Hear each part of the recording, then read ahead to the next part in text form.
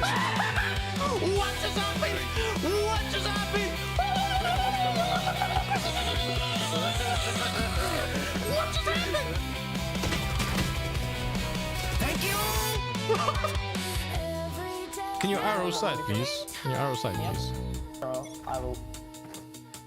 We hear this song, it's a sound. Okay, clear. Look at Dick. Oh, I got shit on. We know this tech, it's gun drop time. One enemy You jump remaining. there, I go there, I kill him. You just have to go. You jump there, I go there, I kill him. Don't see him in spawn. And I'm flashing. Spike down A. I'm going in. Fuck me. I see something sick. Take a look at this shit. I go there, I kill him.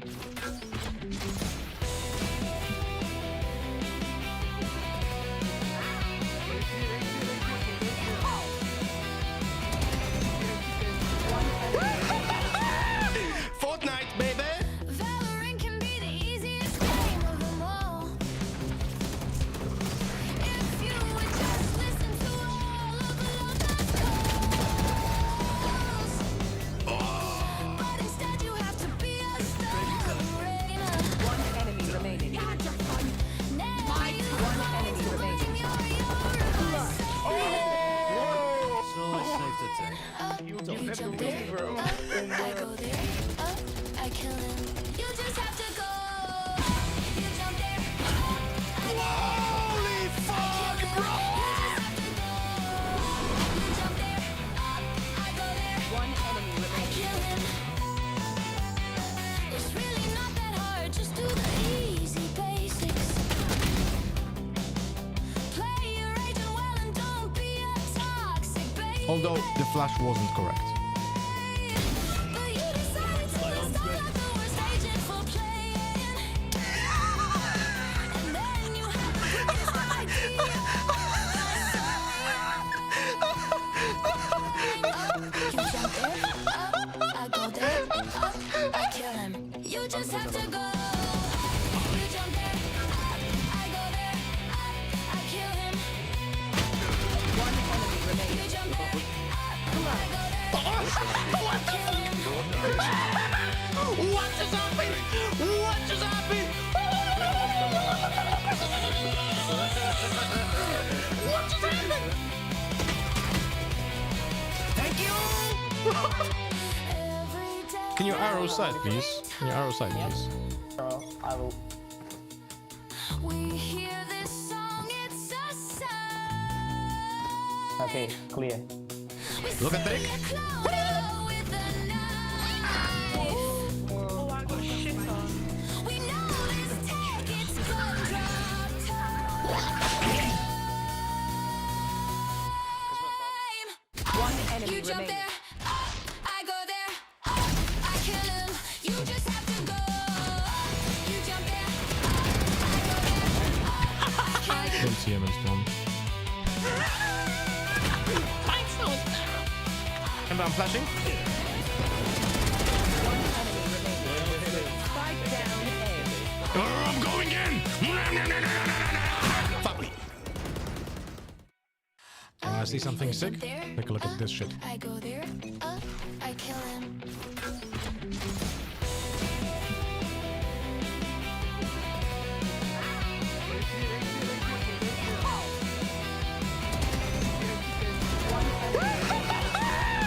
Fortnite, baby. Valorant can be the easiest game of them all. If you would just listen to all of the calls, but instead you have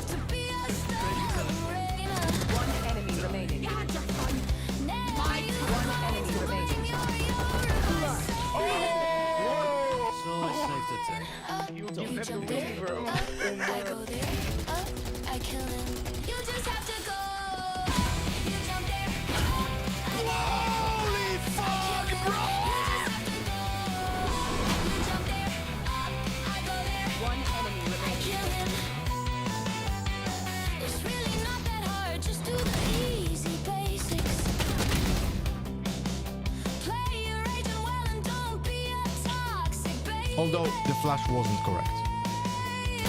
But you decided to start like the worst agent for playing. And then you had the quickest idea.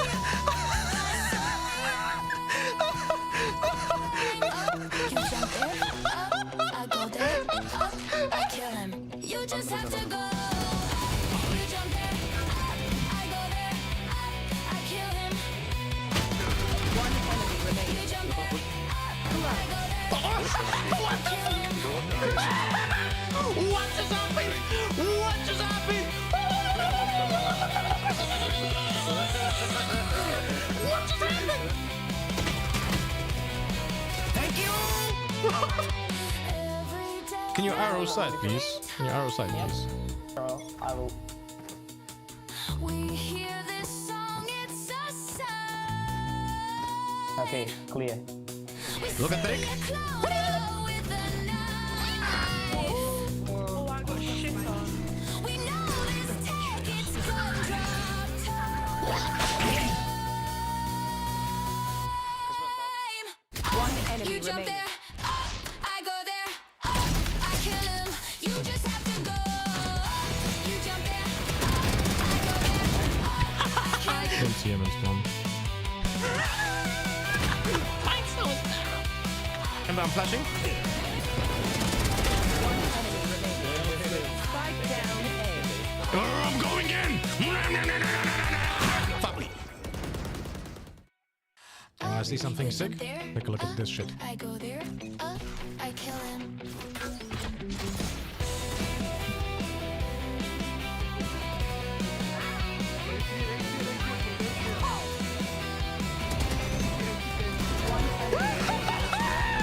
Fortnite, baby. Valorant can be the easiest game of them all. If you would just listen to all of the calls. But instead you have to be a star. One enemy remaining. Now you One enemy remaining. You jump there, up, I go there, up, I kill him. You just have to go.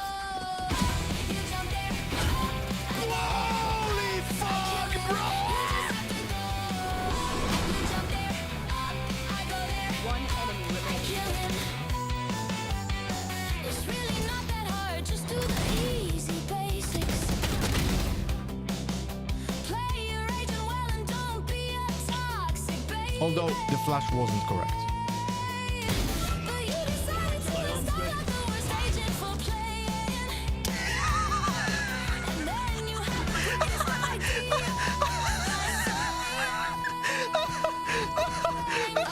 You jump there, up, I go there, up, I kill him. You just have to go. You jump there, up, I go there, up, I kill him. One enemy You remaining. jump there, up, I go there, I kill him. Hey yo, everyone! I'm sorry if I startled someone. I have a good mood today. I think I have a good mood today. Let's see if my notifications are also working. Whew, welcome everyone. Good morning. Good morning, Jickety Jester. Good morning, Meteorite. Good morning, Trigger. Good morning, Ashbrun. Good morning, Inconsistent. Good morning, Pervis Sora. Good morning, Tea Time Gaming. Hope you had a good night's sleep, buddy. I know you probably didn't go to sleep yet. Naughty on my list. I have a good day, I think. I slept well. My kiddos didn't do anything, you know, to not make that possible. We're gonna have a Riftbound tournament today. Riftbound tournament today in our local shop, so I'm gonna attend that as well. And I'm gonna bring in, I think I'm gonna bring in this. Let me show you. Oh Jesus, that's fucking heavy. Holy shit. I think I'm gonna bring in my Elgato multi-arm and record the games I'm gonna be playing in our local shop. You know? That's what I'm thinking. And I'm gonna do it with my phone Because I also have. 1 second.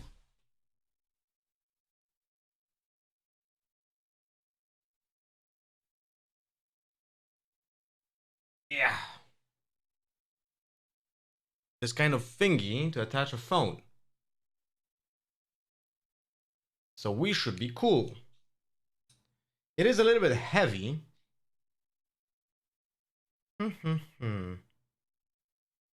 Yeah, I'm thinking I'm bringing this. It's gonna be more like an experiment to see if this makes sense. But it is something that I would like to try, because then I will have content to talk about on stream as well and put it on YouTube when it comes to Riftbound gameplay, and also just as a chance to vote review myself from the games, you know. Hello Inokuki, hello Anwa, how you guys doing? Wait, I need to put some music on. Are you going to watch the Fnatic match in Sub Valorant League? No, because you cannot stream that on Twitter or Kick or YouTube. It can only be streamed on. It can only be streamed on Soup.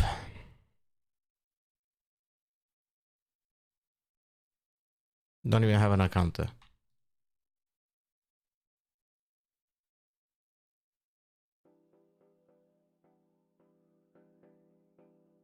Also, let's be honest. Who would like to watch Fnatic without Boaster? No? It's like...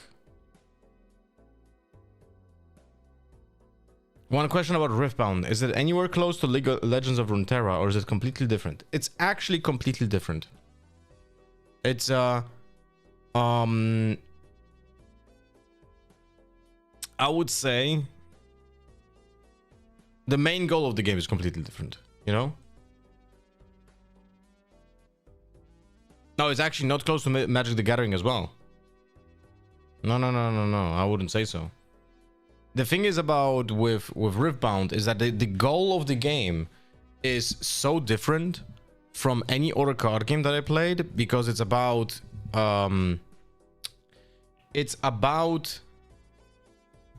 getting to 8 points, which is, how do I explain this?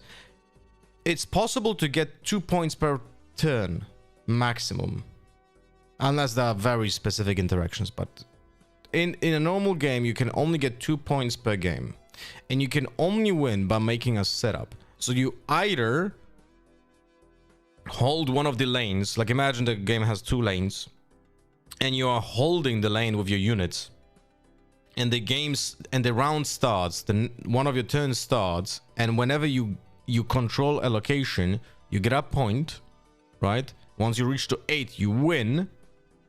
So one of the ways is by controlling a point at the beginning of the game, which gets you the 8th point, or you win by getting 8 points, but also conquering both lanes at the same time, which means you have units on both the same on both locations at the same time. So you are essentially, if you would like to have a very I don't want to make this comparison, but it's like kind of you have to set up a checkmate in chess, essentially. But the game is obviously not chess. It's also like the combat is completely different from most games, because you have full freedom on how you want to sequence the combat, which is very neat. You know? Do I think it's the best game on the planet? No, I don't. But do I think it's very good? Yeah, I think so.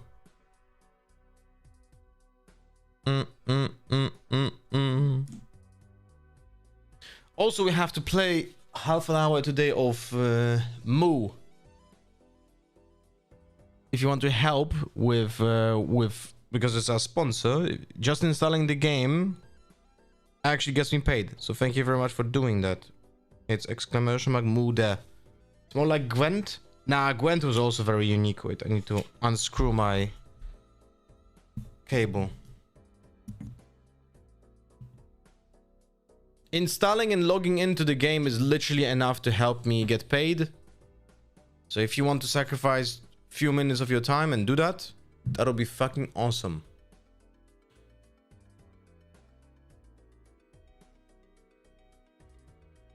Okay, I unscrewed my cable.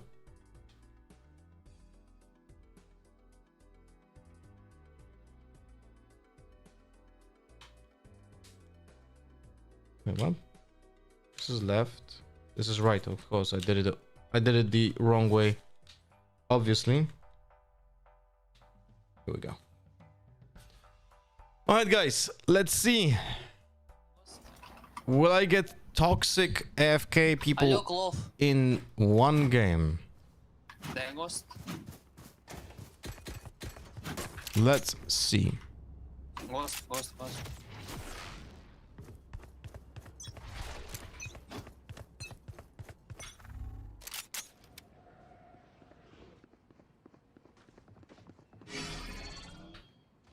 ISO and art. Reina 78 damage, didn't heal.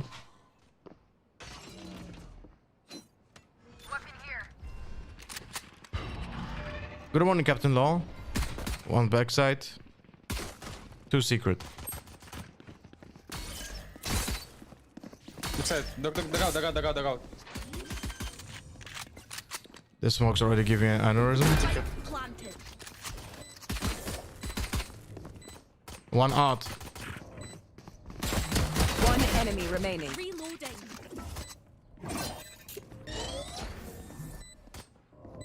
Remember that the Vice Flower doesn't give info anymore. No. Africa. Start. Hello, Kinky. Enemy spotted A. I'll Reloading. have what I'm owed. I wouldn't be caught dead in that outfit.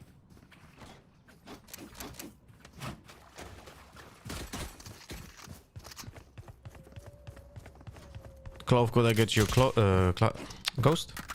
Thank you. Hello, Yoro. I've got a TP behind the box. Hello, Yoro.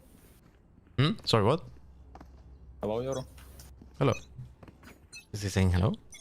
How was Arcadus? Decent game. No one.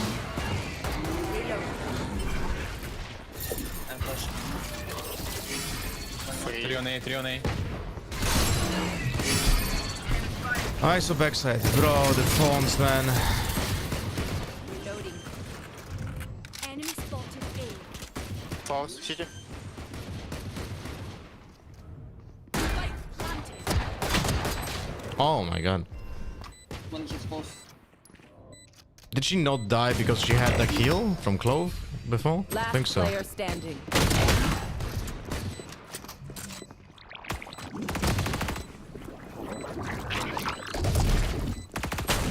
Nice try.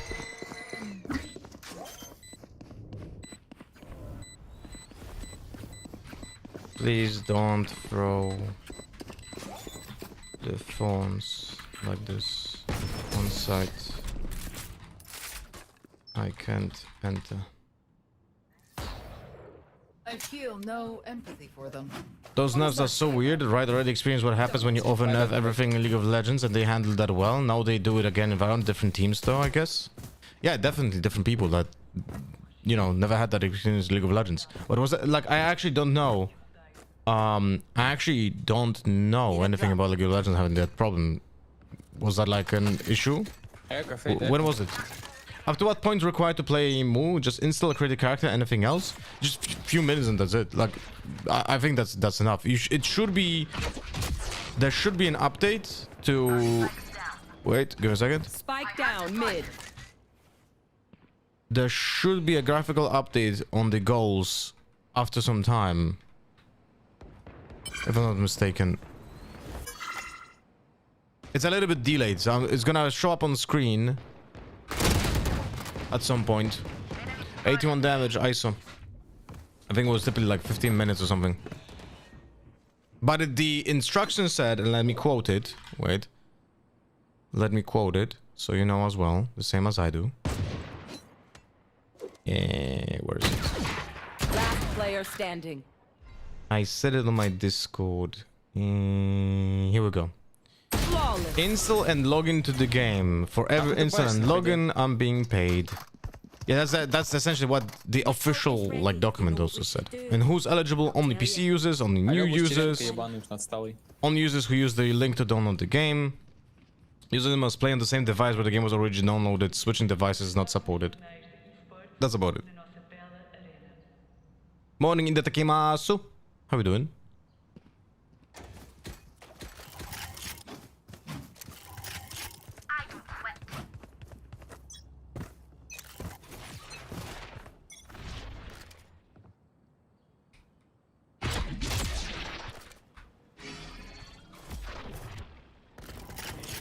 Nah, he ulted mid, bro. Oh, great stuff. Spike down B.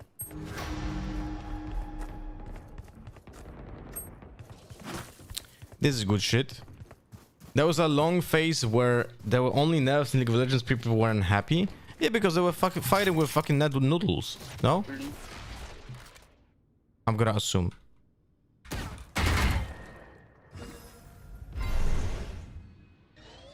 Oh, I hit him.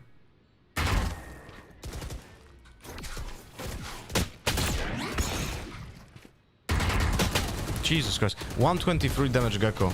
I have 3 players on Spike. Yeah, in the meantime I have people masturbating in mid. That's all good. Does he not hear the footsteps? Last player standing.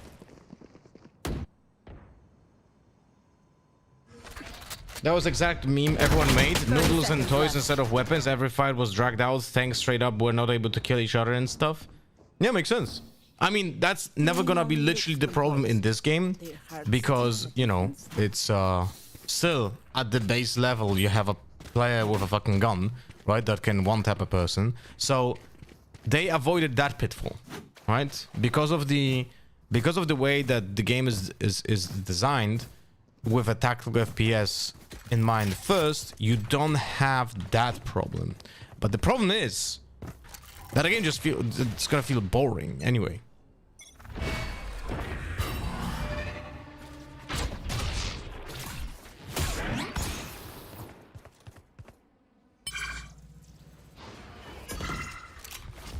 Нет, спаки.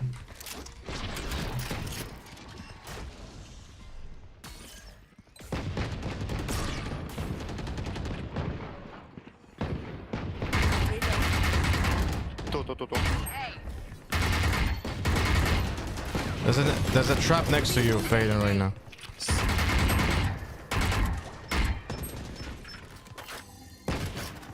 Last player standing. Spike down A. Yeah, bro, what? 118 to ISO? A headshot, 2 body shots. 49 damage headshot with Vandal. I'm very good at that. Ever.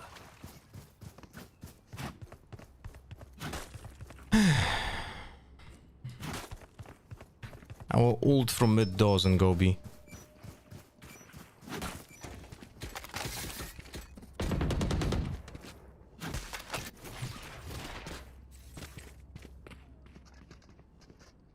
Shut up, cuties. It's not over yet. Like, right here in this game. I'll check how many pieces of utility did our initiator use. Clove on the link there. 2 players on B side. Free. Come side now.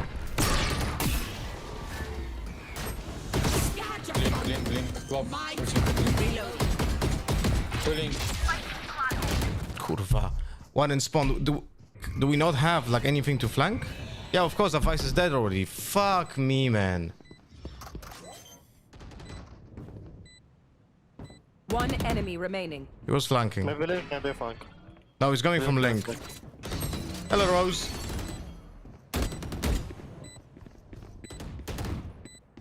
Last player standing.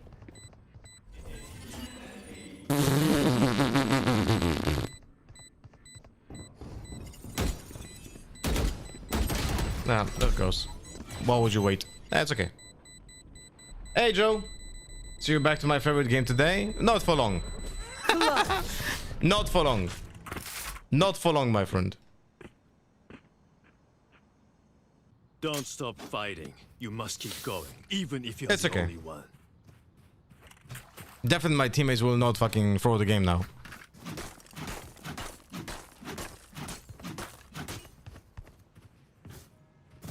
This is low ascendant. This is anything between ascendant 1 to immortal 3. But don't worry, there's no difference between the ranks.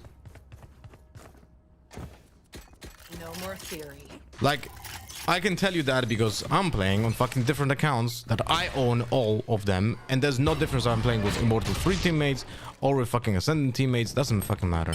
And when without reviewing Radiant guys, they have exactly the same fucking problems.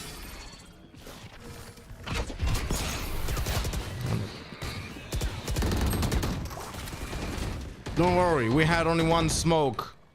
So the flowers guy was not smoked off. Yeah, it's okay.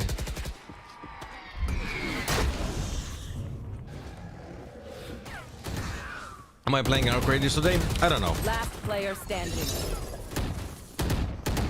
Are you gonna watch Fnatic? No, not really. You can do watch parties of the sub tournament if you're streaming on Twitch or on Kick or on YouTube. And also, like, I'll be honest with you, who would like to watch Fnatic without Booster? Like, I'm not saying like, okay, if they change Booster for someone else as a normal move, you will watch that. But it's a one-off tournament with Fnatic not having the IGL. No, he's sick. Joe, he's sick. That's what I mean. Reloading. It sucks that aim is the only important thing to ranking up. There's just no team play in ranked anymore. To be fair, Mr. Birdie, there was never team play in this game. There was like, people just never cared. Never cared. But now it's at the absolute worst.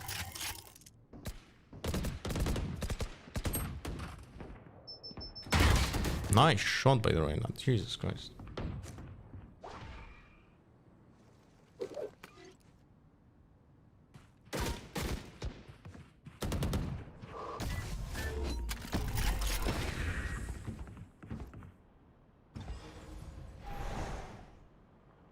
Morning, Creamy.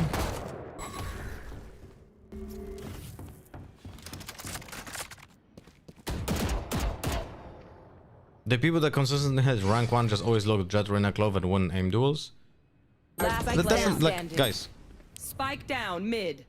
the entire game, entire Valorant rank can be summed up with the fact that 4 most picked agents are Reyna, Clove, Jet, and Chamber.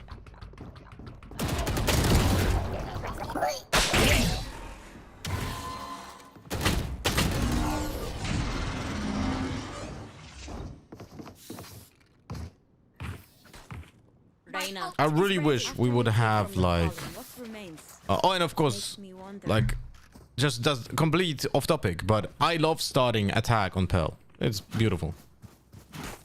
And throwing 4v1 rounds. What's up, Wemble? Thank God Riot wanted to make everyone think more with the patch 11.08. Yeah, didn't you hear many content creators and pro players say it's good that Riot made this change because now it's more the utility is more important. By the way, no one is muted, just FYI. Reloading. Spike down A.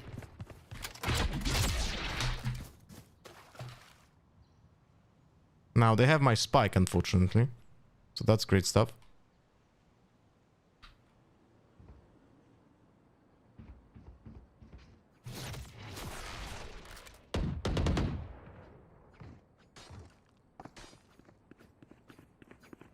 I got the spike.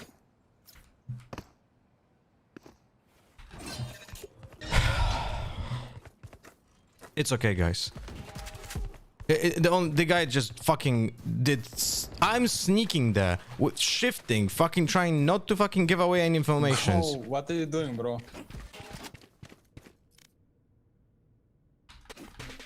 But that motherfucker is just bunny fucking 30 hopping. seconds All left. good, guys. All good.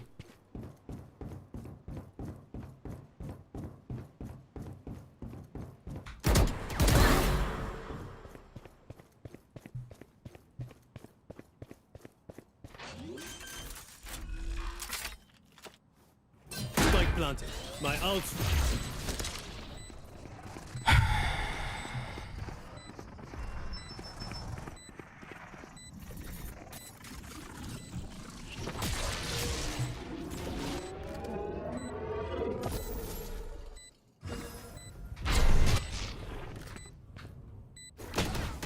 Last player standing.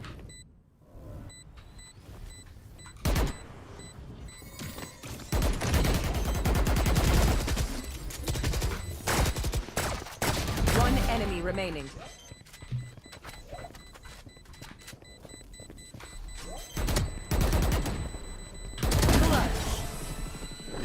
Don't worry, guys.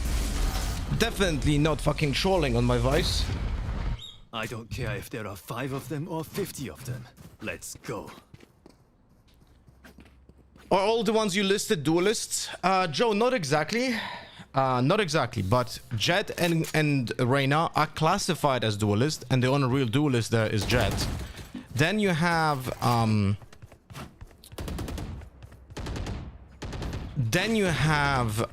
Chamber, who is a sentinel, but essentially is not. And then you have a controller, Clove, but she actually is not. I mean, she is a controller. She's the actual one of the agents there alongside Jet, who's actually doing her job, but also only with one piece of user and nothing else supports that fucking character in a way that a controller should be playing.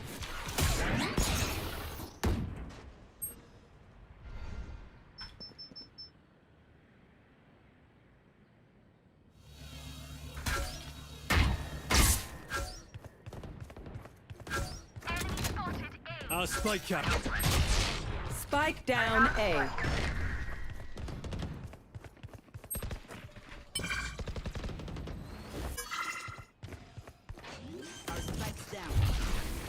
Spike down A. One enemy remaining. I got the spike. Spike planted. Last player standing.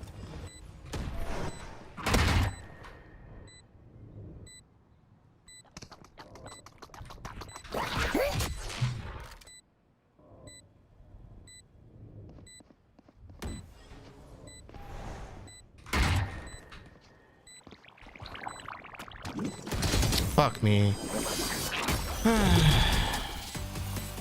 Don't worry, the smoke that happened here, guys. The smoke here, that was my teammate's smoke.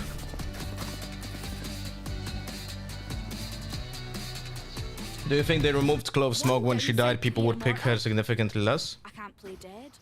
No, no,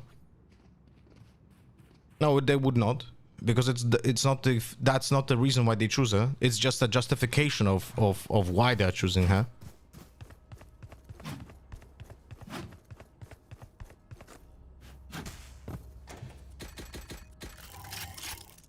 Try not to die.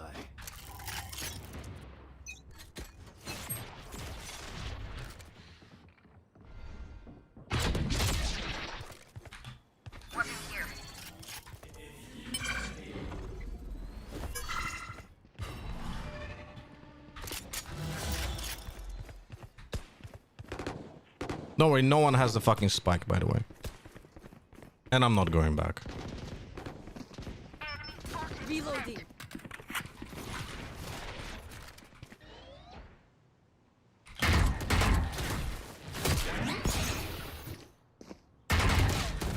Nice shot by the gecko.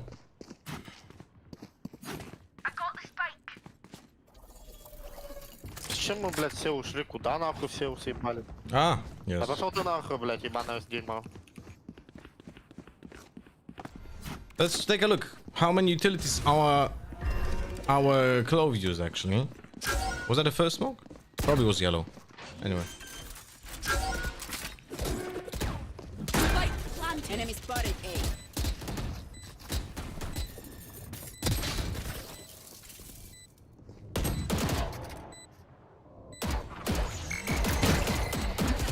Last player standing. One enemy remaining. My turn.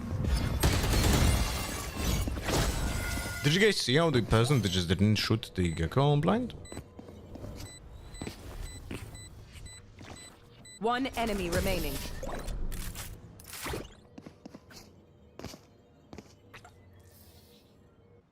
Last round before the switch. Spend your money now. There's no bank in hell.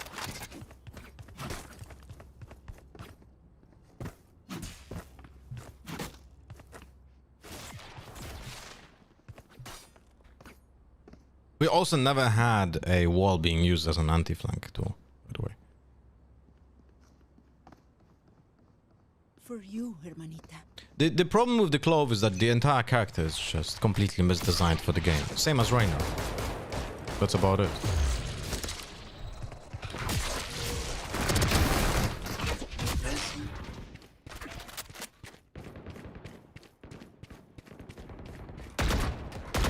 Fuck me. I blocked myself in the box, by the way, so my movement was very awkward.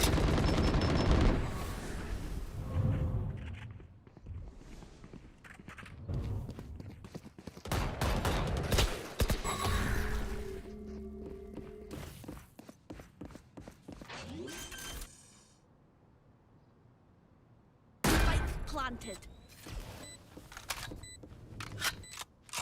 Ba-da-da-ba-da-da-da-da-bam.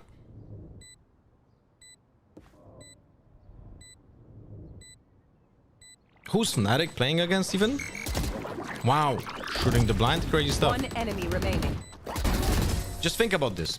This Clove is playing in this round right here, and she did this smoke for Switching herself.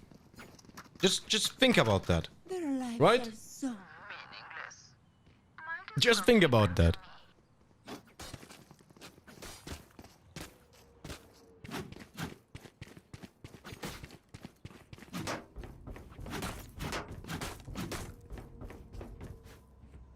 reloading.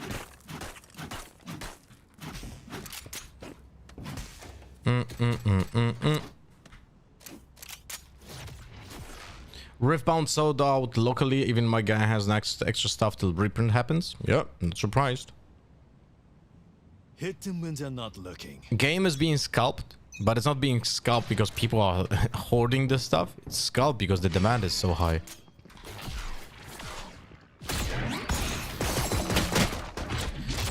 I have no explanation why two people are playing anti-flash in that position. I have no clue. Makes no sense.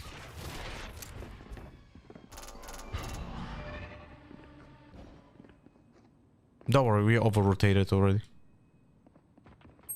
Yep. Нет, ты ж ебанутый на фиде, нет? Yeah, they're on A side. Wall is popped. Yep. Very good. And this is just every game. If you're not anchoring yourself... Spike planted.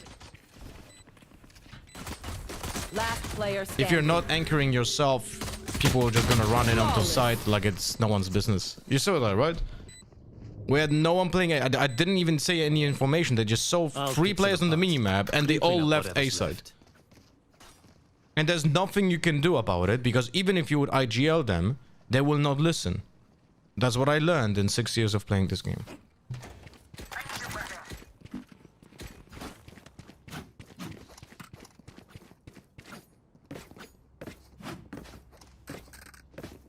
Think kick isn't in the multi chat. Wait, let me check. I don't know what's happening here. This is so fucking weird. Let's check now. It was at the beginning of the stream. It is now. I don't understand this. It just breaks. Еще. А куда ты съебал на фиде?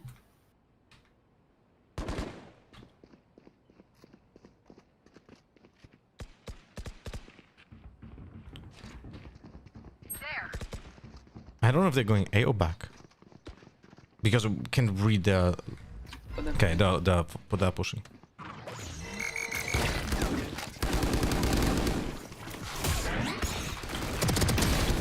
Good mine. That fucking gecko flash was so Spike unlucky. planted. One enemy remaining.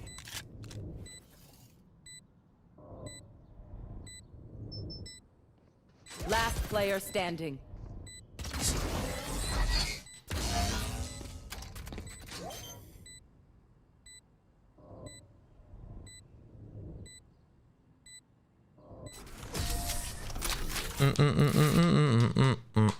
What's up, Alicia? The dimensional fabric here is thin. I'll tear through.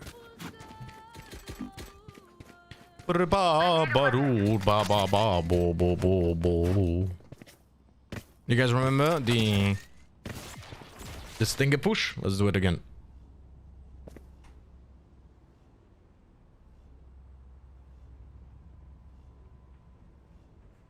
Check your posture. Check your posture.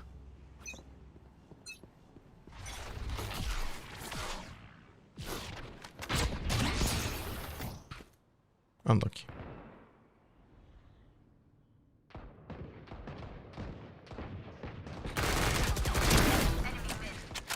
Spike down, attacker spawn.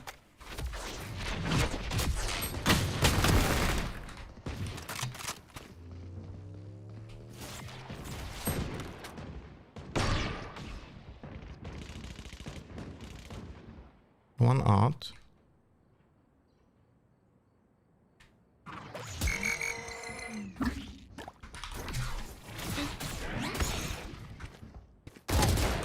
Well, those are two players. Don't worry, my Reyna dies now. Last player standing.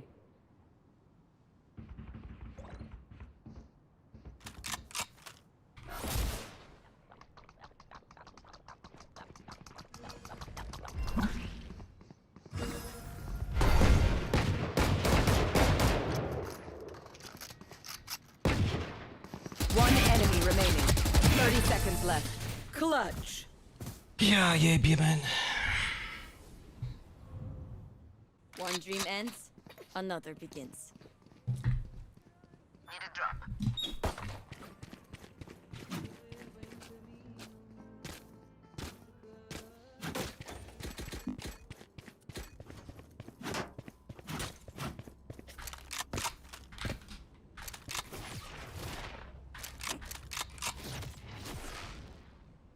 What are the use in lessons if we don't learn?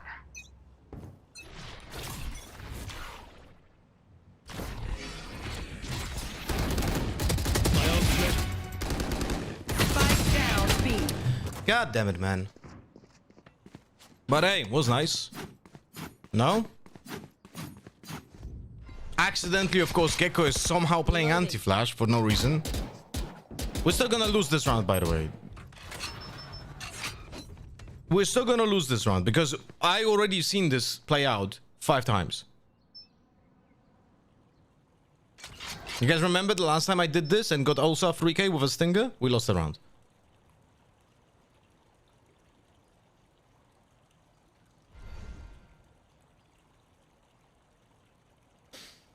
Enemy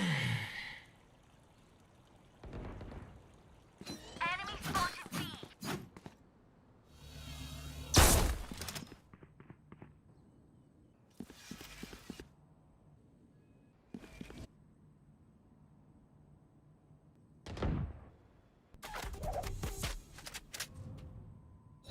Thirty seconds left. Jeffrey, thank you for the one kick.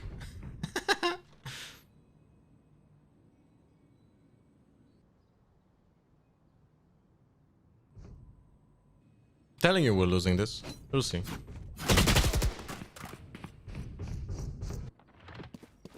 I'm telling you we're losing this. 10 seconds left. Last player standing. Spike planted. There.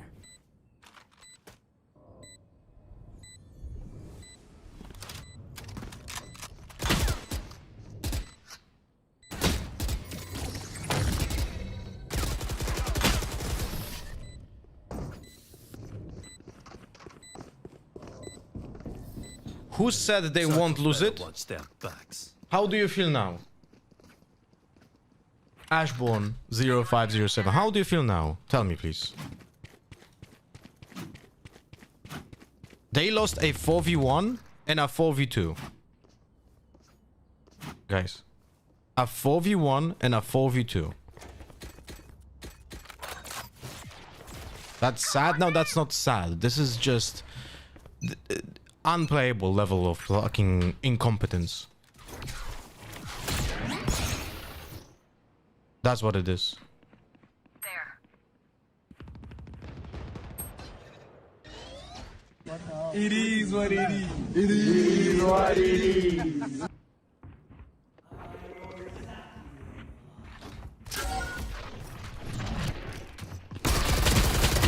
Fuck me, man.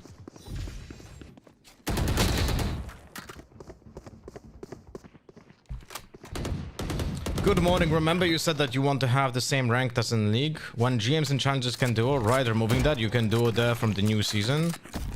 Spike planted. Oh boy. Last player standing. What did they say exactly? Do you have like context for this?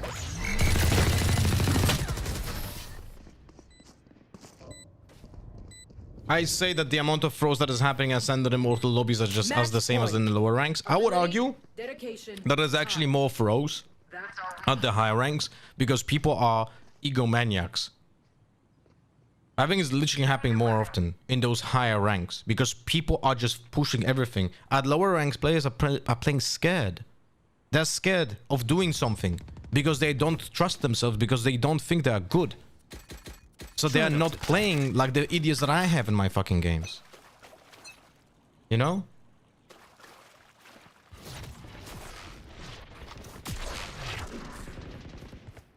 God, you're fun. My turn. Did the fucking ISO just ult my clove?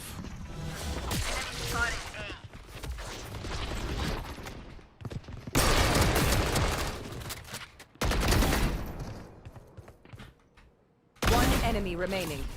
Spike down A. What the fuck is this guy? Okay.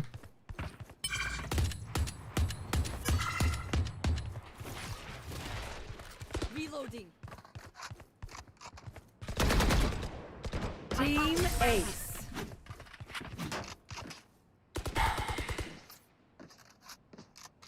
Control the space. Indeed, they're not even hiding the map so we can watch along too. Oh yeah, I don't care. I'm not hiding the map anymore. If I play Valorant ranked, like, there's literally... I will not do anything to hide the map. Like, if you're stream sniping, unlucky. Like, I don't care about my rank.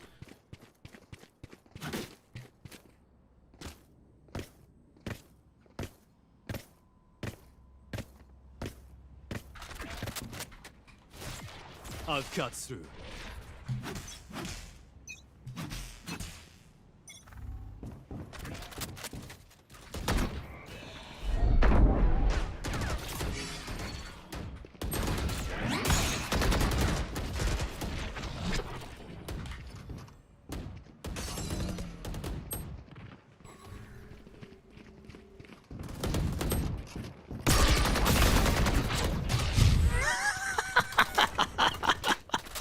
Some things are matched though. Like, this is just fucking funny.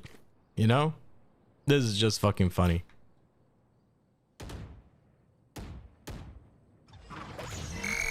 One enemy remaining.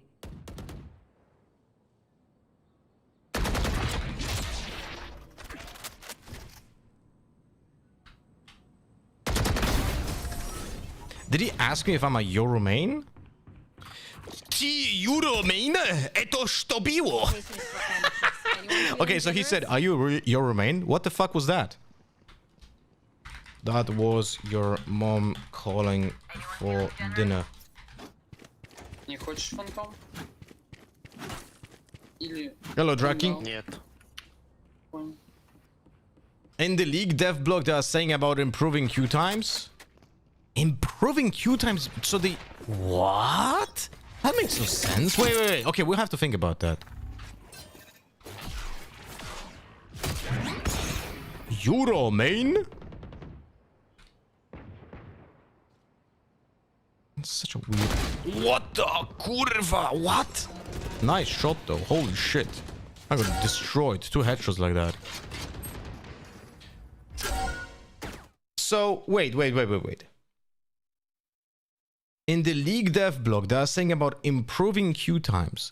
If they want to improve queue times by allowing players in Masters and Grandmasters to queue as double, only double, right? Only duo. But that will not improve, no? The queue time. Am I stupid for thinking that? That it will not improve that? Right? League has a different mode for 3+ squads. Yeah, they have flex. But you couldn't duo queue once you reach. Now I can't remember. For sure Challenger, for sure Grandmaster, but I'm not entirely certain if this was applying to Masters or not.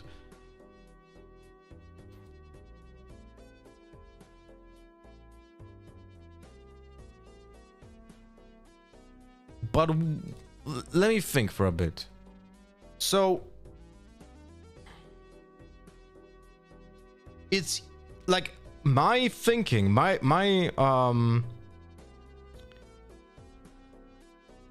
some years you could do on Masters, some years you couldn't. Oh, okay, that makes sense. Because I'm thinking this way. The queue times would be the shortest the more solo queue players you have. No? Am I wrong for thinking that? That it like the absolute lowest queue times would be happening when everyone would be just solo queuing in those ranks.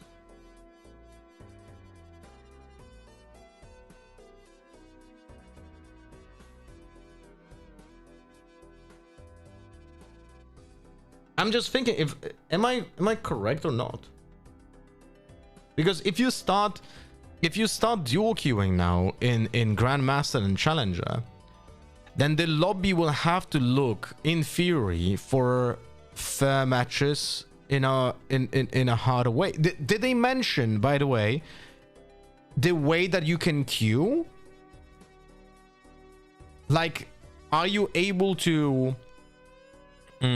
What I mean by that is, can you queue? What is the rank difference, essentially, or like LP difference? They needed to implement a system like that, right? Did they say? Because I'm assuming that they would put like an LP difference, because there's not that many ranks, right?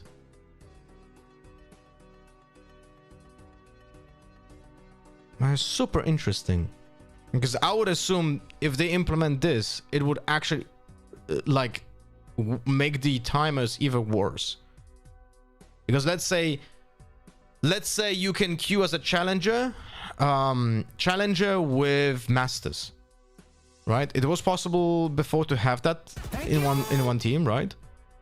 But now you force to find an opposing team that has the same. It's very similar in Valorant, right?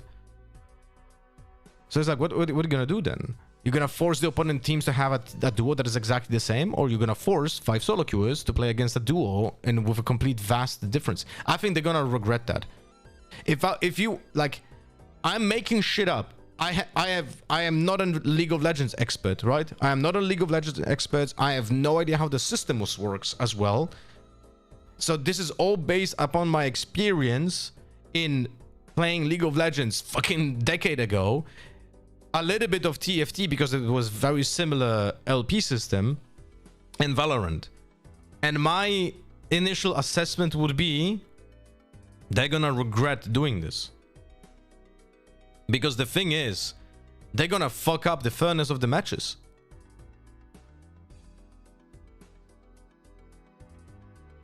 I think Riot already knows that duo in high elo doesn't work, but they're just bringing it back for a year because they decided to prioritize keeping the game fresh every season. Interesting approach. I'm very curious about what is going to be the outcome of this and more information. So guys, if you're gonna hear details about this decision, please let me know. Can be on Discord, can be during the stream. I am very interested to hear the reasoning and exact systems that they're gonna implement, because this is very curious. Yatoo! With the 36 months, that's a lot of months. That is 30 and then 1, 2, 3, 4, 5, 6, which is 12 times 3, which is 3 years. Woof, woof. Thank you, Yato, for the continuous support for 3 fucking years. Welcome back, buddy. Hope you have a fantastic day. You know what? I need to add the chat here as well on the lab, because many people are just saying very funny shit when we have the lab. Let me add the chat over here. One moment. Yep.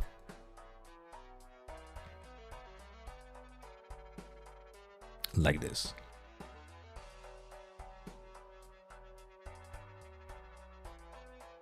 Very nice.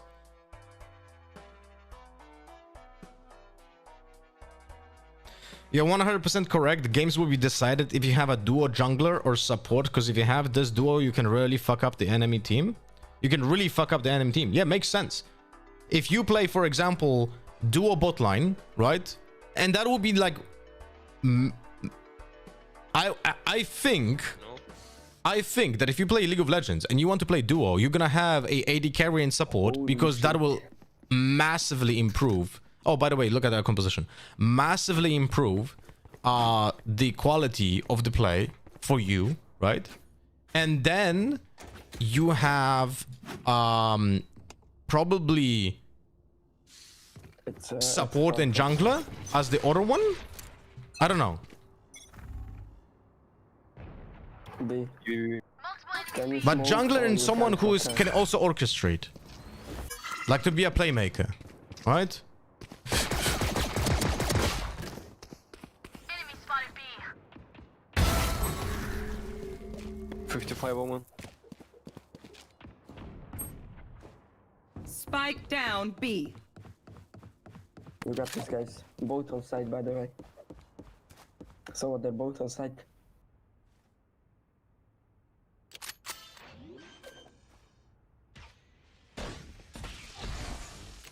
I have never enemy seen something like that. Last one also side. Last player standing. Okay. It's all good. Whatever, man. Mid jungle or bot sub, probably the most popular duo combos. Mid jungle doesn't make a lot of sense though, no? Spike planted. We didn't reload, by the way. This is great stuff. Will he gonna die because of the lack of reload when he was at mid?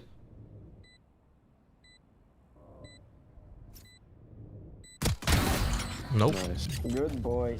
I mean, good job. Yeah, good job. Mid jungle is probably what people will be going for. You you can make the game unplayable because mid and jungle carry champs can take over games. Okay.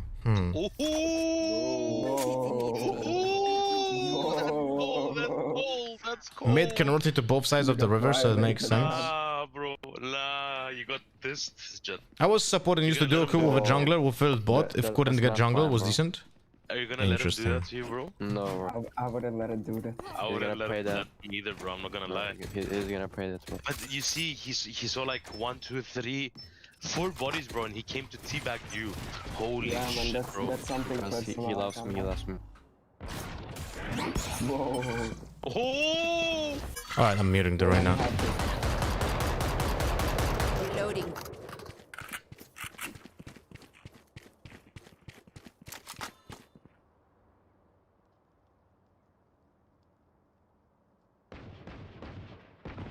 One enemy remaining.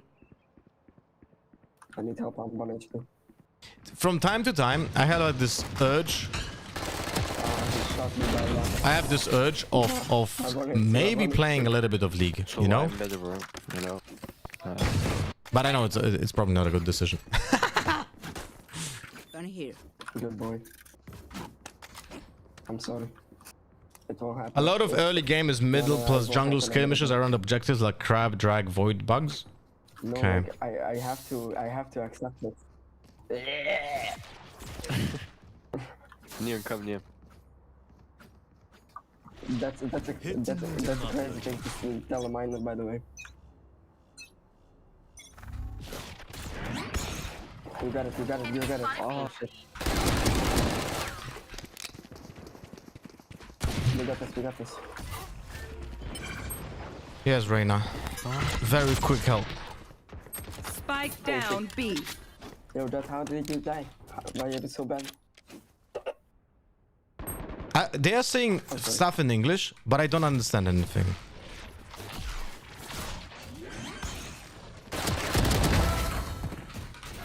Spike down B. Fuck. Come on, Yuru, you got it. Good boy. One more. Last player standing. No, Sova, don't help me. You're just standing there fucking droning doing nothing. This is incredible stuff. You got it? One enemy remaining. Oh, Wait, you gotta kill Cole. no, not sure, but we are bad. Empty. A bow and arrow is old-fashioned, but sometimes old ways are best. So I'm gonna I lost 6 games in a row yesterday, 100 minus 110 RR, 3 AFK in those 6 lobbies. Great stuff. Yeah, that only will incentivize to play more. do it. No? Do it. Perfect. That's how it works, right, guys? Look at this one tap. Go Look at kill, this go one kill, tap. go You wanna wait for the be honest. kill. Yeah, I'm playing Elden Ring today, bro. I'm begging. Okay, you can take the up. Spike down B. Holy shit. Enemy spotted B. What the Good boy. fuck? Yo, yo. drop down.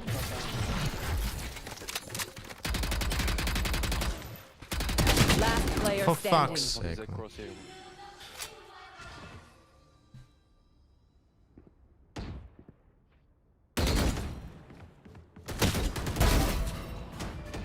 Spike down B.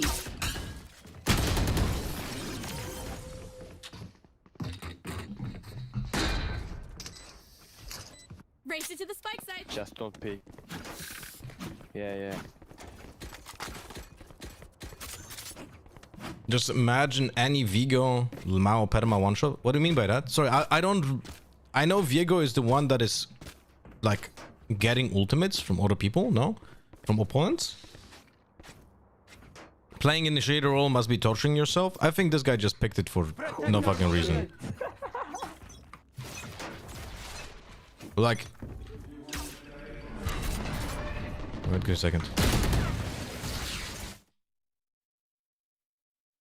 Did I not hear the dash? What?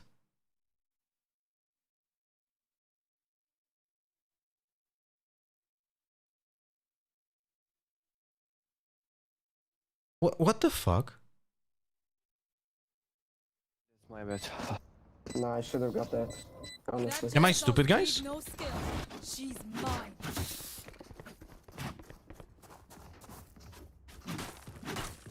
And Yo. now they're going B, bro. Not. What did you say? What the? Annie is a burst mate with ridiculous burst and hard CC. Vigo is a fighter. Dude, Annie was one of my first ever characters I played in League of Legends. I love playing the fucking bear and stunning people. You got this. Wait, I'm gonna spawn.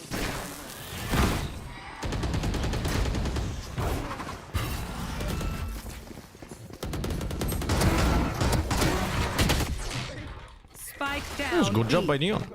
Not gonna lie.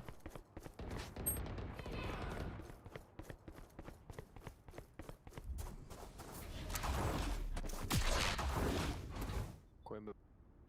One B.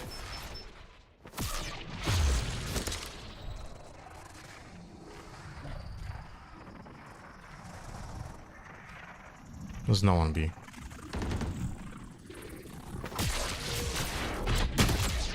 One in spawn, TP.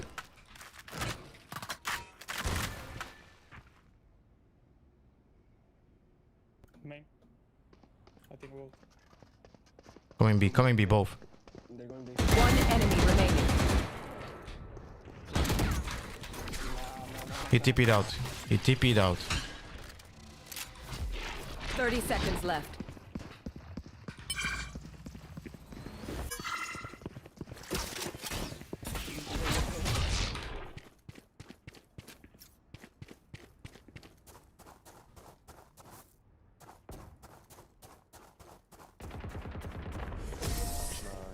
Nah, you gotta thank me for that. That was a good stun. Yeah, it was a beautiful stuff. I'm over them. Need a drop. Also, really high burst on us. It's some tension. It was but what's the combo? The thing that I don't understand, Hannah, is the combo with the Viego. Because I know what Ani does, but I don't know what exactly Viego does. What is the part of Viego in that combo to make it a one shot? Thank you. Exactly. Salamat. That's what I'm trying to understand. Track them down. No, bro, no. No, not that. Okay, I'm baiting as well. So who are we baiting?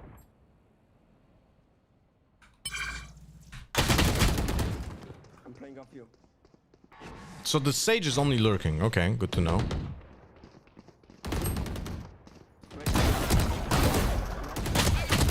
Spike down A.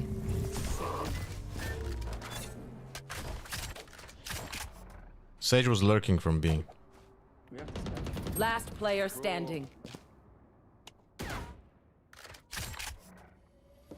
One enemy remaining. Oh?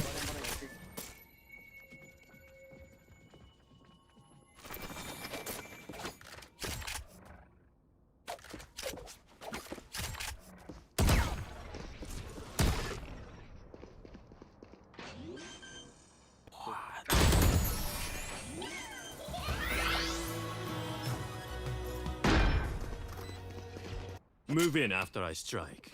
That's when they're weak.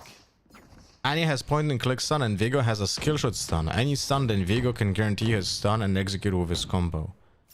Oh, okay. Right. But the point and click stun from Annie is her ultimate, right? So you ultimate with T-burst? Goodbye. Where are you from here? I'm from Hungary. Hungry? Yeah. Come me.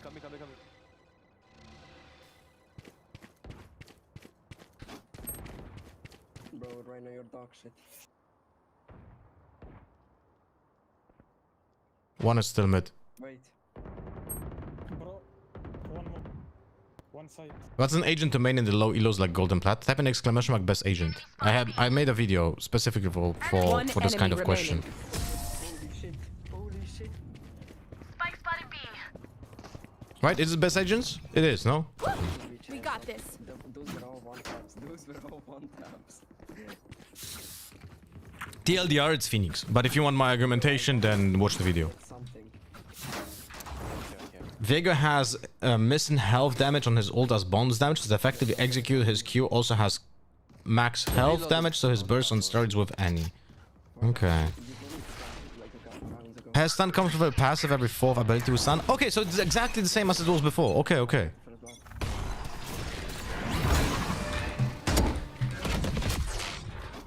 Dashed. She's like damaged a little bit, the Jet. I didn't I'm just kidding, sorry. I'm sorry. They world mid. They're going B.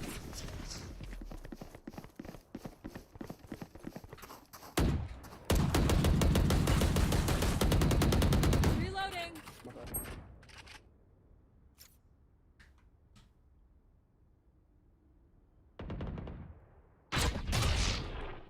The fuck I am. I'm gonna stay B. Yeah, steps B. Fuck me. Many enemies. He just did the phone or he like that. He like that. Faded like that, I think.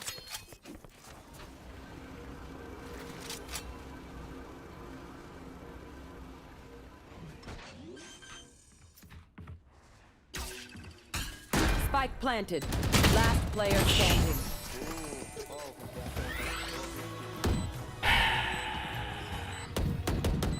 Just let them try. Love the initiators, man.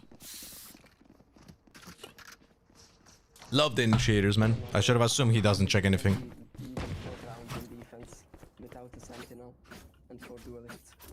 Yeah, we're gonna win that attack. 100%. 200%. Maybe 6-7%. Hello, John. Ready.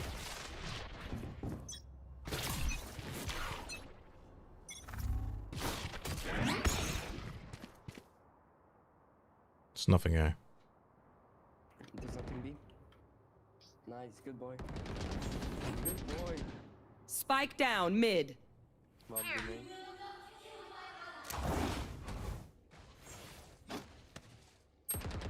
Holy shit, he's him.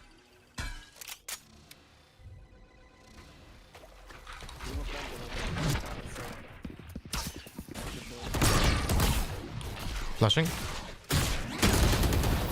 Don't die, bro. Don't die. Go back. How? Wait. How did I get flashed? How did I get flashed? My flash was behind the fucking wall. How did I get flashed? Yeah, round 10. Let's rewatch that.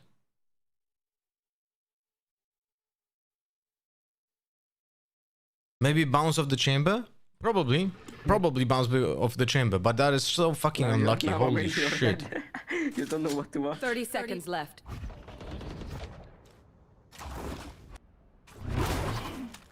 Holy shit.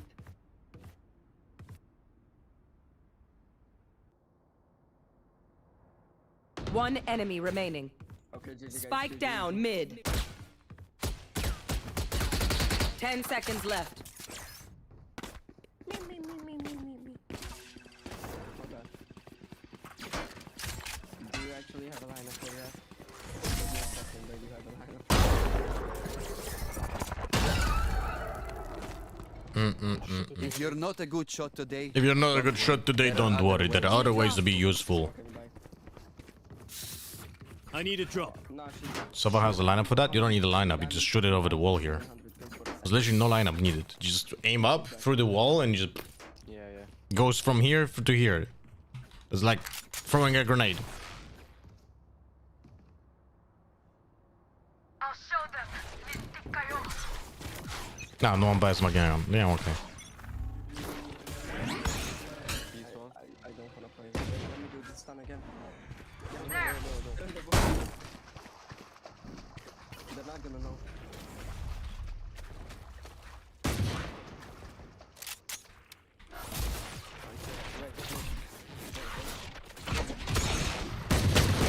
Come on, the fucking equip time is so long, man. Pushing cabin. Ah. Yeah, pushing. Going went and Do you usually play this early? Yes. My streams are always from 8 AM to 4 PM typically. Two. Always typically. Yeah.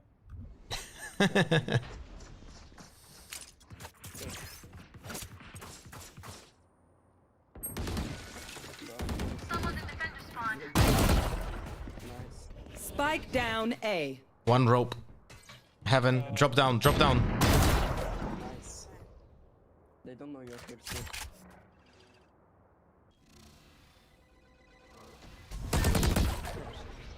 30 seconds left. Yeah, that wall is gonna kill him if he doesn't destroy it, by the way. Drop down. Take the spot. He was going B. Going B. One rope, one stairs. enemy remaining. Rope last. Let's go and heaven. he has 10 seconds. 10 seconds left.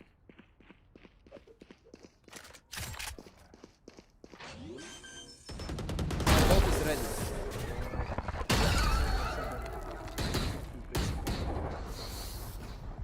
Last round in the half. Don't be cheap. Spend it all before it's gone. You're take it. Ah no. No has money. I need a drop. Can you drop me, Sova? Sova, could you drop me, please? Thank you. Euro. Let's go. He's not answering. Looks like B. What the fuck? Holy shit.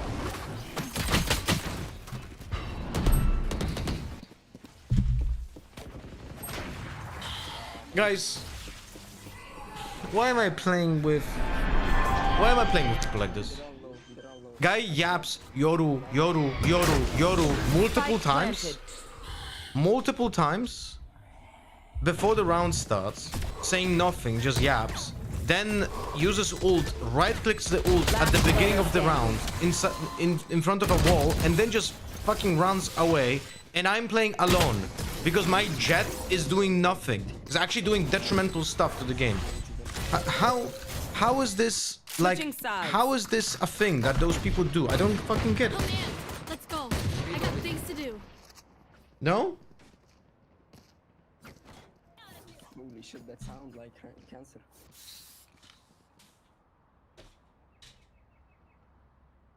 Like, what's the... To get cancer. What is the fucking point? What was the person doing? Oh fuck, my bad. Oh shit. So you have like a... That's crazy. 2 players Dagestan? I wish you the best.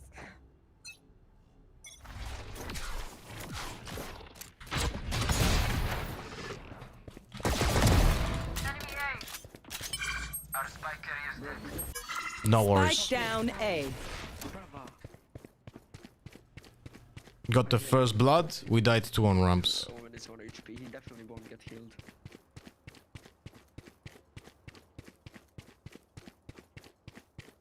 Nice. Bro, so I too many lineups. Who had spike? Did I have the spike? I think I did. Fuck. No, you I got to. Go B, guys. Spike planted.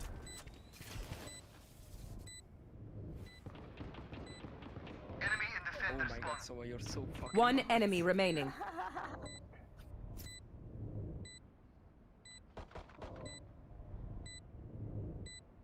Just don't make noise, bro. Just play safe. It's planted for heaven. Don't die.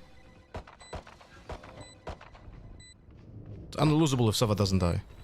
Why is he going CT?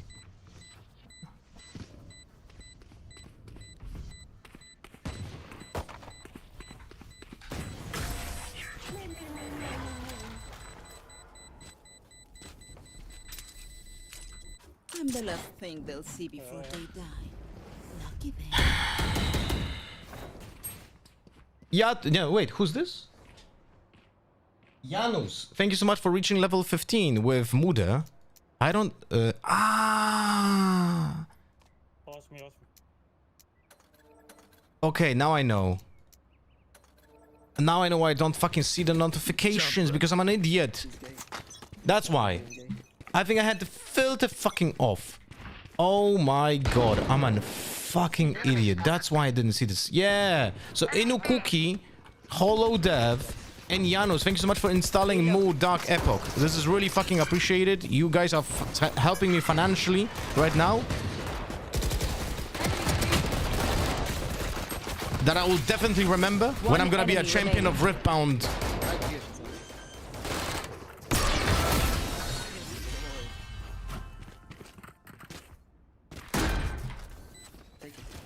Charge and shoot. Easy enough. Nay? What do you mean by nay? And this is the last day, I think. No, wait, tomorrow, I think. But last 2 days of the Mu Dark Epoch sponsorship, by the way. So if you want to help, will be greatly appreciated. Just need to install it from the link and log in. Just give me... When he wins in Bologna, he will forget about you guys. Trust. Fuck me. Give me a sheriff, bro.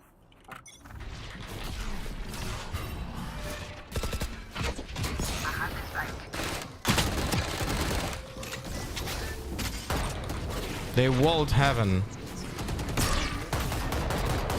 Reloading. I'm flashing side. Ah, it was so almost so fucking nice, man. Almost so fucking nice. Almost so fucking nice. Last player standing. It's walled off, I think. Wait, check just to make sure. Is it walled off? Nah. I think it's not. Just check again. Low-key, just win the event and your decklist videos will do numbers. Look, I can guarantee you that winning a big event like instantly makes you a successful YouTuber in any card game. Of course, if you keep doing content, right? You're not gonna be a successful YouTuber if you don't create constant content. But if you're creating content and then suddenly you win like a big tournament, you instantly like propel up, you know?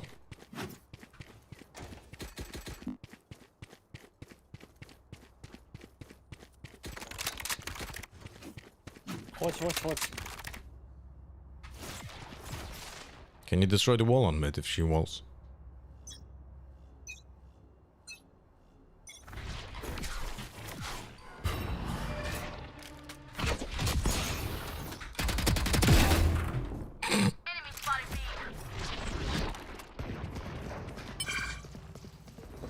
My ult's ready. Go back cave. Come. That Omen was so thinking, so safe. Fade-eyed, no one here. I am so safe. Come on, Yodu, come on, we got this. Yeah, wait for Sova, for the. Holy fuck. CT fade. Wanting for her. Oh, he stands in my fucking door. It's planted for heaven. Why am I trying to help even? Right? Sage side. Last player standing. One screen, one side. Oh. Sage went to cheating, guys.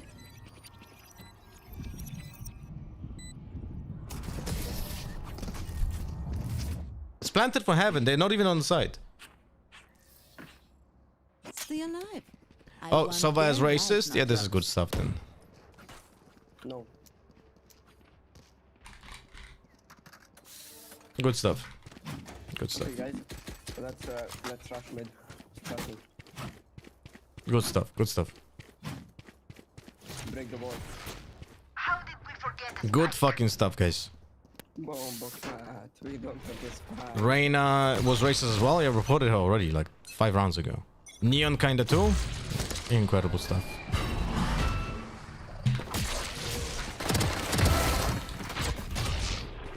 I got the spike. This is so funny. This Omen is gonna fucking tilt, no?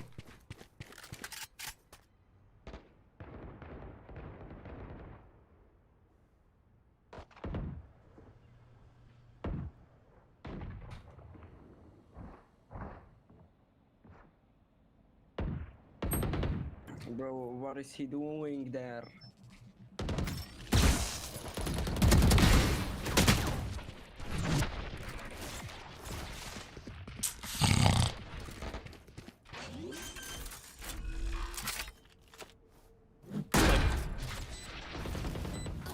The chamber is low. One enemy remaining. One more. One more shot is bad. He's dead. 6, 7. Not bad.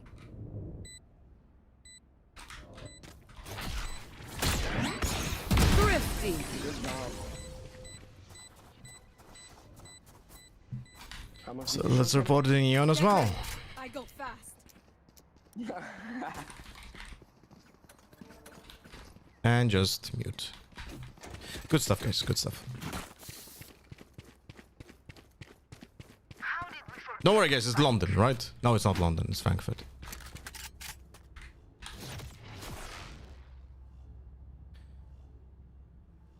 Fuck me, man. Why people like this? I don't get it. I just literally don't get it.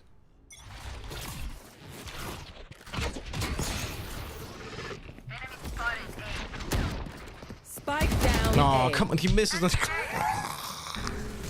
Unlucky, I guess.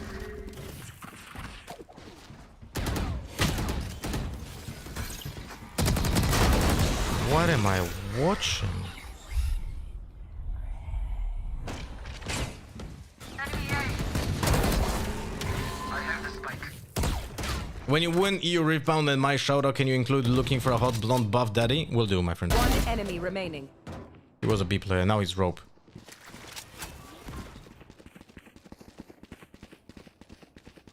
Last player standing. Incredible stuff. Spike planted.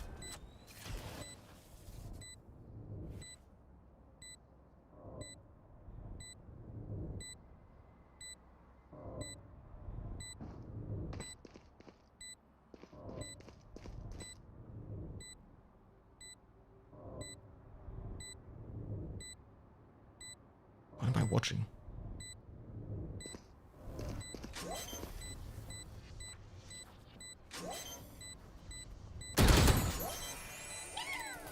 All this effort to be an idiot. Holy shit. Clutch. Why did he die, guys? Why did he die, guys? What do you think? Snack time! Tell me. Sorry. Only brought enough for me.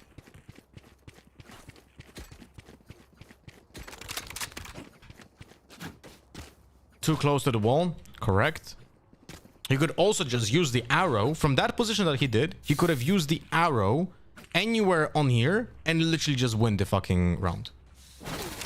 Because if he from here uses the arrow here, then he forces the Yoru, he forces the chamber to shoot the dart or get killed for the wall.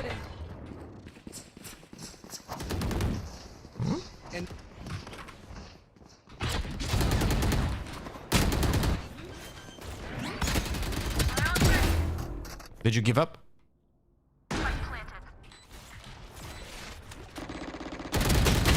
Ay, ay, ay, ay, ay, ay, ay. Last player standing. Oh, it's okay. Unlucky, I guess. Yeah, could have happened to anyone.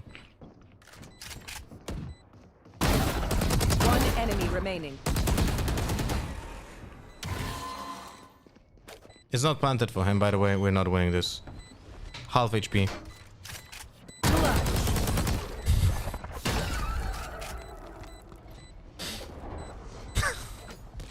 Fight till the end, no matter what. Funny stuff.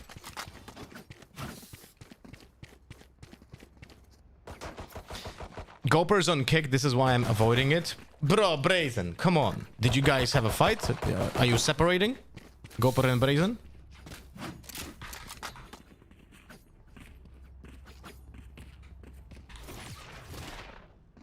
Quick feet, quick trigger.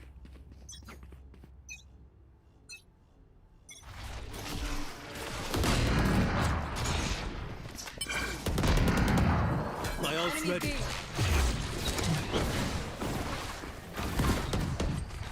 Careful here.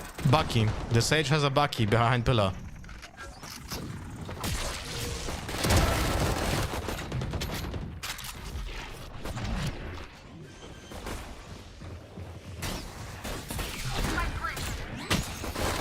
One enemy remaining.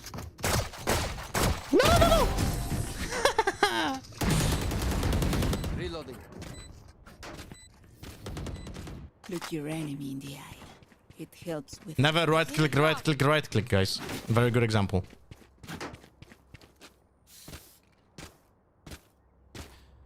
Fnatic are getting destroyed by a tier 2 Apex team without Boaster. Who they are playing against? I mean, watching that makes absolutely no sense, but it's very, very nice to see them. Then left Nice. click, right click, or right being click, destroyed right click, when left they're not click, being or you micromanaged. do left click, right click, right click, left click.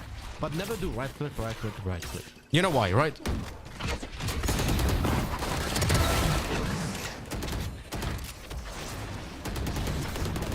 Enemy A. Our spike carrier is dead.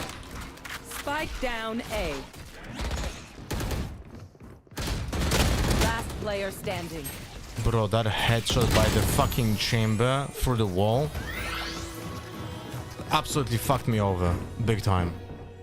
Enemies close. That's so unfortunate.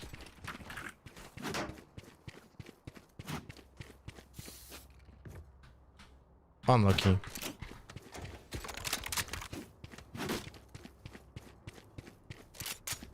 Can you show a ping? 25. Guys, ping really doesn't matter. Like, too many people are thinking too much about pings. Like, it really doesn't matter. I play from 5 ping to 65 and literally not see that difference.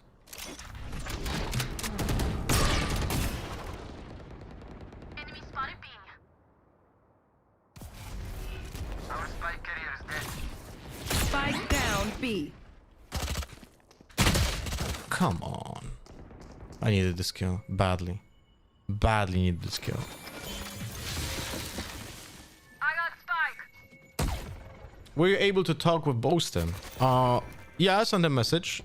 We spoke a little bit, and I said if he's at any point is gonna feel like Spike sending a down, B. replay file, it would be fantastic, and I'll be very, very grateful. My ult ready. And by the way, he thought that when you spoke with him, he thought that you were saying this about pro matches. Not ranked. Just FYI.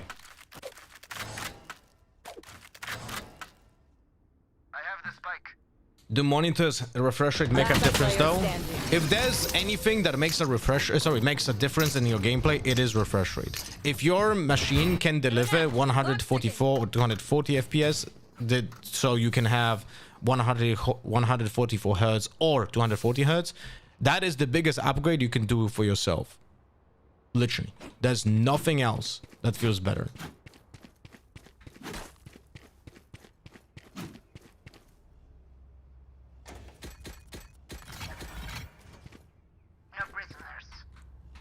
Why would he, Brazen, why would he know about me doing ranked replays? What did I just do?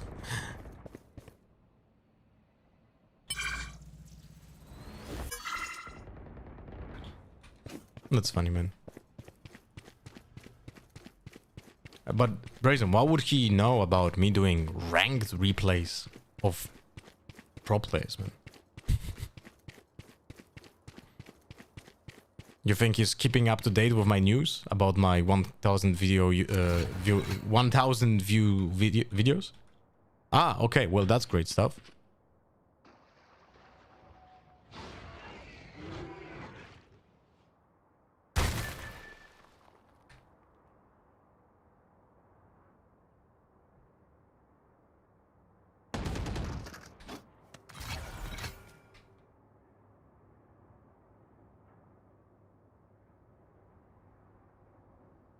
Last player standing. Good stuff.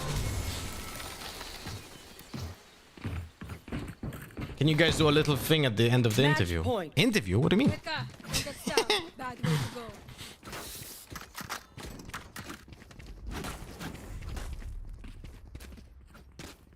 Yeah, Rose, thank you for the level 30 in Dark Epoch.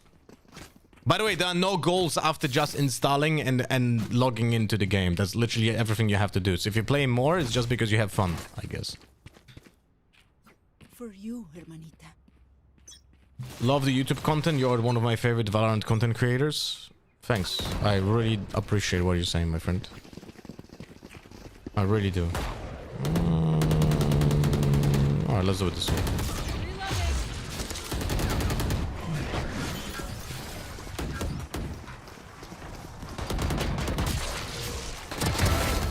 That's so funny. One enemy remaining. Spike down B. That's so fucking funny that I didn't check for the fade and then she just went forward in front of me. That's so fucking funny. I should have been dead. Switching sides. I thought you were interviewing my boy Boaster. No. I spoke with Boaster if he could send me replay files of his ranked games.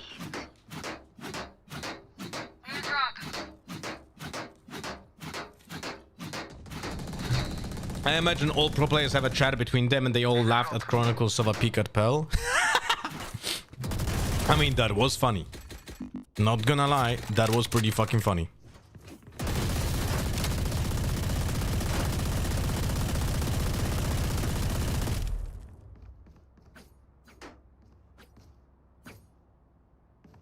Let us hunt.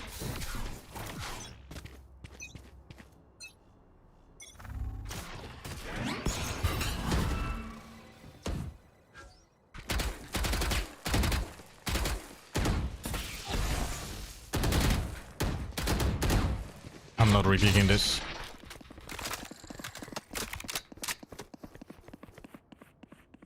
No worry, no one holds mid, by the way.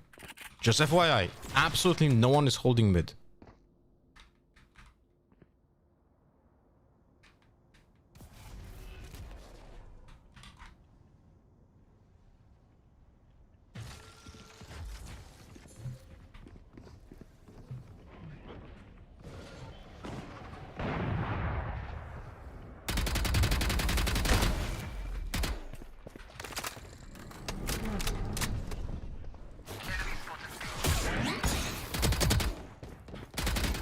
Planted.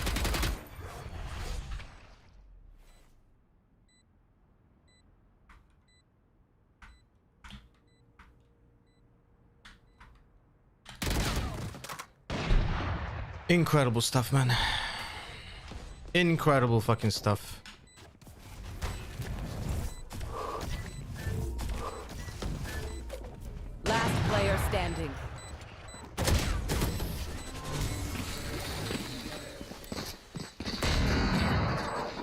Imagine you flame your server for Cement dry salads. peeking and operating, then it's fucking Chronicle.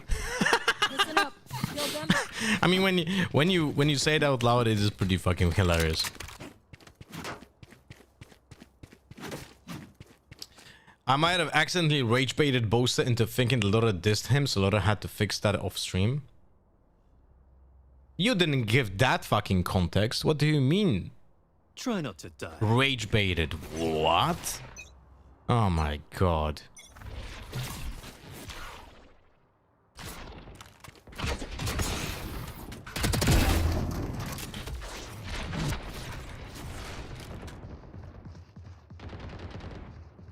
I got spotted B.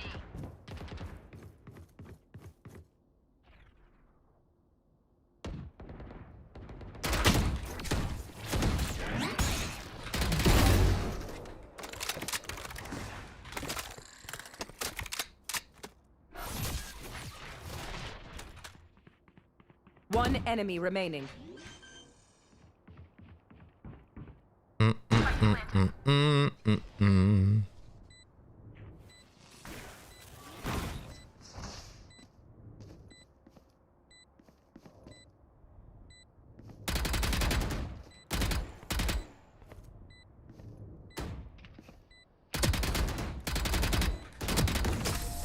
Don't worry, Neon.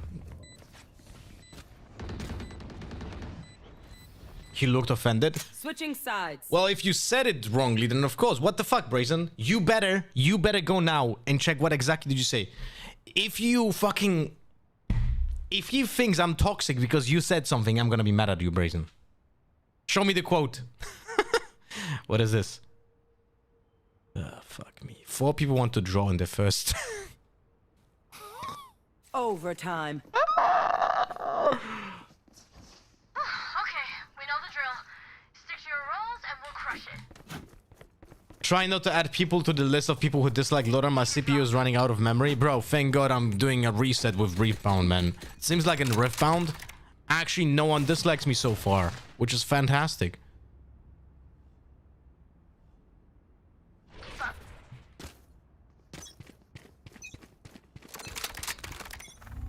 Yet? Yeah, that's what I said. Yet.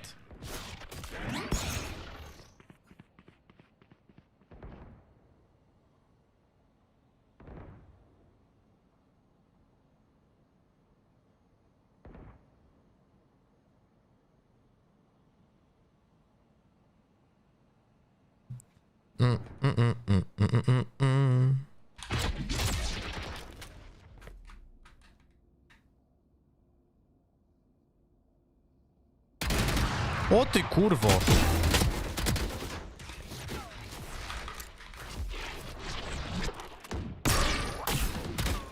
Ah, this would have been so nice, man. Alright, I'm not speaking that. I don't think they should be going B. Spike is going Spike down A. What the fuck is going on over here?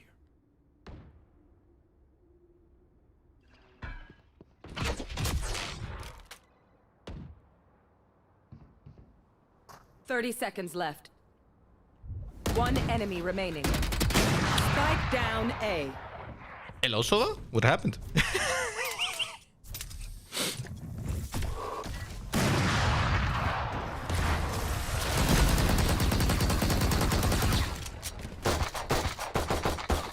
Does that mean that Valorant era is ending? When it comes to playing ranked, yeah, I'm gonna be playing like probably around 20% of the amount of ranked I played in the past. When it comes to analytical content, I'm gonna be doing watch parties of the RX. It looks like we're gonna be extending the contract, but just for the watch parties for 2026. Which again is gonna be a pay cut, unfortunately. But it's something, you know. But I will be doing that. But give me a second. Unlucky. It's very unfortunate. Yeah, so that's gonna be an hour wasted. Very nice.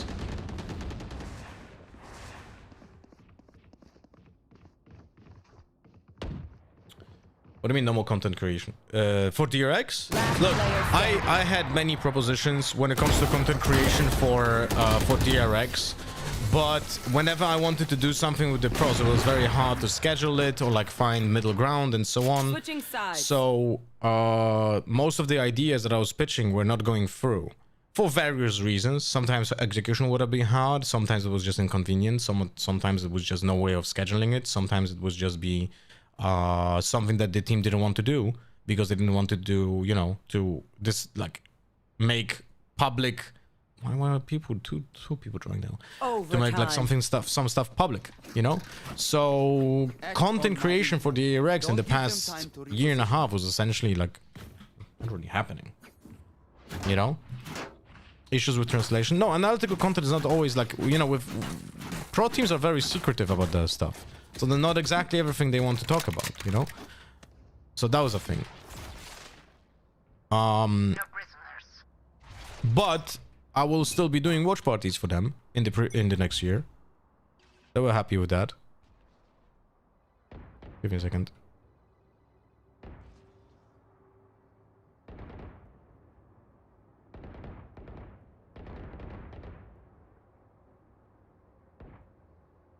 No one coming here. One is mid. Was that spawn? It's mid. Spike isn't B main though. Spike down B.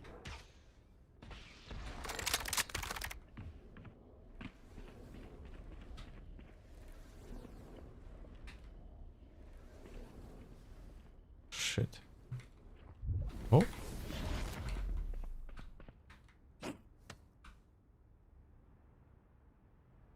That is going B. Yeah. Going A.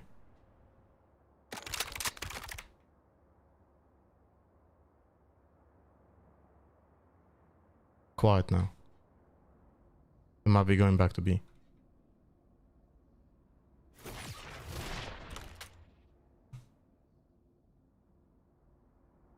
$30 seconds left. Last player standing.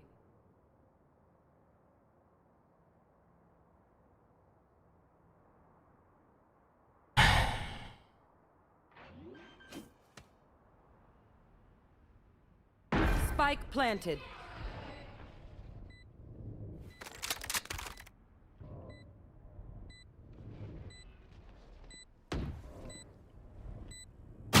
Fuck me.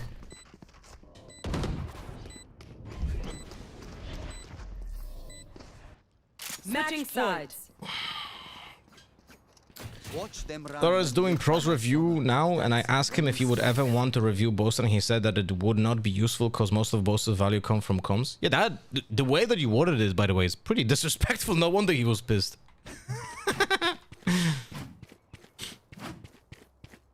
You threw me under the bus here if he believed you.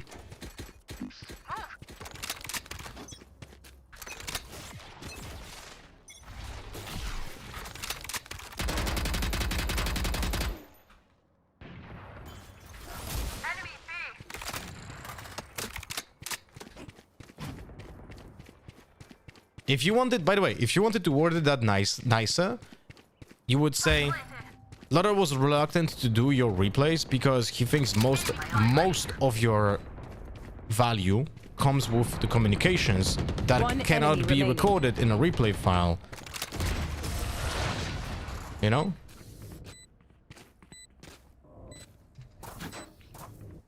Switching sides. Great stuff.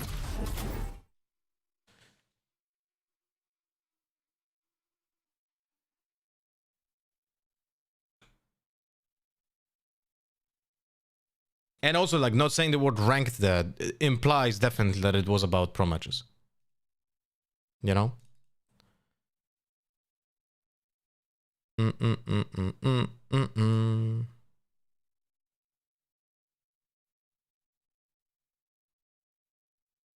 Oh yeah, you also didn't use the word replay.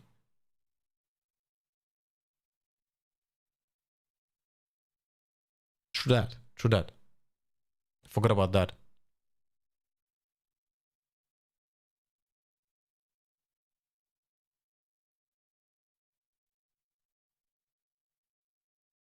Laura out here saying Bosa has little value in skill. Yeah, that's how it sounded. That like I just kind of like said that Boast is a shitty player.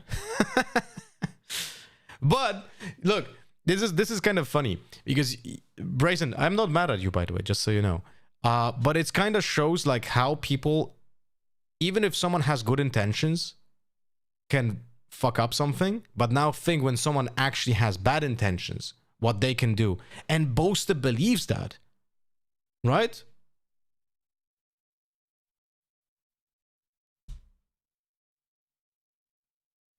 So now imagine how easy it is to fucking manipulate what people think about me. This is essentially what happened for the past 6 years in the Valorant community. Everything that I say is being twisted, right?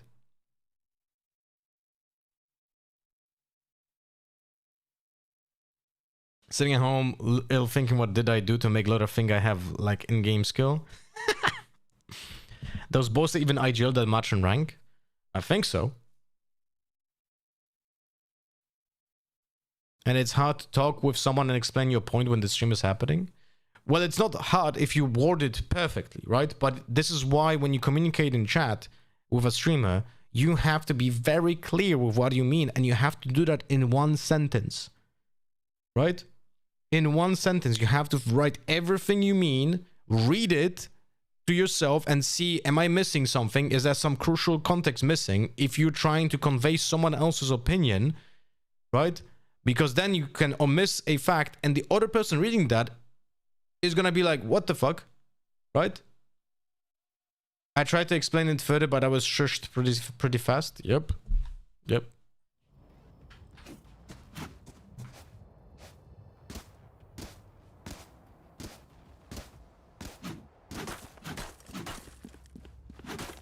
People are gonna try to clip it out of context anyway, don't worry about it. Yeah, that's as well. I'm a master of getting my point through.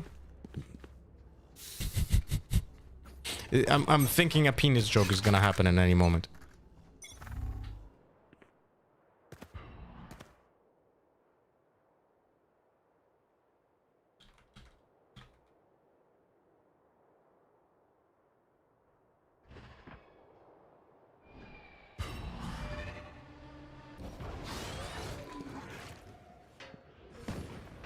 What is happening here? Why there's no one here?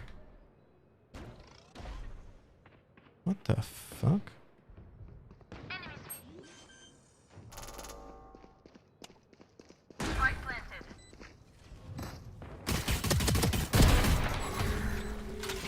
Why are people like bunny hopping like this? Like what the right? One enemy remaining. Gun here. I do like winning.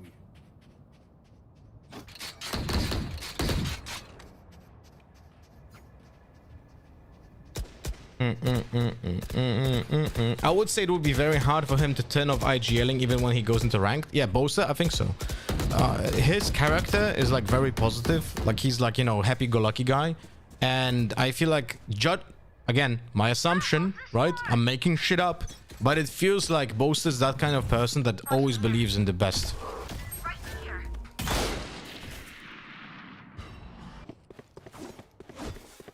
Very nice.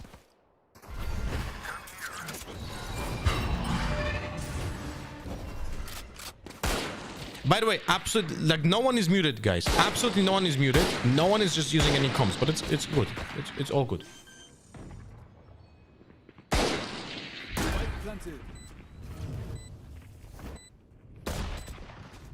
One enemy remaining. I try not to offend and be clear, but I also don't care enough about what anyone thinks of me either, or be bothered if they want to misinterpret and not let me explain. So you're essentially me.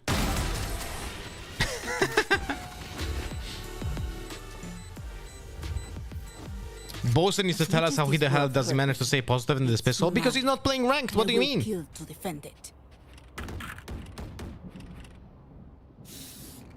Reloading.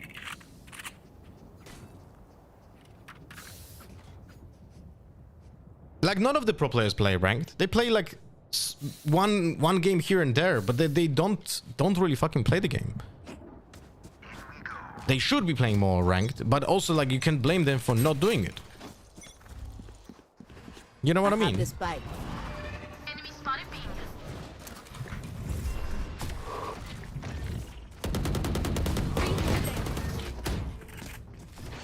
Spike dropped.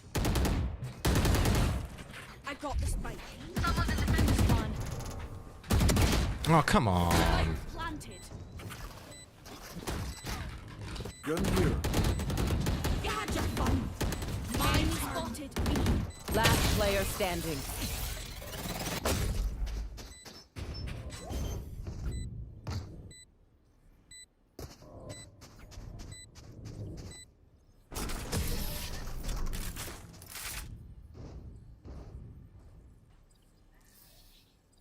I got your backs. From what I've seen of him, I think it's part of his character that would just carry over for sure between games. You want my honest opinion? If I could change anything about my own character, I would love to be a person more like Boaster when it comes to character. Like being that more open and trusting and like happy person, like outgoing person like that would be, it's so helpful in just living normally. Like it's crazy, man. It's crazy how not being withdrawn and like being a little bit deflecting, not deflecting, like not trusting, you know what I mean, makes a difference. Like it's crazy.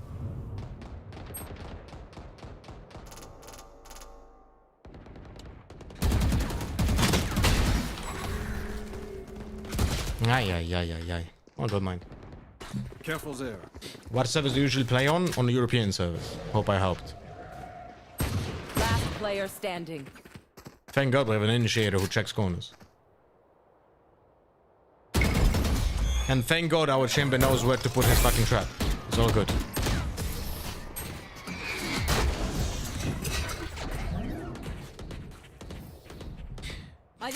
It's gonna be very funny when this game is gonna be literally no one speaking the entire game.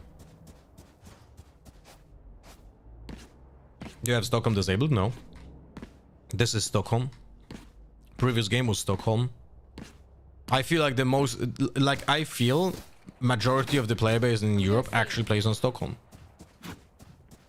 Do you like right now on this map, or like I don't give a fuck, I'll be honest with you. Just play the game. I don't care anymore about ranked. I don't care anymore about like anything about this game apart from analytical content.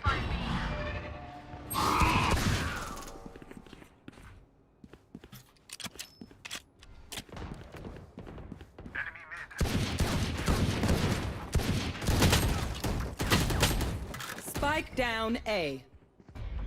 Last player standing. Flawless.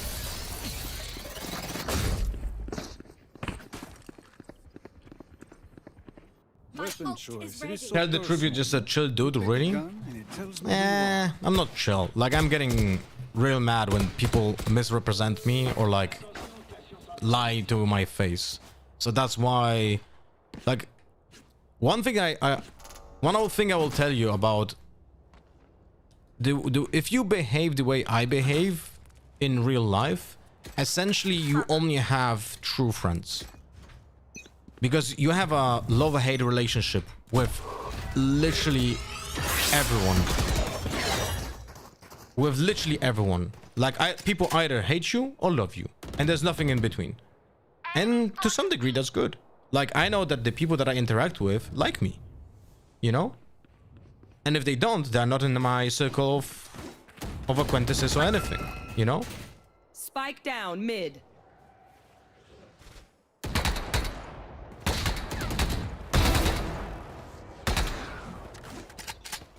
You're like Taylor Swift? Can I get the same amount of money, please?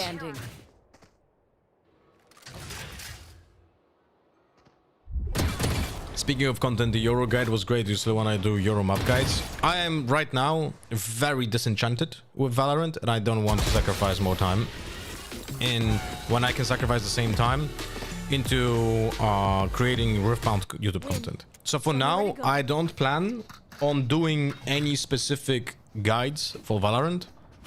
Unless it's gonna be like new agent, new map, or something like that. Like completely new content. Patch notes run down to like yap about how I don't like the direction of the game. But when it comes to like, I'm not sure if you guys understand how much time goes into creating those kind of those kind of guides. The Yoru bind guide was like, apart from actually coming up, like, remember, I need to come up with that shit as well, right?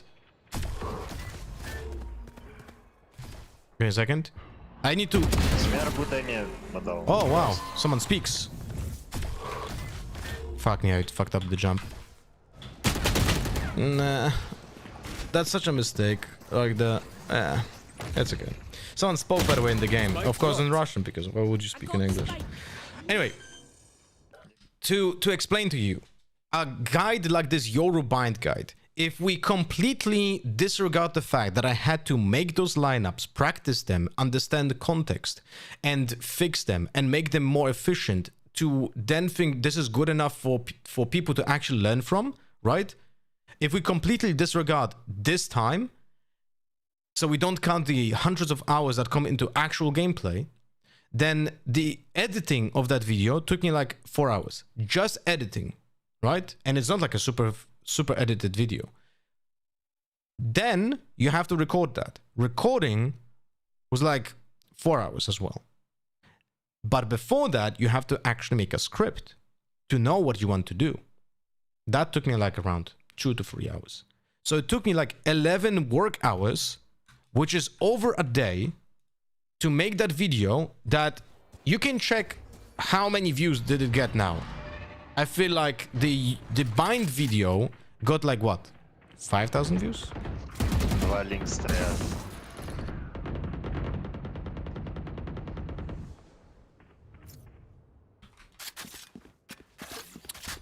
The Yoru guide, the big Yoru guide, got like a lot of views because it's a generic kind of guide, and it got a lot of views, and it was probably around the same amount of time required. But it was not a bind. Sorry, it was not a one guide for one map, right? It was like a generic video that everyone who wants to start playing Yoru wanted to watch. Are you a Scotland? I am not a country, my friend. I'm hoping you're not disappointed now. I think your bind guide is 10 times more insightful than the generic one. Yeah, but then now please go to my YouTube channel and check how many views did it get. Compare it.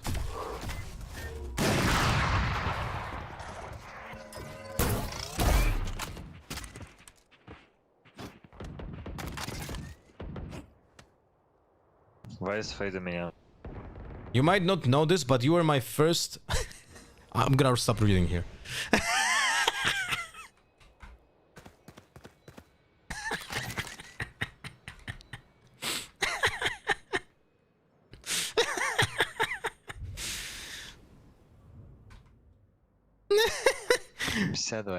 Did that only make me laugh? Ah, fuck me.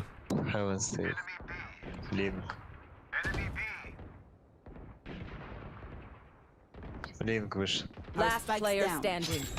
Spike down B.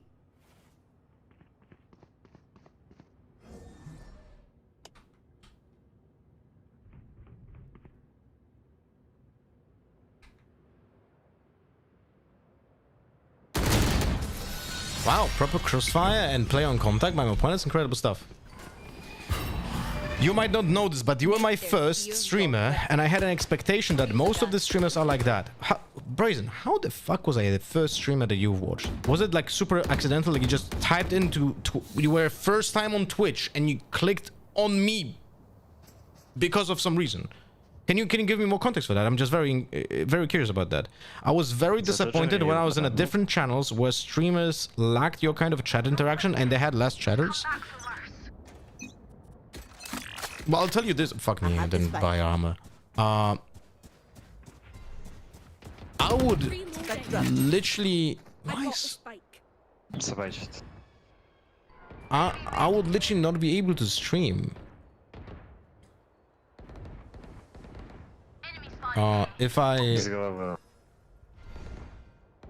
if I wouldn't be talking to you? 93 фейт. Like, what's the point of streaming if you yeah. don't speak to your audience? It just makes no sense. Like, then just make YouTube videos, no?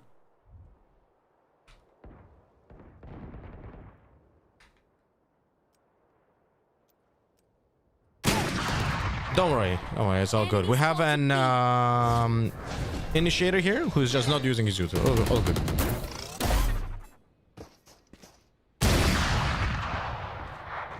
Backside now. I just clicked on a Harson category and saw a hot blonde guy and clicked. Yeah, but I had big tits back then. So that's more understandable. Link еще. Last player standing. Can't believe you are in the country. Ruined it for me now. Their teeth will chatter in the cold. Oh, fuck me. I saw someone's TikToks when they were promoting the Twitch channel. I went into Twitch because I was bored, but that person was not online. Your account was suggested, so I clicked and stayed. Incredible stuff. Twitch doing something very incredibly rare. I came from your YouTube channel, saw some angry video where you point out mistakes of some guy. Then I was just bored at work and started watching you, so you are my first. Whoa, what the fuck? That is sweet, guys. That is fucking sweet. Я бы убил Бенника выше. 2 линк.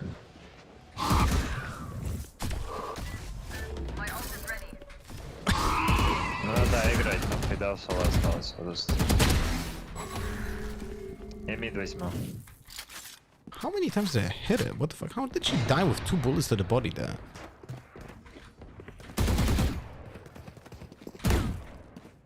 Oh, chamber has spike. Oh yeah, great stuff. Oh shit. Spike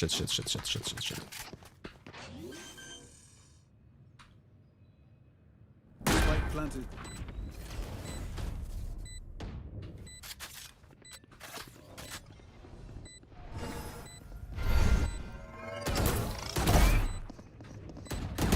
Enemy remaining. Well, activated dismiss was not fast enough.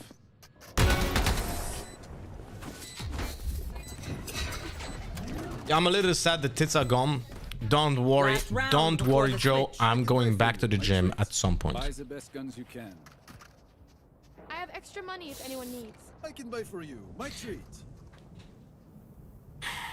Welcome here for the hate but stayed for the love. I wouldn't say all, but I definitely knew some viewers who came in were hateful and then stayed because they realized, wait, I might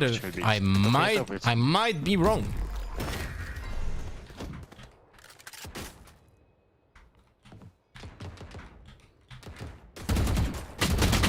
Oh, come on, man.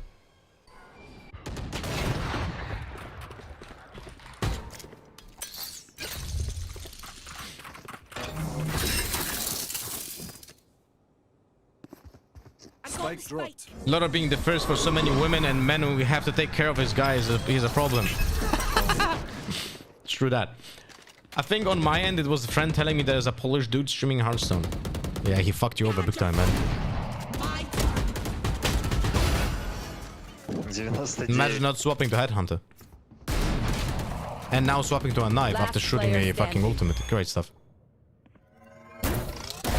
Did you participate in Valorant Pick'ems, or there was a players in ranked that always want to put their best in the game and cooperate, but I guess there was always just too much toxic players regardless of the game when it comes to competing towards ranks. Solo queuing is just so frustrating nowadays, rarely can enjoy it solo. Well, I can tell you what, people who cared stopped caring. 30 seconds left. Or will stop caring. Like, I'm not sure if you guys also remember this, but I was complaining about the state of ranked. I was complaining about the state of ranked for multiple years. Mia Ilori, thank you much for the follow on Kick, by the way.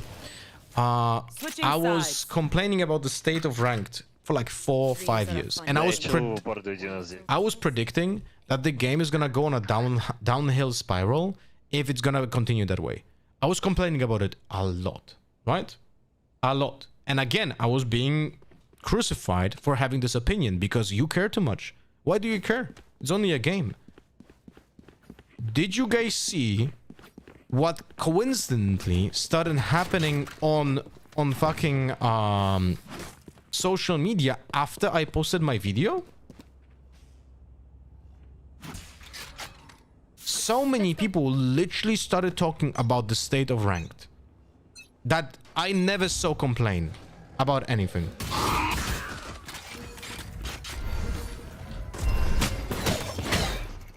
Bro, that is a lot of fucking damage that I got there. Great stuff. Don't worry, Chamber. You can fight next year. One enemy remaining. The reason I stayed here is also because you cared about the game you are playing. So, honest question, Brazen, because now I'm on the fucking trend where I stopped caring, right? Because of the reason, like how the game is being treated by the players and by the developer. Is that a turn-off when it comes to watching my content? It's fine if you say it kinda is. Because I wouldn't be surprised to hear that, right? When like... For you, hermanita. It is less enjoyable, yes. Yeah, I'm not surprised. It's so fucking like... It is really rough, you know? It's like, I would love to enjoy playing ranked. But the community is nice. That is true. That is true. I don't think you will find another streamer's community that is... so, like, friendly towards each other. During normal conversations as well, like, just, you know, random streams. One enemy remaining. Spike spotted.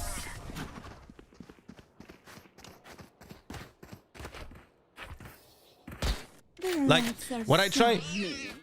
How I feel about it is, if I'm playing Valorant Ranked right now, I'm trying to shift my focus from caring about the game to have even more interaction with you guys. To, like, compensate for the lack of what I was delivering in the past. I want to compensate that with more attention being put into my interaction with the chat. Because, well, I don't fucking care that much about Valorant right now in Ranked, right?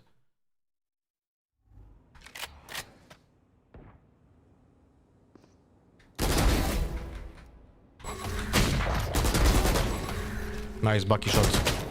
Ah.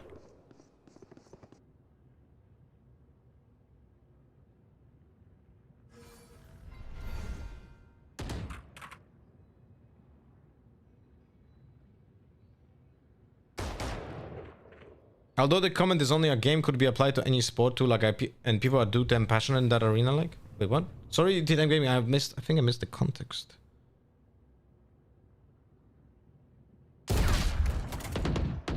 Although the comment, it's only a game. Oh, sorry, okay. The comment, it's only a game, could be applied to any sport too, like, and people are too damn passionate in the arena, like. I don't know, man. Boş yapmayın. Keep fighting. Rest is overrated.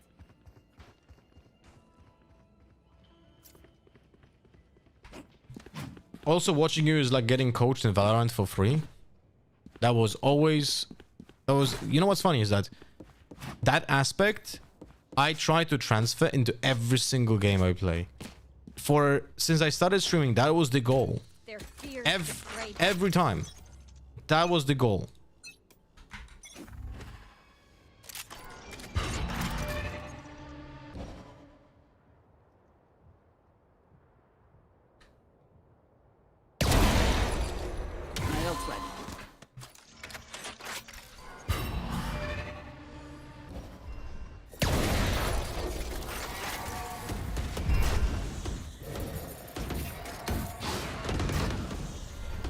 They're gonna get pushed away, will they?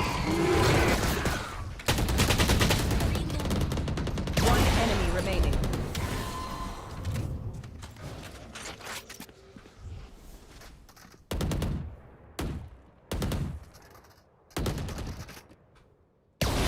Oh, fuck me. Oh, yes. We're gonna lose now. Unlucky.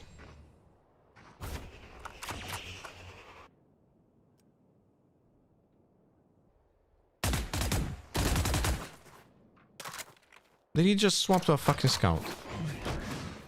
Nice one way though. I like this.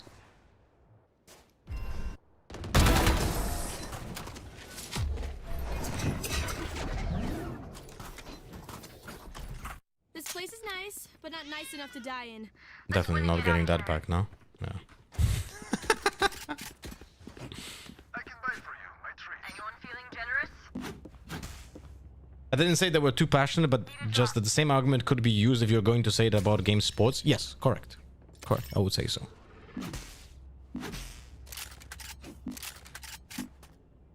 Alright, muckers. Off we go.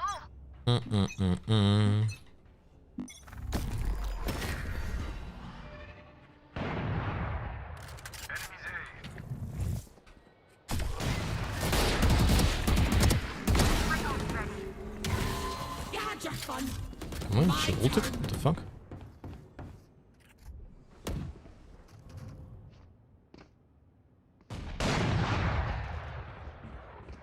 One enemy remaining.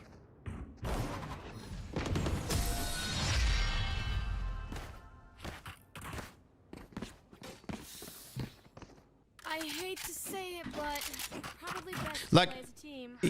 If you want my honest opinion, right? What would be the ideal world for me for the future of the stream? And I would say, if somehow Valorant would change everything to make ranked more enjoyable, that would be my ideal world. Because I would like to play like 4 hours of Valorant ranked every day, every stream, for example. You know? I would love that. Fuck me. Yeah, that's my bad. I fucked it up. Like, I should have not jumped through to change the position. That was giving him too much time. Maybe I should have blinded the second time, or just stay put, because I know he's on the ultimate, so he's gonna be repeating that. I was thinking he's not gonna repeat that because he didn't have a gold vest, but he doesn't care. So, for example, if I could play like 4 hours of ranked, which would be enjoyable, probably would transfer to like 6 hours and then 2 hours to something else, right? So, yeah. That would be my ideal scenario. I would still like to be passionate about... I am passionate about the game, but I'm losing that passion every day, right? But I would like that to be reversed. That will not happen without Riot understanding what are the problems for the casual players. Because I'm a casual, right? Just like you guys are casual. We're not players who are like... We are hardcore audience, but we are casual hardcore audience. We're not people who play this game for a living. We're not people who are playing this game to like, I don't know, go semi-pro or something. We're just people who want to play for fun. So we're casuals. We're playing the game for fun. And right now, the game is not becoming fun. So it's the game's developers' now task to actually make it fun.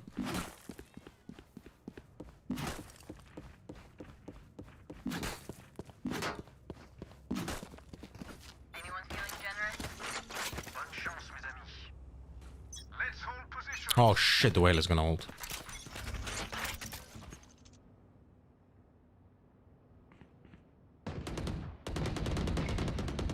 Okay, never mind, whale is dead. Clove is mid. One Vice enemy unknown. remaining. Vice also mid. Okay.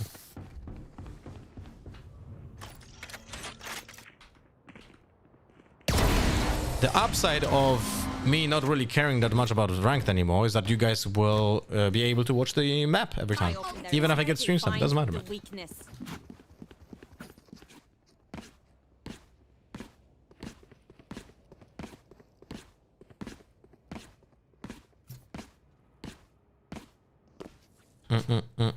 I sent them, by the way, TTM Gaming, I sent message to Vandal about the vote review, but he didn't get back to me yet. So we'll see. Good morning, Hacia. Keep up.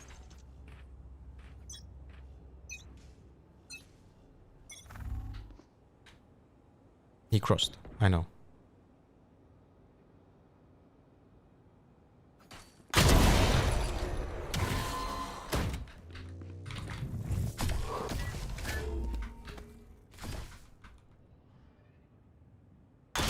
Oh shit.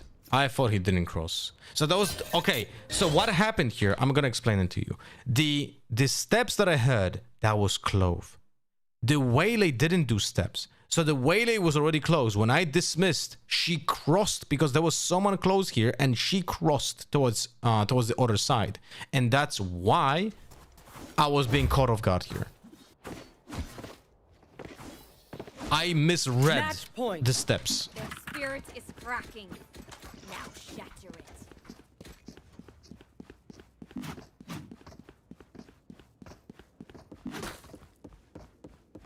Hey, yeah! Thank you so much for the 10 months. Welcome back, buddy. Thank you so much for the continuous support. I hope you have a fantastic day. I decided that when I play Valorant now, I'm also gonna install a Clove, Reyna, Chamber, or Jet so that the pick rate goes up and they have to nerf change something. Adding that brick. Very nice, my friend. Very nice. We have 3 operators. This is super cool. The ranked community is also very toxic, which ruins the average experience even more. Well, it's always gonna be toxic. It's always gonna be toxic, right? Because you cannot stop toxicity. And also you cannot punish toxicity if toxicity doesn't happen in the first place. But the problem is that Riot is not doing enough to fight that toxicity. That is the problem that we have. You know?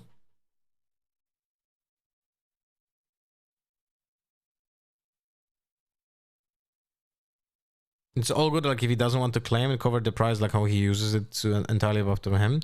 Well, I'm gonna message him again at some point. Maybe he was just not online. You know, or something.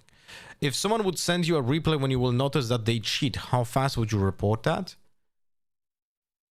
I would do the entire review. Hello, Kaska, thank you for the follow. I would do the entire review, and then see, you know? Hello, the foil. You're welcome, man. Love your streams. Hope you have a great day too. I'm actually having a pretty good day. Not gonna lie, I'm actually having a pretty good day. And it's gonna be getting even better. I'm gonna be recording some Riftbound footage on a local tournament. At least I hope so. We're gonna be taking this bad boy with me. Dude, this is so fucking heavy, man. The Elgato bass. You hear this? All rise. Wait, actually, this is the church. This is the church one, no? Amen.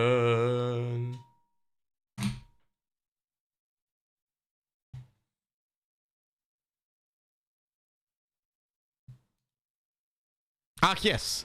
The Jet Chamber Yoro Waylay Clove. No, but seriously, if you play Valorant Ranked and you want to add a small brick to a positive change to this game, you should be only playing Jet, Reyna, Chamber, and Clove. You know?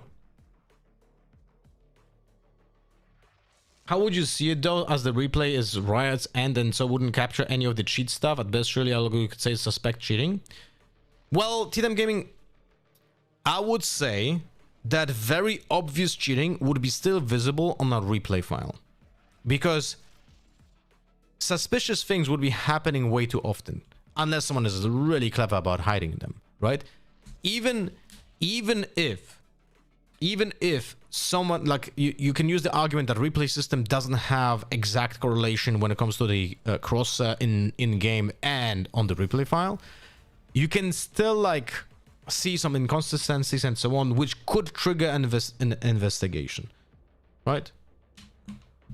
But majority of the people that are cheating in this game are fucking obvious idiots. Hey, Zed, Little Win and I fighting side by side. Love that for Böyle bir şey us. sonuç söyleyeyim. Hate Karşıda that for dümdüz kafanıza uçuyor. Aa, oroş po çocuğu yabancı. Ona göre oynayın. Jet var ya, Jet çok iyi oynuyor bu arada. Jet, Raze, Chamber, Sova, Omen. Aleykümselam.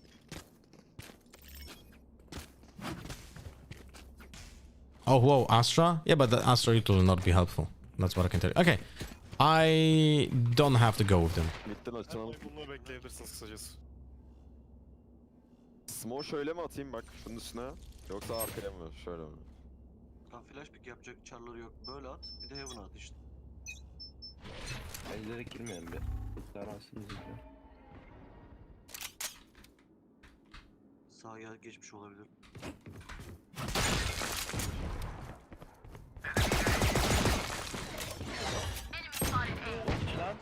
Smoke için. Spike down. Ah, caramba. Don't worry, my Astra does nothing, by the way.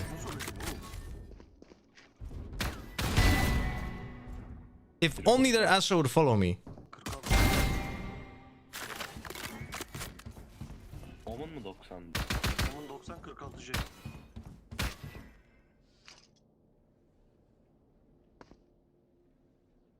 But look, you could have tell him to follow you, bro. 4 man.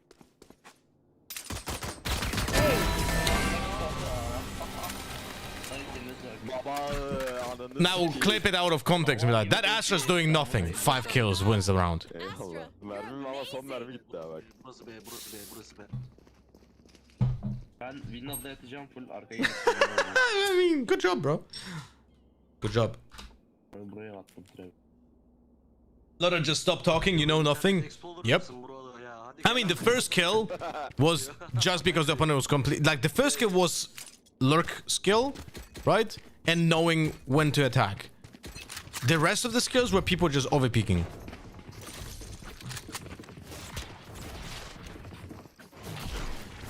Oh, okay, fuck it.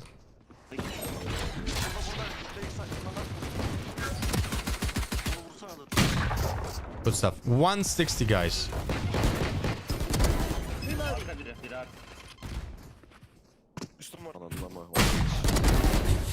What is happening here, man?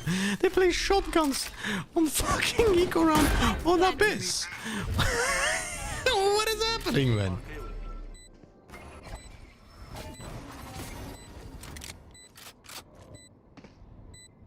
Açacağım diyorum.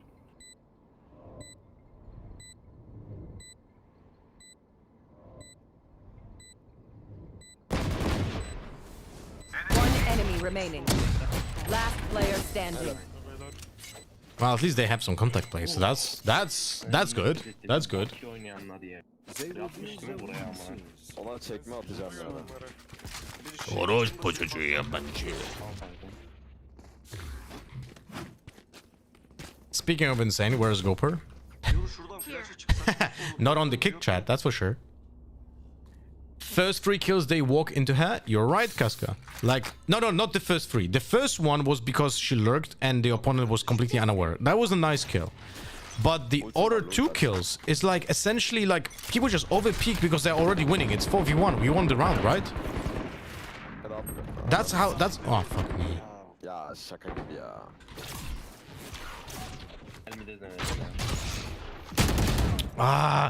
Do you guys think he knew I'm gonna flash TP because he spotted me having a flash in the hand? I think so. I think I telegraphed it. And because of that, the Sova played an anti-flash. Çıkıyor ne kadar salak ya. Unlucky. B'ye ultim var aslında. Gelin oynayak. I could have played that better. Need a drop. Chamber sana A'ya trap at kanka bitti oyna. All I know is that I do not understand the language and game here. Yeah, but it makes it like, guys, I can play on Stockholm, I can play on Istanbul, and the outcome is exactly the same. I don't understand what people are saying. Watch me.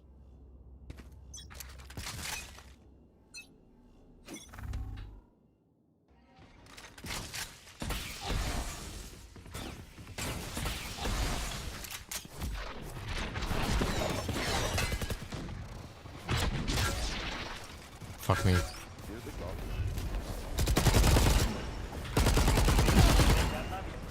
Not gonna lie, the smokes are pissing me off. Reloading. So one is flanking. I saw him on the minimap. I was like, what? One enemy remaining. I literally fell asleep.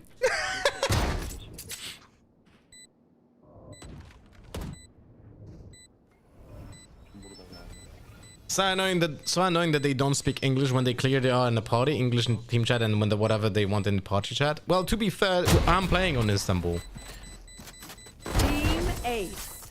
Like, no one in their right mind would expect them to speak English when you're playing in Istanbul. Like, it's such an isolated server. Like, it's like no one apart. Guys, let me tell you this.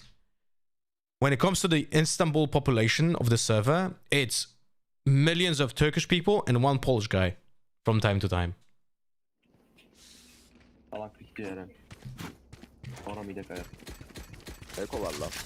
You know?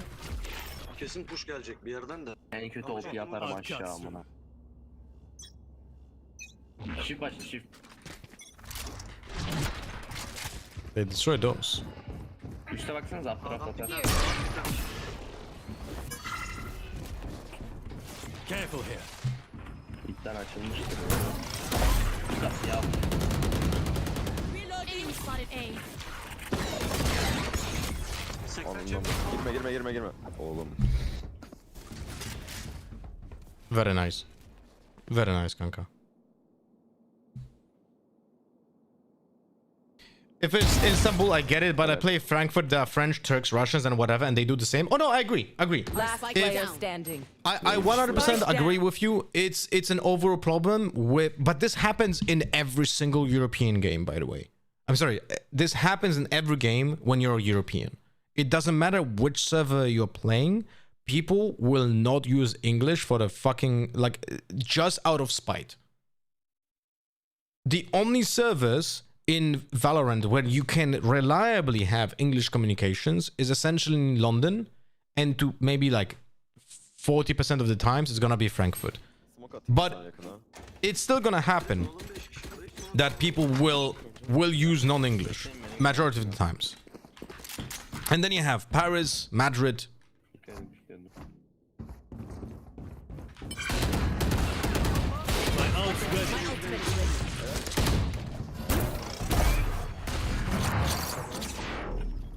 Not gonna lie, that was so late. I was literally certain that I'm already safe. But that could have been the difference with because of the 50 ping. Oh. Like literally like 10 milliseconds difference between being safe and not. It's kind of crazy. Like I was so far into the ultimate, no? 80. One enemy remaining. Tam daha burada. Vandal vardı window'da. Su açık duruyorum. Main'e, tam main'e ama. Direkt ben main'e çıkacağım. Planted. Parçal attım sana bir tane. Vandal vardı lan window'da. Almışsın lan şu an. Gidemem. Arka gelemez herhalde. Gelemez. Önce main. Böyle de ölürüz ama. I see Pemba, you typing out exclamation mark Mude. If you would be so kind and install the game, that would be absolutely fucking splendid. Thank you so much. Installing and logging, that's everything you need to do. You don't need to like essentially play for like an extended period of time. Just installing and logging to the game gets me paid, which is fucking awesome. And you guys help me to get more trips for Riftbound tournaments. Need a drop. Guns.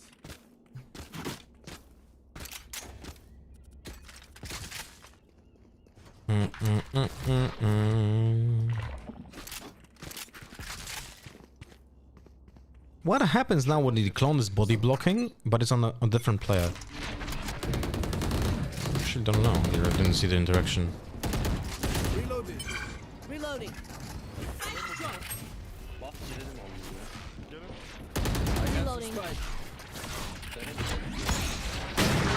I'm lucky.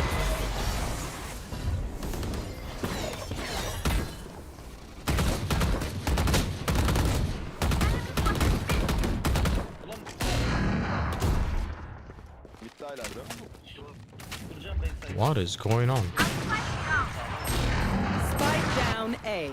Last player standing.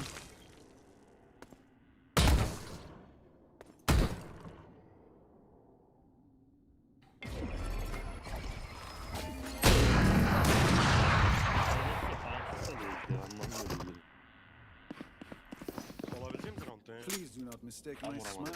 I take this song very seriously. Bro, I'm not playing well. Need a That's for sure. Everyone have fun. Eyvallah. Ya kanka şu About Riftbound, the closest retailer from me is 83 kilograms. The second one's in Czech Republic, and the third closest is in Poznan. It's pretty sad. I mean, there's no, like, doesn't matter who's the retailer. No one has it. Netherlands. You need to wait right now. If I could advise to you anything, if you want to play the game casually, just print out proxies. Just go to a printer. There's a website called Piltover Archive that you can do PDF file with the entire set. You know. Wait.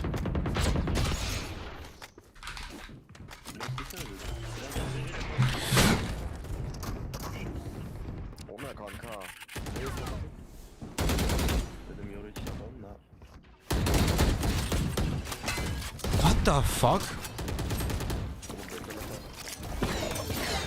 The guy just plays fucking shotguns on Abyss every round. So yeah, there's a website called Piltover Archive.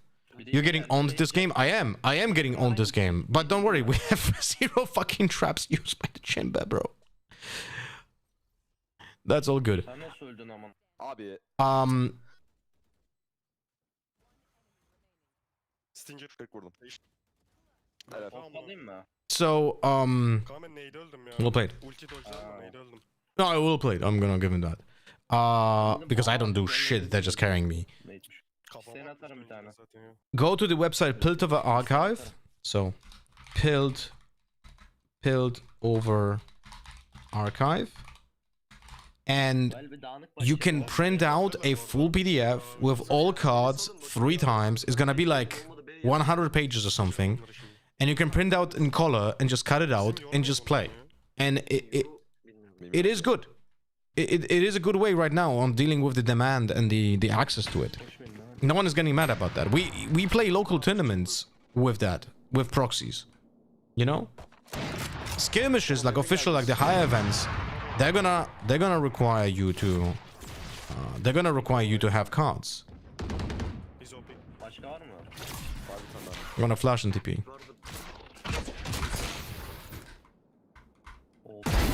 Smoke var mı? B'yi çevirsene B'yi çevir. Bekle kanka bekle. Come. Arka geliyor. I planned for pillar. Bekleyin kanka arkada geliyor. Spike planted. Flashing side. 3, 2, 1.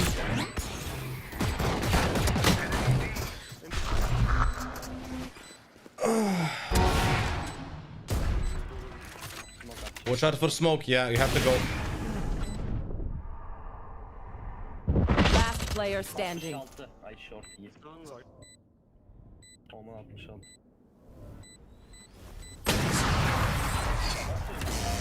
Nasıl ölmüyor ama? Bizim yoru yabancıymış. Look, I will show you even. I will show you something.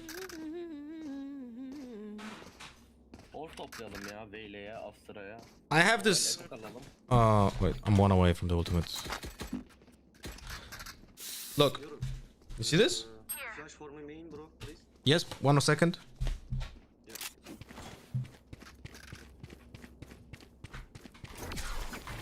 I am flashing here on the wall, okay? Yeah. Instant. I take orb and, ult. Give me a second. My ult's ready. Omen and chamber here close.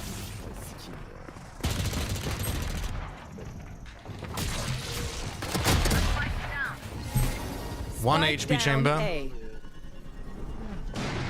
I'm really fucking getting unlucky in this game. Holy shit. So anyway, My ultimate is I ready. printed out this Last player on standing. like a little bit thicker paper, but in good quality, good like color quality. So I have the entire set with 3 cards each on a proxy. If we need to proxy like an entire deck, I have like an entire any deck that is proxied in one of the box, and I have 2 other decks that are legit decks, right? İstiyorsanız bu 2 But it's like- roundları toplayayım, diğer roundu garanti alırız. Zaten öleceğim gelir. That's the way you have to do it now, because there's just too high demand, and if you don't play like official higher level tournaments, no one is gonna be mad about it. Yapmak istiyorum. Yok ya dedim. En kötü ihtimal. Push forward, You know? Kali. Dude, I have 2 times the frags of the fucking Sova, so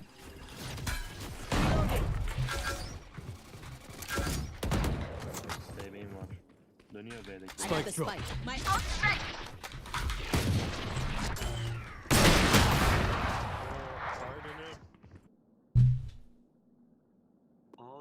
Bro! 127 in one shot from that range, guys. Is this pre-nerf fucking judge? It was one shot, no? Raise one bullet. One enemy remaining.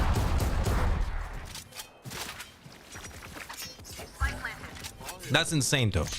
That was one bullet from the raise. Arkaya smoke atmıştır ha trebim.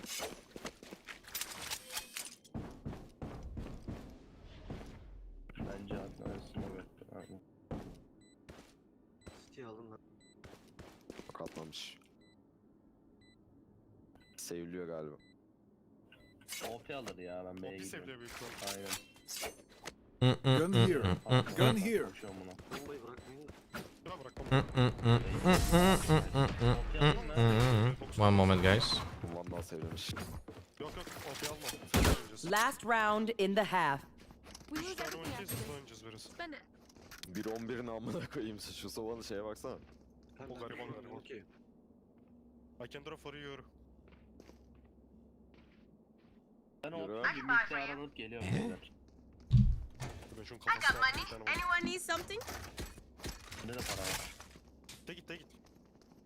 Diyorum Hayvan- sel bro sel.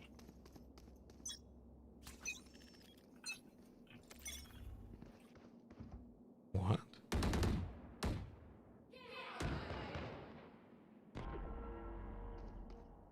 Ya fake'li gibi oynayalım böyle. Helal. Okay, sorry. I got a very funny message. I was like, what the fuck?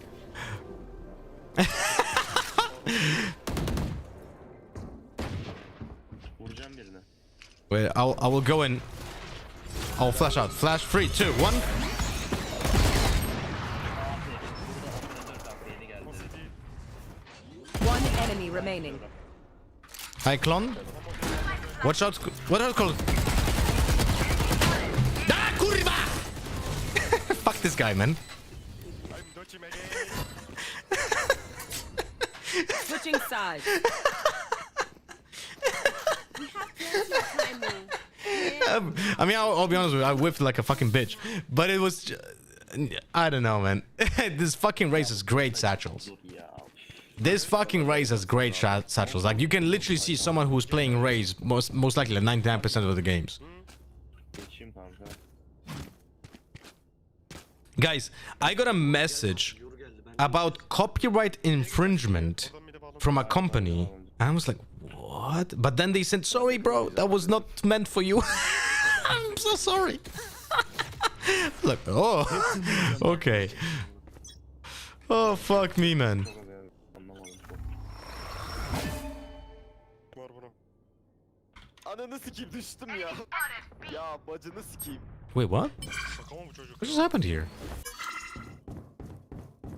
What? Maymun gibi oynuyor orospu. Spike planted. Solun Last player standing. Suicide. Kullanmadım.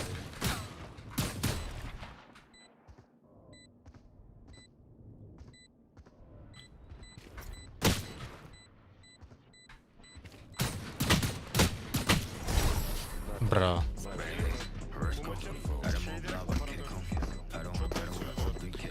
We get a pick. We move in. Oh. Cidden oynayabiliyor musun? What happened with Astra though? No one knows. Euro, can you play operator?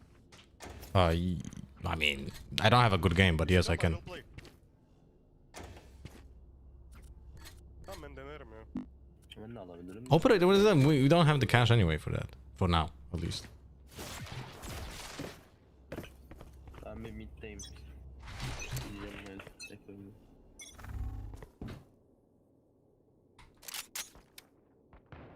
Multiple enemies. B.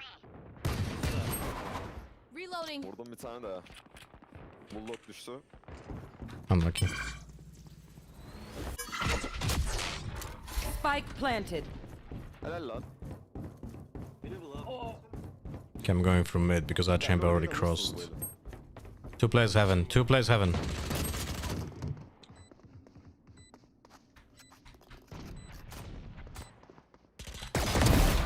One enemy remaining.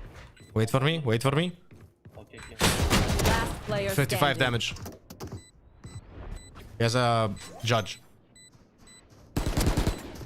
Nice, Kanka. Good job. Excuse me, I'm working.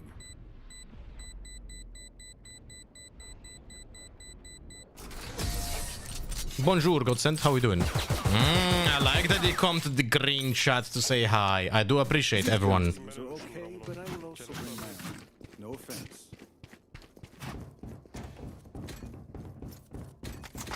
Jet, come to A. We do aggressive stuff with my flash, okay? Okay bro. Ben de geliyorum lan sizden. You just dash. I flash behind you, but bouncing from here, okay? So I flash here. You dash close to the wall here, okay? Tire basmam lazım. Go, go, go, go, go, go, go, go, go.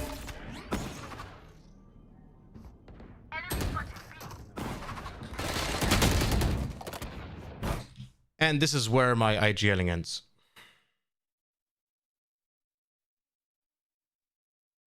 How can this be misunderstood? Guys, how can this be misunderstood? Like, how? How on earth this can be misunderstood? You guys know, like, everyone should understand that I want the fucking Jet to dash here to be aggressive, to peek into A main, right? He's Turkish, that's why. No, that doesn't have anything to do with it. Like, he has better English than majority of the people playing this game. He Bizde mi ya beyler? Unlucky Jet.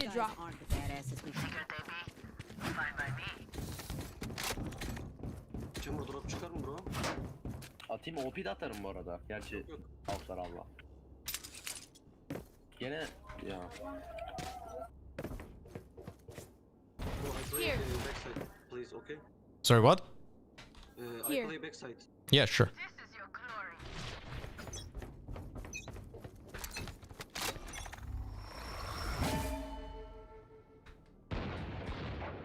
Multiple enemies. Are they pushing B? Yeah. They are pushing. Geliyorum dayan. Girdi mi? Hayır. I'll leave A. Geride. 40 chamber 40 jet. Sova there as well? Spike planted. B-side 3 bro. Wait, I clone.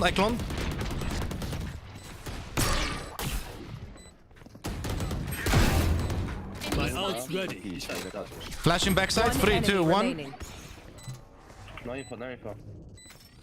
Trap on site. Nice man. Good job, team. Careful. Operatör var mıydı? Yok. Yok operatör. Jet vandal var mı ya sende? Bende Gaia var bro. Pick something nice to kill them with. It's the least. Jet, come again with me A. But you need to dash here. Look. Here. This is your dash, okay? Okay. I'm coming Yoru. Why you mean I'm? Dash here, Beyler. right? Look. You dash here. Okay. So you go close to that wall there, okay? So you don't get flashed and you swing after my flash. But you have to do very fast, okay? Here. Dash. Okay. Go. Reloading. Nice good job. I'm going mid. Don't push. Raise mid. Don't push. Go back. Nice. Oğlum kırmış lan. Wait. Quiet. Bıraktım oraya. Abi timing yedim. Plant atıyor plant. B plantliyor. Okay. Spike planted. I have ult for retake. Wait for me. Careful here. Come together. Yeah. Come spawn. Ne yapıyor la duymuyor musun? Yok duymam. I don't ult for now.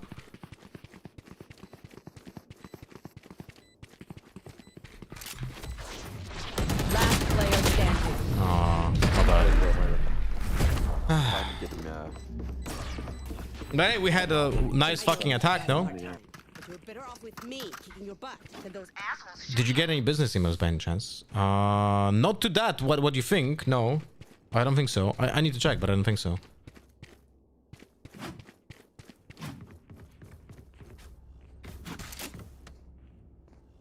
O ses verdi mi gelirken ya?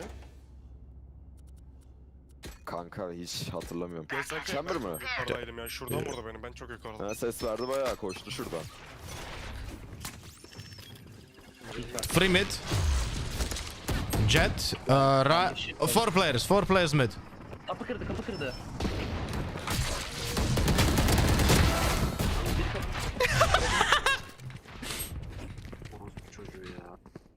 Quiet. He's close. He's close.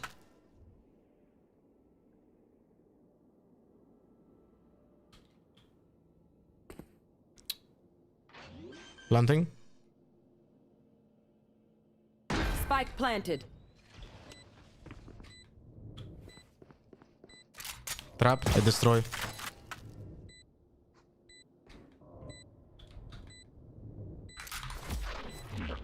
Can you smoke spike? Nice bro. On site. Main and smoke. Main and smoke. One enemy Nice. remaining. Stick it. Stick it. Stick it. Stick it. Stick it. Last player standing. Çözer, çözer. Good job. IP. That was. That Soldan was. çıkar sandım kanka.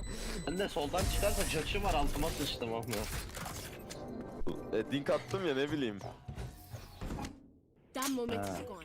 But it been cool though. Now we Hello, Russell, me boys. How you doing? yeah. Need a drop. İste de vandal iste. Ha ama yarımlar. Don't worry, Ghost. I appreciate that. I really do. I really do. Yes, of course. Thank you. They have Omen ultimate. Watch out for here. Bam, buffing much for installing Moo, my friend. Really appreciate it.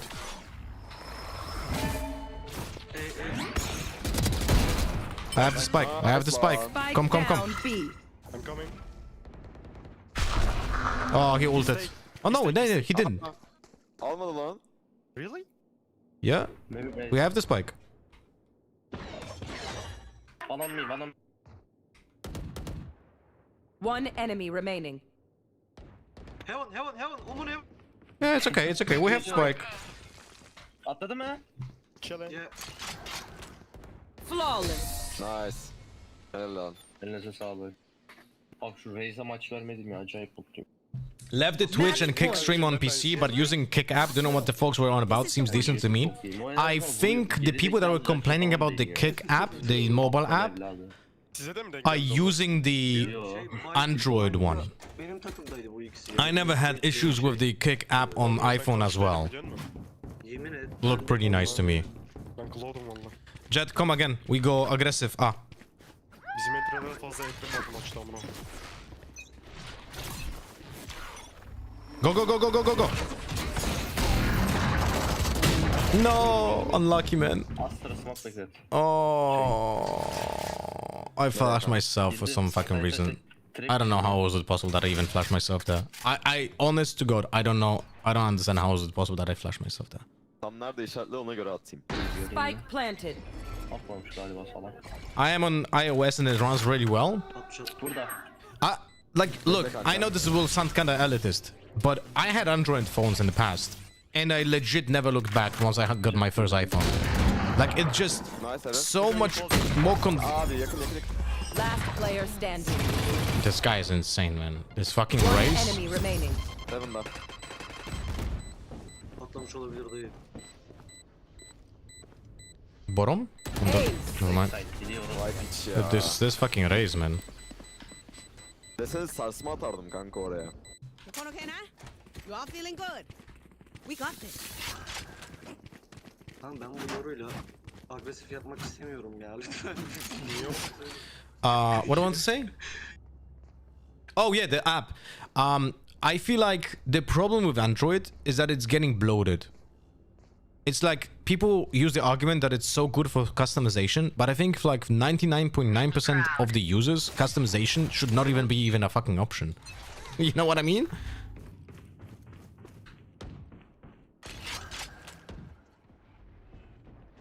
B, push. 101. Raise low. Nice. Spike planted. I have ult, I have ult. Yeah, wait. Wait, ult, wait with the ult. Hey, tek sanmadı kanka ama. Last player standing. Bro, just wait for my ult, man. Info. They were both on site. Bire yakın. Bro, how can you fuck it up, man? One enemy remaining. Aşağıda. Salaklar. Elinize sağlık. Have a nice day. Oloś po ciuciu jabanci. No. Clutch. Defenders win. Too easy. I love you Yoro. Oh, fuck me. I'm using Android, but I'm kind of person who don't install much on the phone. I never play things and I mostly use it for YouTube, so never complaining about Android. Most of the users like don't mod their phones anyway, you know?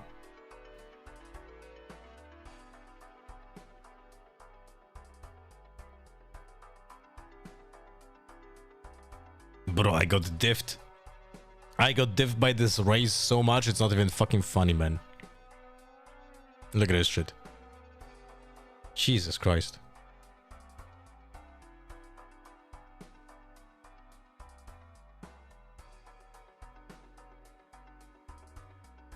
It was kind of funny. Well, okay, it was funny. No, I agree. It was funny. It definitely was funny. Oh, by the way, didn't check how my YouTube videos are doing. And also I have to answer this guy. All good.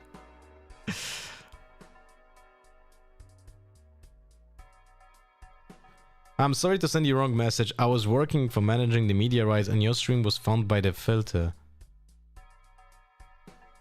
Very weird. Very weird. Look at this. Look at this. Jet Reyna Clove Chamber. Very weird that I was caught by it. Wait, what? This is about Zoop, by the way. Caught by it because I literally didn't stream. Didn't stream the sub tournament at all.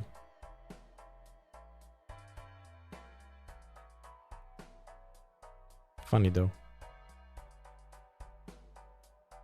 It's so funny, man.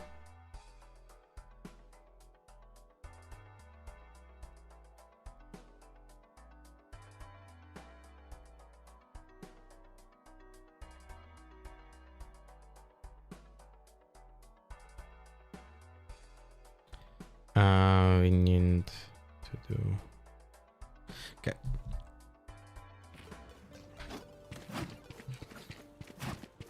Every time I come around to watch your stream, it's Pell. Oh, bro, fuck Pell, man. Can I get a fucking bind? Can I enjoy a map? What?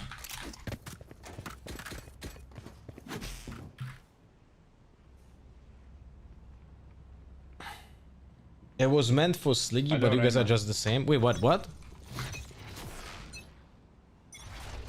What, Brazen?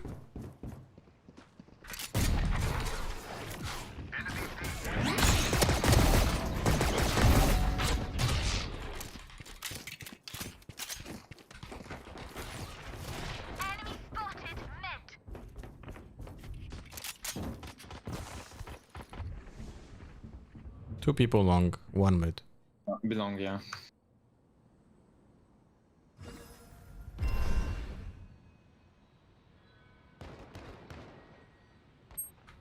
Back to mid.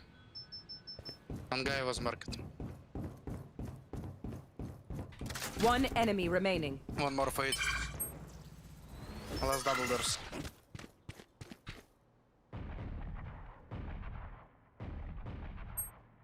He's 1 HP. Double doors. How? Don't make noise. Yeah, I'm 1 HP. Planting B. Right now, he's planting close here. Spike planted.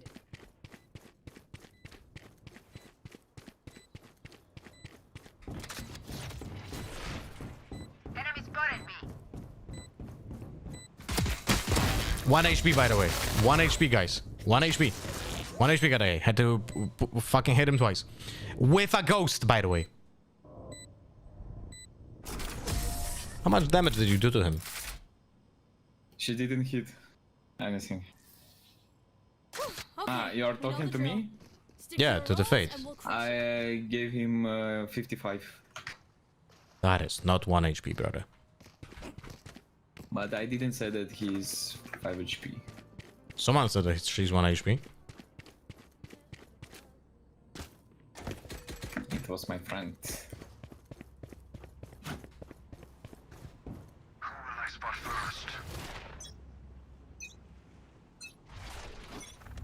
Sorry, bro.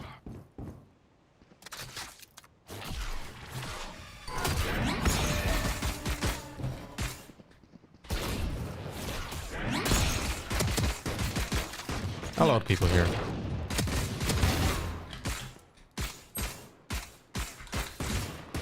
Double up. Ah! 80 damage clove on long.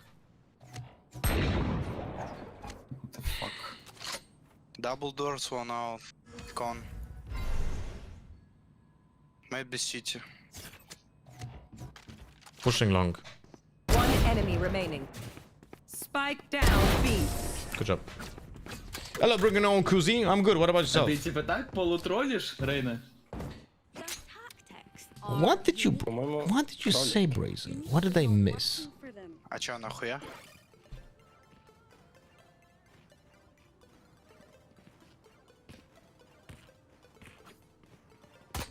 Reloading.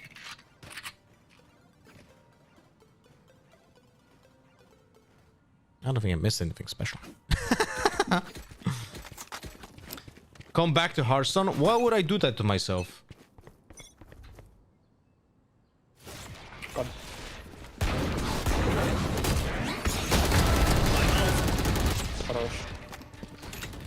You're so cool.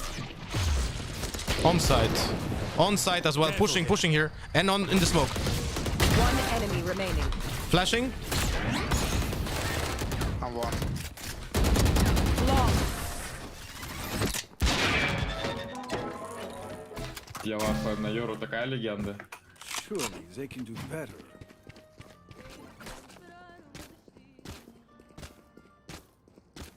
Yesterday, our Jet said 10 HP on a Brim after dying to him in a pistol run. Then we saw a Deadlock hit Brim once, but he did not die. Later on, Jet admitted he hit him for 60, but he really thought that Brim is 10 HP.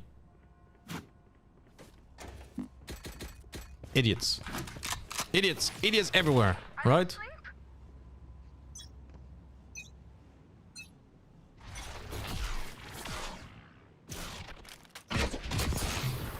Nothing B. Reyna 140, double doors. Did she heal? Yes. He's dead. 1 more. Maybe out con with shot. I smoke hard. Дебил ебаный. 1 double doors. Pushing link. Enemy spotted. One more double doors. Oh, not. Terminate. Planting A. Spike planted. Water. He's dead. 1 stairs. Couldn't react. That was fast. That was fast. 1 enemy remaining. Stick half, please. I smoke hard. Last player standing. Clutch. Бля. Why would you not scope in? I feel like we're gonna be seeing history repeating itself here with Valorant as it happened with Hearthstone. What do you mean, Farron? She deserves it. Hey, Clue, how we doing? I watched Wicked with daughter at like 5:30 a.m. What the fuck? What is your daughter doing up at that hour? You wanna push with me, or? Well, I TP here and I flash here. Okay.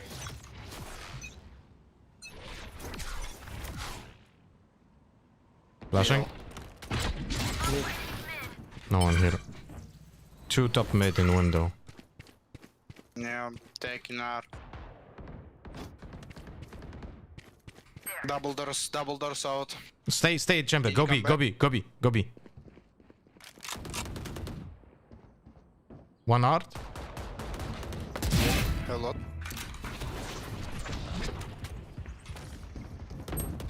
Oh, come on. 3 players art. Oh, I needed that kill. I needed one more kill. I needed one more kill. Come here. They asked you to come back to Hearthstone as it happened yesterday when someone asked you to play Valorant and said, well, would I do that myself? I mean, yeah, but it's not the same. Nice try.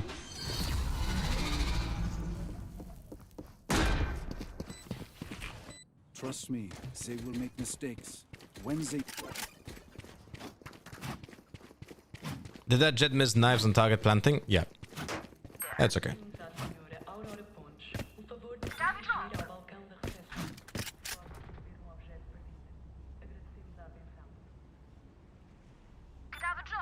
Джет, купишь, пожалуйста?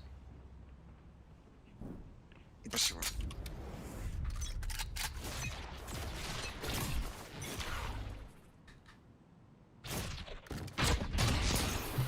No one B.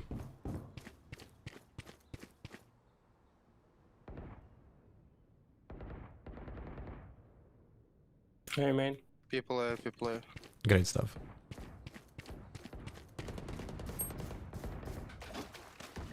One art. Enemy spotted A.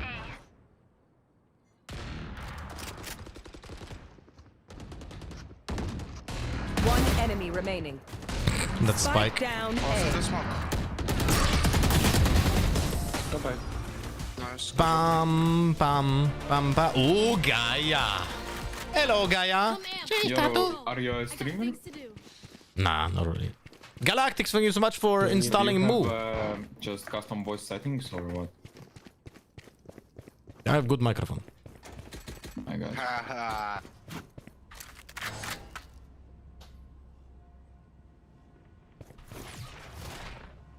Ba-da-da-ba-bam. Ba-da-da.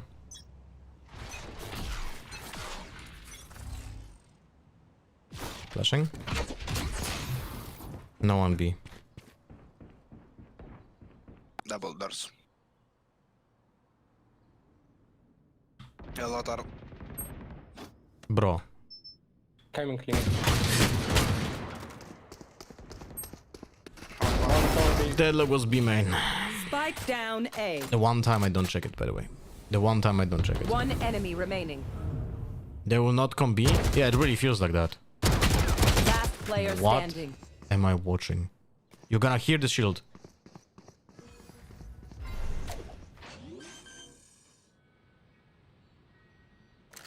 Spike planted. Good job. My turn. I mean, you did the same thing 4 times. Yeah, but not a single time they knew about it, John. Think about it that, right? Not a single time they knew about my long TP flash. Just let them try to catch me. They will not come B until you switch to A. Yeah, that's why I'm staying here. Means time to hide minimap.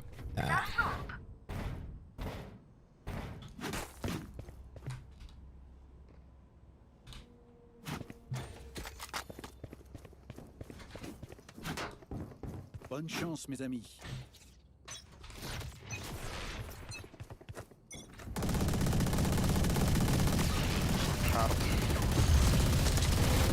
One mid, they're pushing. The Reina pushes. Now goes back. One art. 2 in front, 3 in front here mid.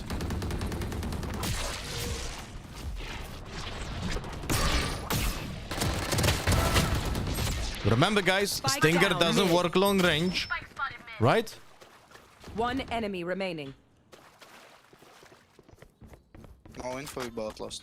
Could be long. Ну ты тоже ёбарь, короче, я понял. No, Гая. Ты не полетела просто. А ты в пати с Рейном? Нет. Да, он мой друг. Ладно, он мой дружочек. Но мы не в пати. They were flanked from B, that's what I meant. Well, that is true, John. Да? That is true. Да. Ну, я вчера сосал очень много. Нормально. Alright, let's see. Do again flash the P. Okay.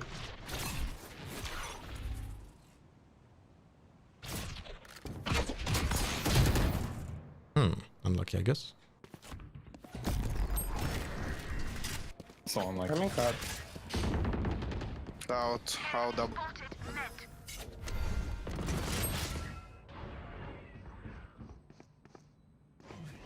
Last I player think I TP'd too standing. early, a little bit. Вот. На два коннектора запушили. By the way, guys, for context, I released a video guide for Riftbound yesterday, right? Literally not even 24 hours ago. It has 19 hours and 53 minutes on the clock. Okay, so let's say it's 20 hours. In 20 hours, this guide for Riftbound that I made has amassed 3.5k views.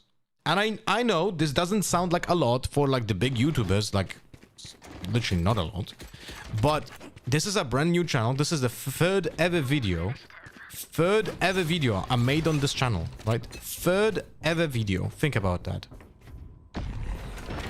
And it's getting 3.5k views. Shit.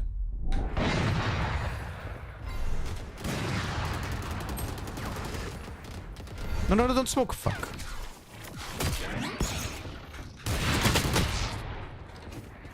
We're playing two operators on long B and the motherfucker smokes it off, man. Don't worry, it's just bottom fragging Clove.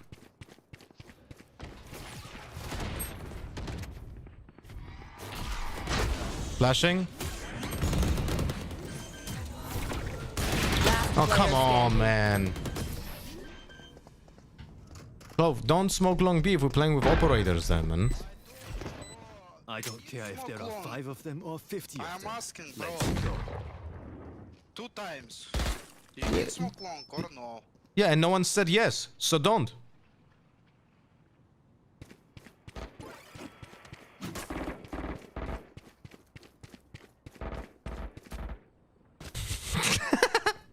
He could shut down. Imagine.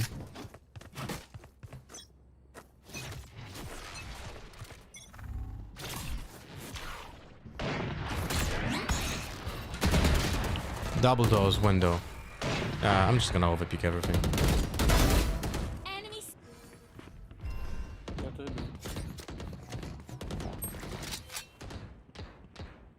Two mid.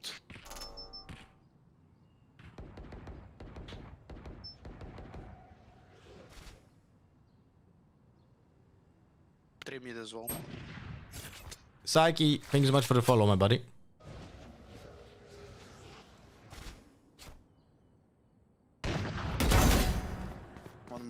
One more.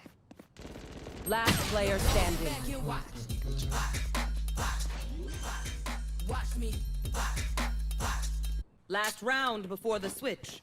I didn't hear how you do can buy it. up your Just spend chamber. all your money. Давай.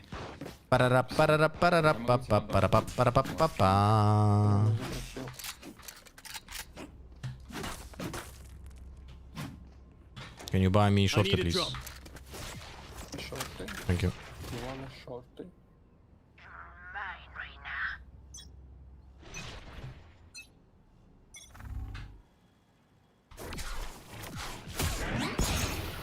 I can see window.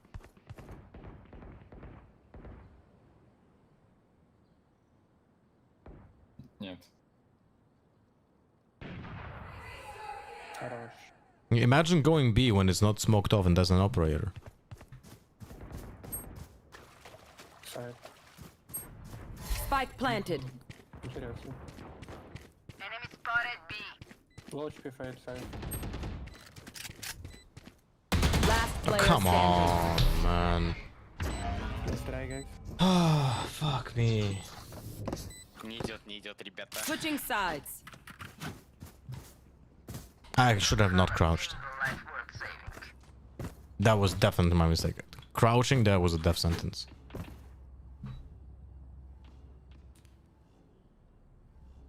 Did Fnatic lose the match, guys, by the way? Drop your classic, Euro. Thanks.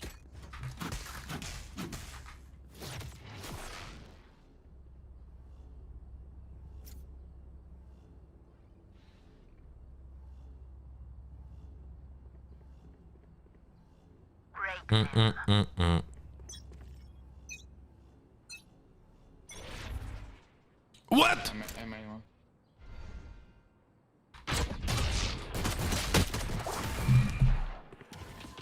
I hate this, man.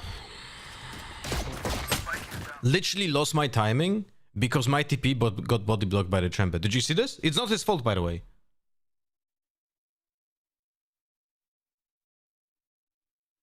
Did you see this, right? There was a sound of my TP being activated to go forward and it didn't go in. Ours are not too friendly. Fnatic 1, Boaster is fired. Galactics, thank you much for the 30 level. Guys, if you want to help the stream financially without spending any money, there's a very simple way of doing that. Just type an exclamation mark MUDE, install the game, log in. That's it. You don't even have to play it for like longer than a minute. Thank you, my friends. Oh shit! Didn't buy armor. That is not good. Reloading. Reload.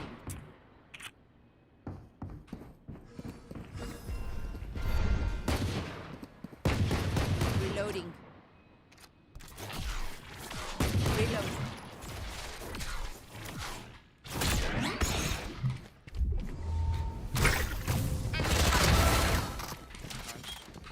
Look on. Fade. 52 damage fade. Don't worry, guys. None of my teammates actually do anything. We have 4 players there doing nothing.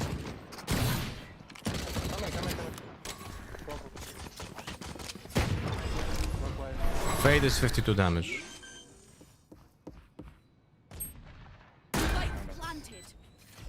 Play safe, please. Don't overpush.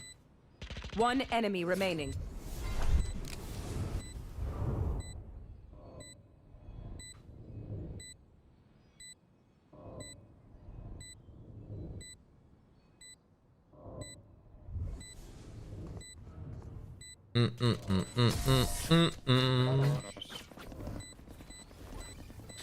Pararam pararam pam pam pam parapam parapam pam pam parapam parapam parapam pam pam parapam parapam parapam.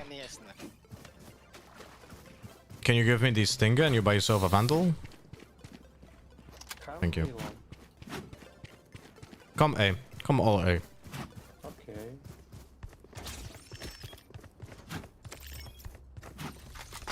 Reina will have, like, she's gonna be standing here and she's gonna have a vandal. So I'm gonna TP box and flash behind it. Be aware. Wait. Flashing now.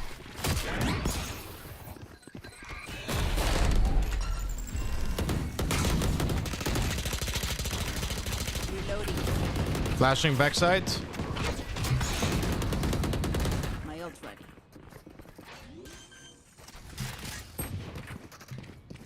Flower. Planted.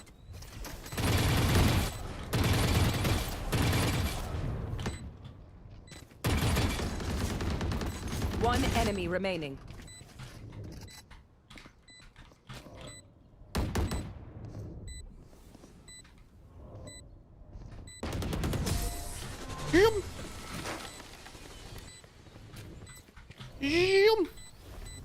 Okay, which gun to pick Need a this drop. time?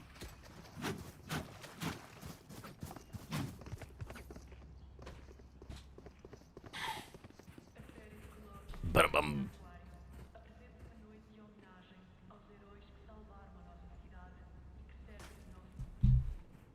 Good shot calling, Polish bolster. Bro. You wanna again? We can go again. Maybe we can split. I wanna go to I'm flashing close.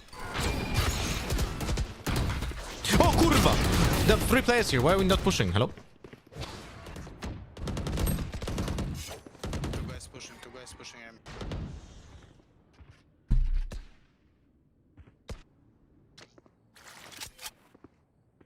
It's okay.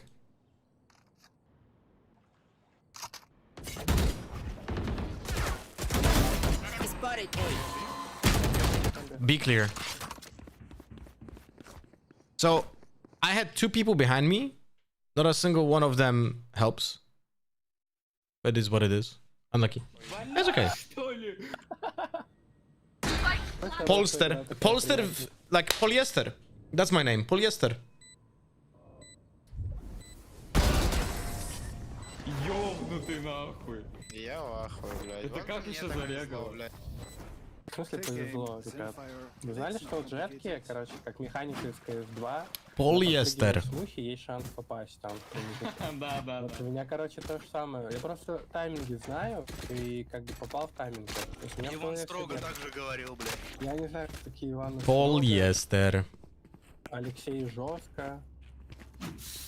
Миша мягко. Go back. Look at that. Jet misses a knife planting fade, but then shoots the Jet in head mid-air with Phantom. Wait, that was Jet killing head? I thought that was the other player killing that player. That TP is giga late. Okay, I'm not gonna use it. Enemy spotted B. Don't go, Jet. Don't go. Don't go. Don't go. Don't go. Go back. Go back. Okay. Let's go, Ano. Заряжен был, бля. Don't go mid, please. Just go on main. You want Vandal? Euro, No, it's okay. Take it, Vandal. Let's go. Watch out behind the Watch box. out.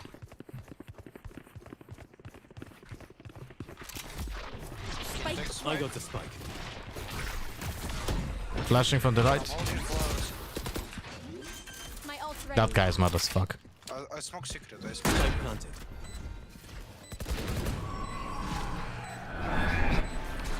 Flashing. 1 enemy remaining. Nice.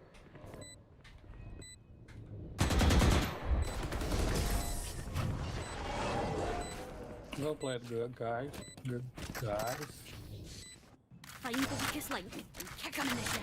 If that kill was like the guy floating above and he just hit a hedge on that guy, that was insane. Think it's easy. Делай. Дайте вандальчик, пожалуйста. Можно обмен? Polster, bro. Polster, very good. Можно у тебя вандал здесь? Polster, very good. Спасибо. No stopping now. No stopping now. Can you slow, please, Hero? So what? Slow. I wanna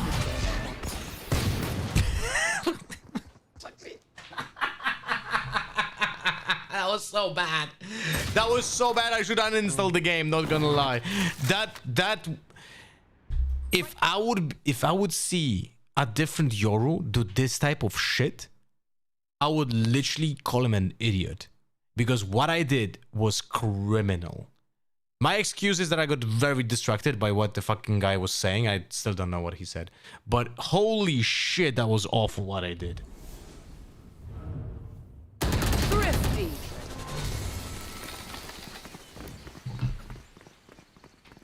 I'm gonna ult A. Come. My ult is ready. Your car's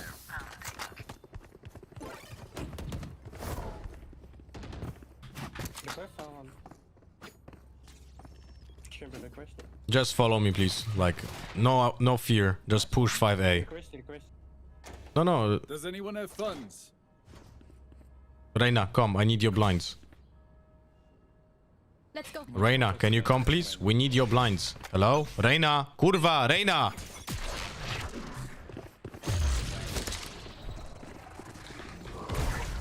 Destroy the wood wall. Destroy the wall. Multiple enemies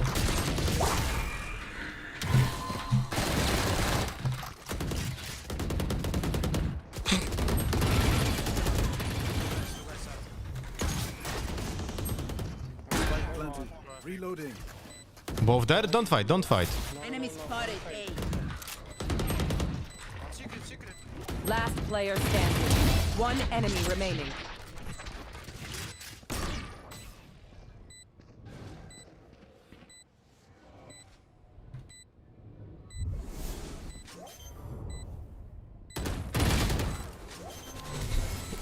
Someone said both players link, by the way.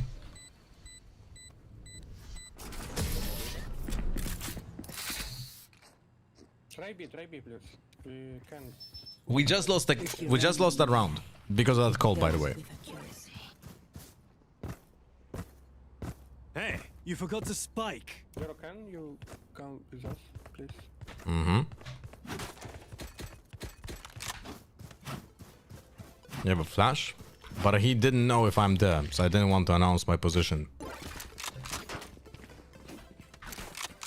Focus now. Eyes off me.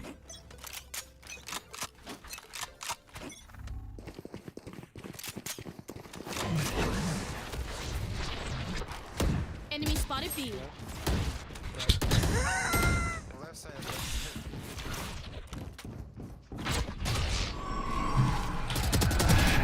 Nice ult.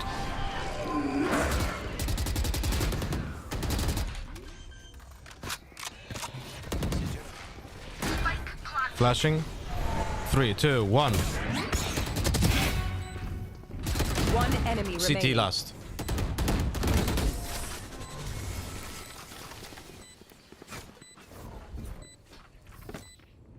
Snack time.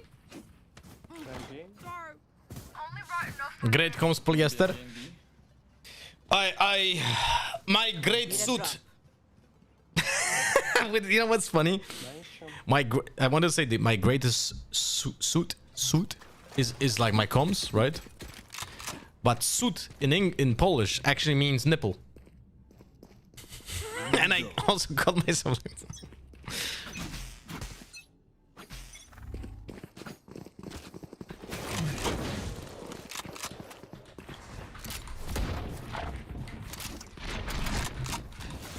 Here.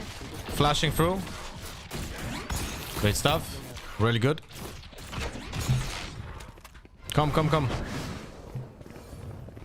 Our spike carrier is killed. Spike down B. No, you know what? I'm done with helping people. I'm swinging to help the jet. The jet is alive, but I die.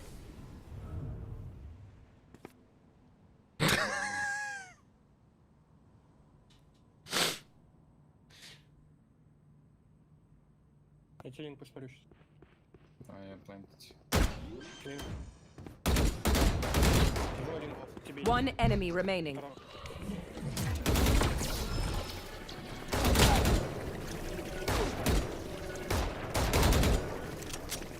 What am I Last watching? player standing. Spike down B. What am I? I don't even want to say anything. It's pointless. I'm just gonna mute the jet and that's it. That should be enough, yes? Guys, he could have shot the chamber with all the bullets that he had, free him from the ultimate without being exposed to the deadlock. Then the deadlock has to kill the chamber, so the jet can peek off that and have a good opportunity to win the round. Or the chamber can just literally not fucking go to side, not die to the ult. Jet can have that opportunity, like before that even trade like 3 more players. It's incredible stuff.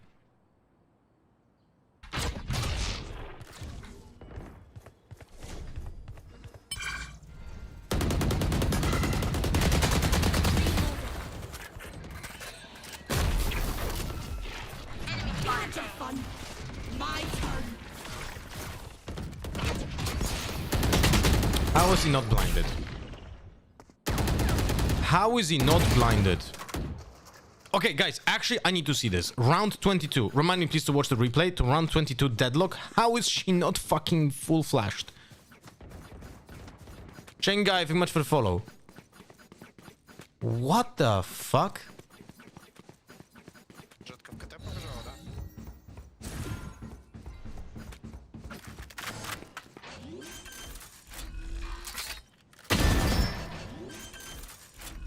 One enemy remaining. Spike planted out in the open. You can play heaven. Link, coming link. Just play time.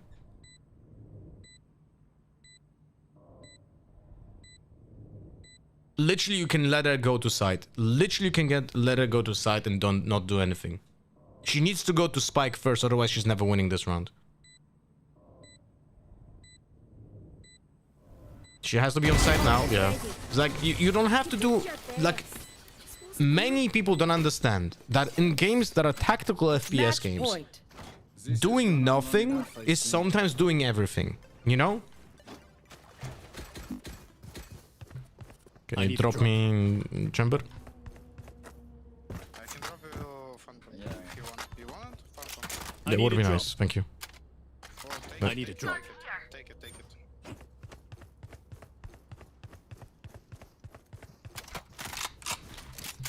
I'm gonna ult A and you guys go slow B, okay? Wait for a moment. И давай, сука, бой здесь просто постоим.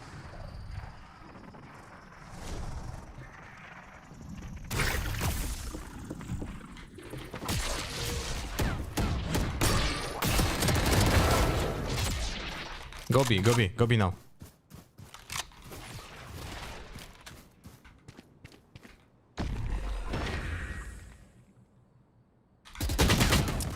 I should have been more patient. One flanking. Like, I knew he's gonna swing there. I should have just been more patient. One link.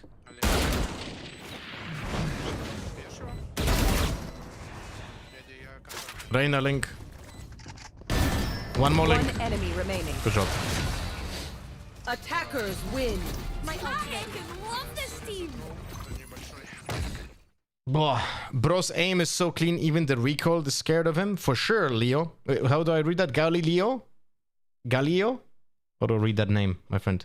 Round 22? Yes, I need to see that round 22 because that was fucking insane. How is he not fucking blinded there? How is he not blinded there?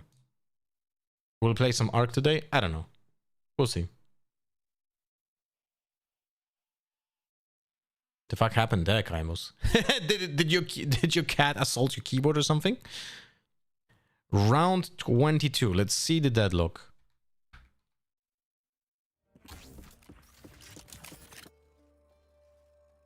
What's going on over here?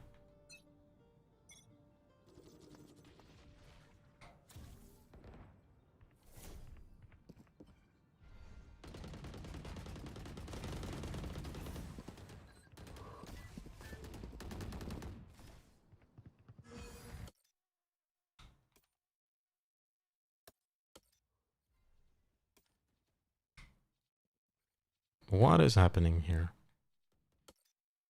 Oh, that's why. No, actually? Wait.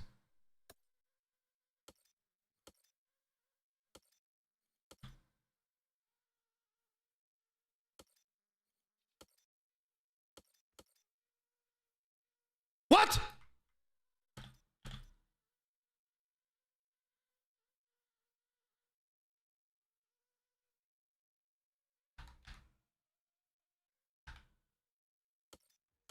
How is this a half flash?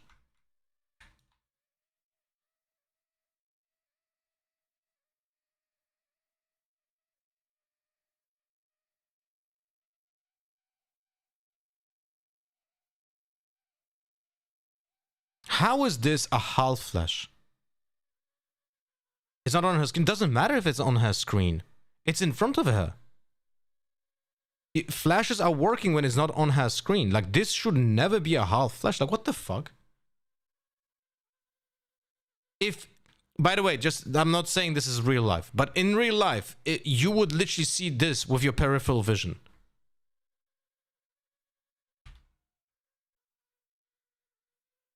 Like, literally would see this with your peripheral vision. Yeah, whatever. Dengzokud. Thank you for the follow, buddy. It is what it is. Gameplay 90% confidence, 10% accuracy, 100% comedy. You talking about me or what?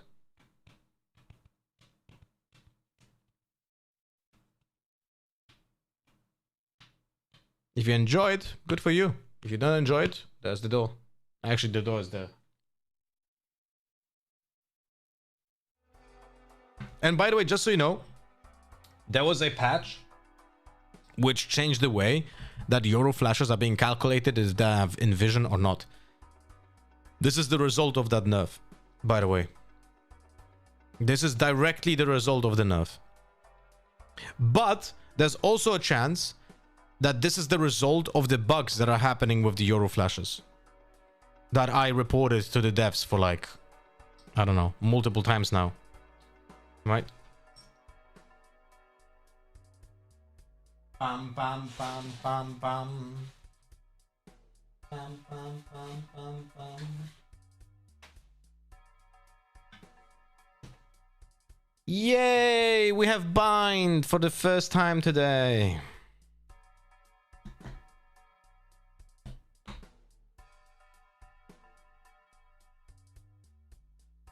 You listen to Sabaton? No, I don't like power metal.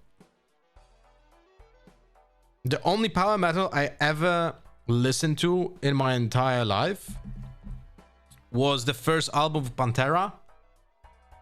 I mean, sorry, I listened and liked. Was the mediocre first album of Pantera and Iced Earth. I listened to a lot of Iced Earth when I was like in high school, but that was literally the only power metal band that I liked.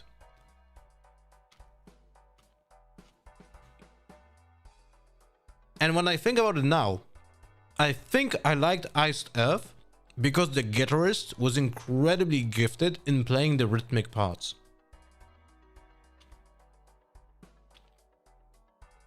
Like he was literally like so clean with it. Crazy stuff.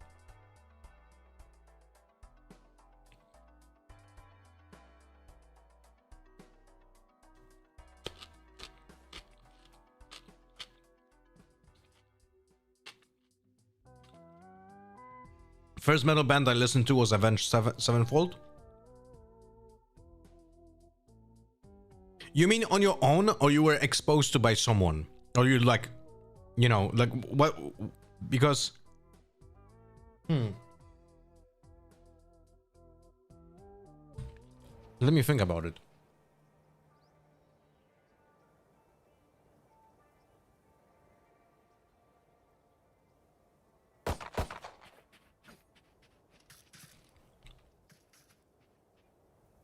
I remember the first album I bought.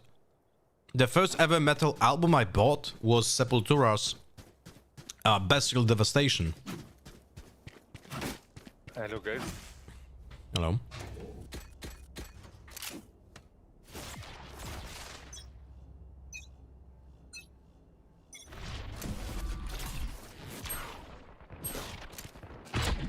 Our spike carrier is dead. Spike down B. Literally spook around one.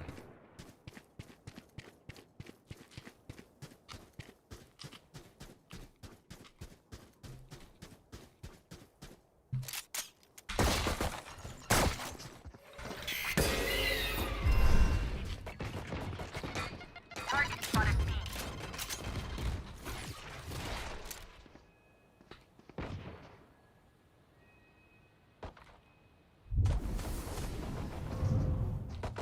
Last player standing.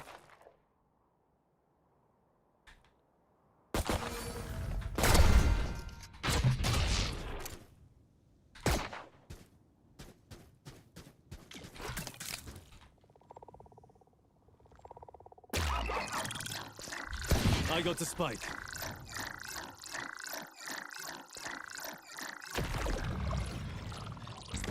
Thirty seconds left.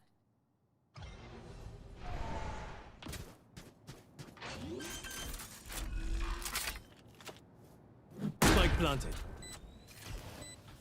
Fuck!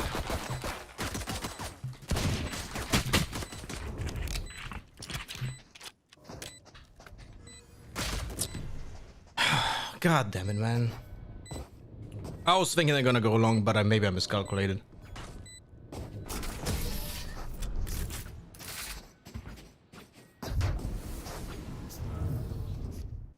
never show weakness. Ever. Reloading.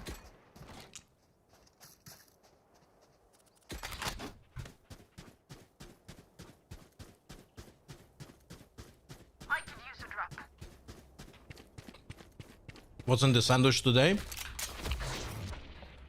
Yellow cheese, onions, mustard, and I don't know what else.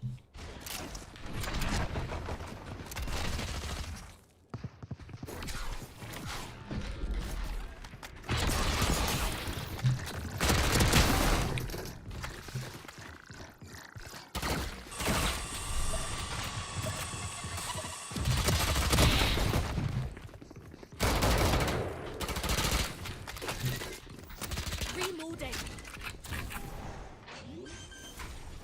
Can you play with me? Spike down A. Plant, I'm One holding. enemy remaining. Okay, I'm planting. All played. They speak. Reloading. They have not won yet. Good job, Edo. Good job.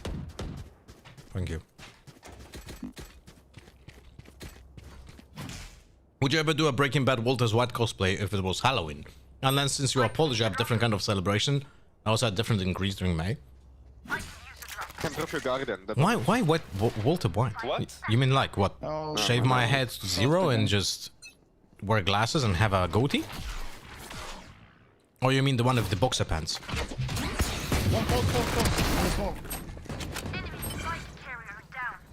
Spike down A.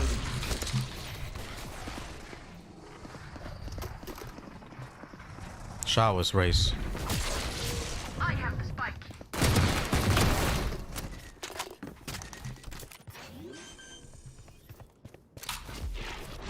Spike planted.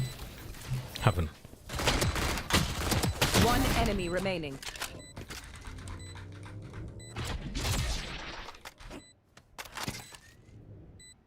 Caution here. Ultimate ready.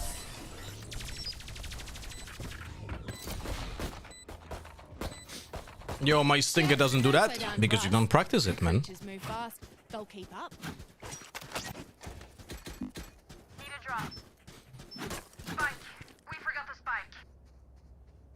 Gun here.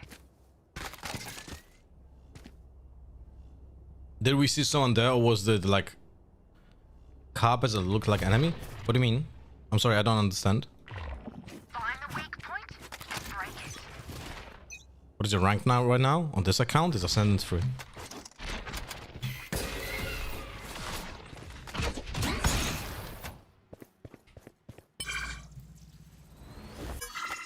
My clone was body blocked, by the way. Maybe fake A?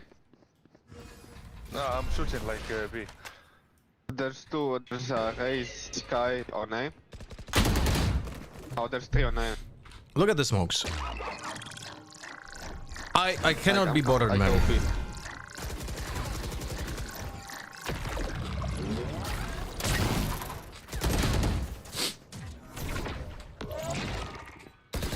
Over there. Have you played Dispatch? No. Jet low, jet. Last player standing.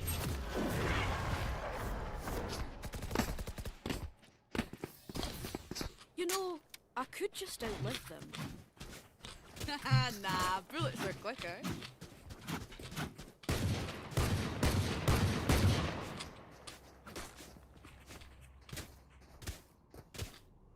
Two rounds lost to Spooka. I'm gonna write it without saying it.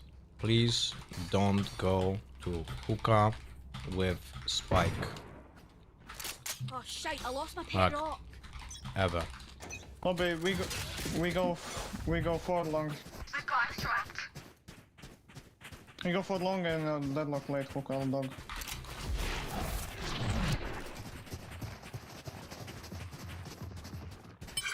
Retard. Late. On Oka. Spike down B. Last player standing.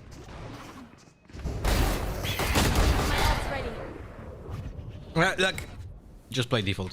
It's impossible to play. Guys, 6 years of playing this game, and our hookah player who's going 4-1 dies first. 6 years of playing this game. 6 fucking years, and the most basic understanding of how to do a split is not possible to be done. I can buy it. We understand that, right? Like, this is literally like we lost 2 rounds to Spooka, but we also lost a round here to Spooka. Because the player going first was the one guy going hookah and just died for no fucking reason.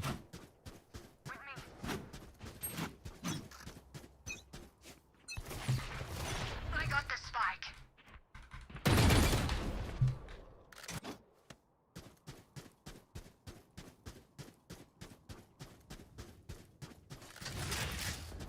Is he doing anything there? There's 3 on 9. 3 on 9. Nope. Enemy spotted B.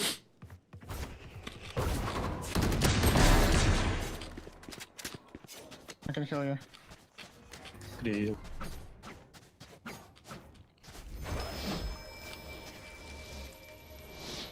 GP. You plan to have ult. 1 enemy remaining. Enemy spotted B. My turn. Last player standing. Like that. Planted. My ult.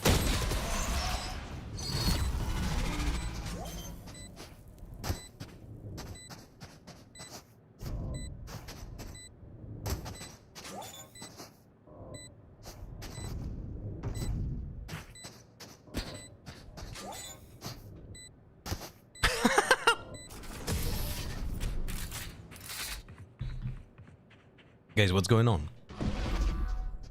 Aye, where to? Are we seeing this?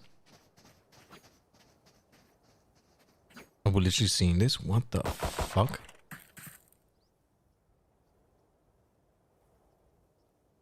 I could use a drop. I'm just gonna TP to lamps.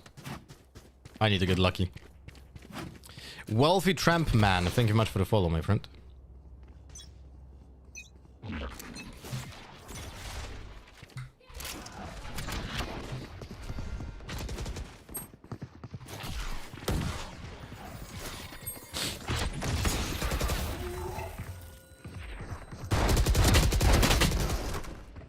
Last player standing. Can we go together? We just lose a player.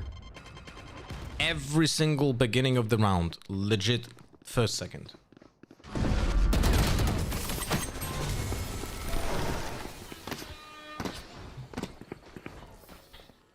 Var försiktig. Not much you can do. Battlefield changes with every play.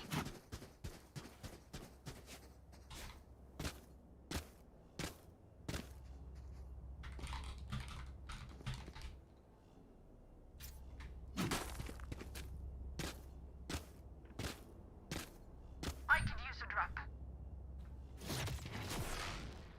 No more games.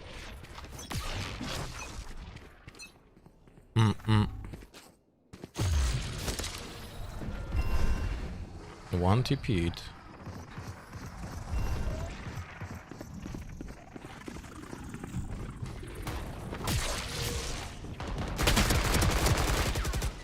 We have a spike, KRU.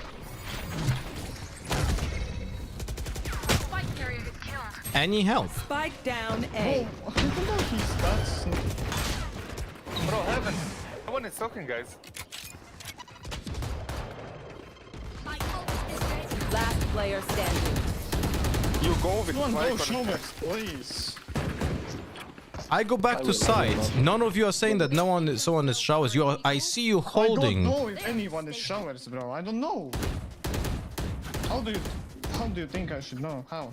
Did I pick up the spike myself? If I pick up my spike myself, that's on me. But I can't remember picking it up myself. It's whatever, man. You can push that. Try not to die.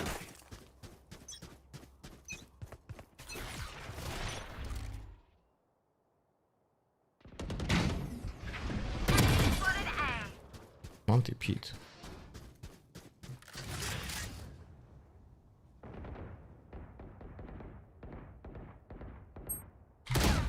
Fuck me.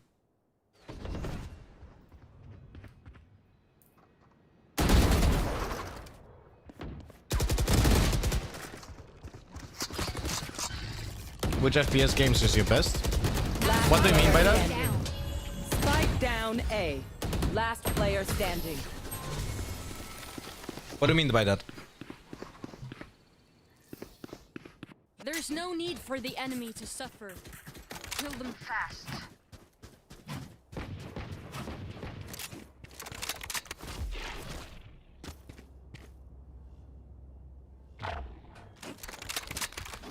I'm gonna try to TP into lamps again.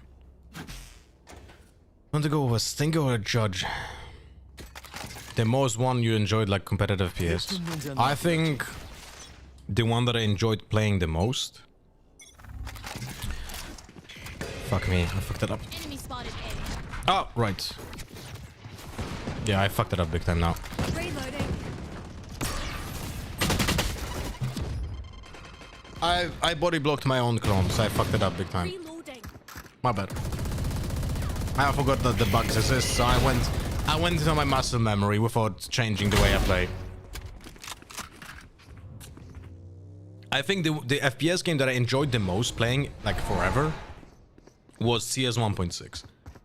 I think that was the one when I Spike down A. legit thought like this is fantastic. And when we're playing tournaments, leagues and shit, you know, it was fucking One awesome. enemy remaining. It was fucking awesome. I loved it. Reloading.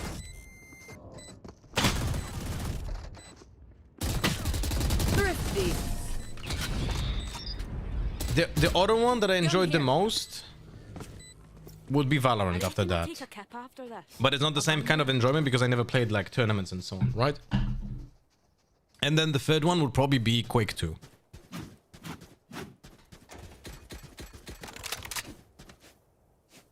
Yeah, I would say so. This would be my top 3. Quake 2 because that's the time when I actually spent time playing competitively in LAN tournaments. Overwatch? Why would I say Overwatch?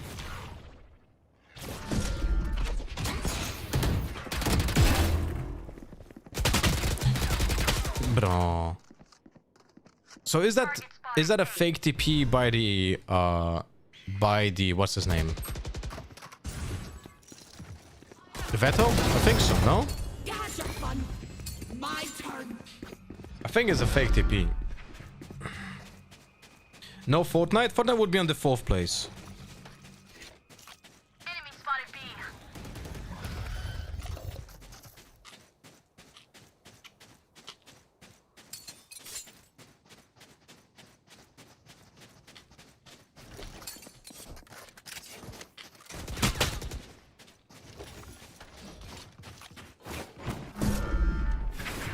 What the fuck?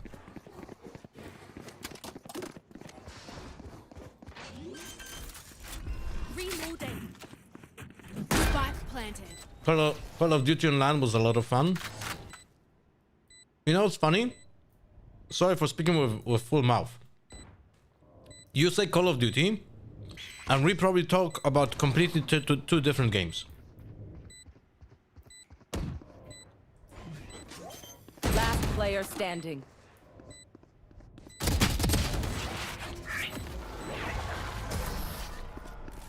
Why did our Sky die in showers?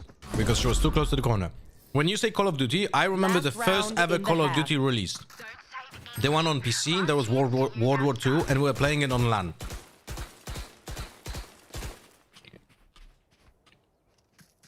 But nowadays, you associate Call of Duty only with the console and nothing else.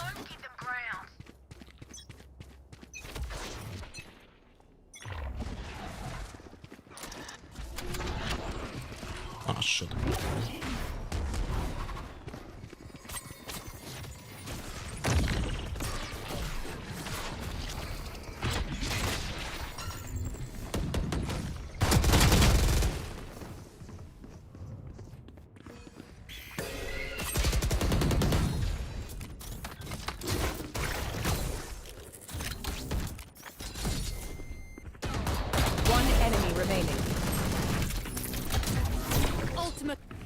It's gonna work on Vet on the ultimate, guys.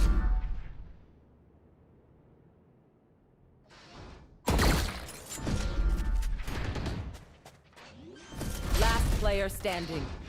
Incredible stuff. Spike planted.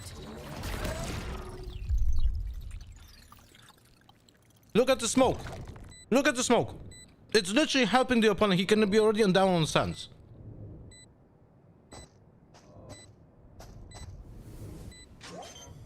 Ult is ready.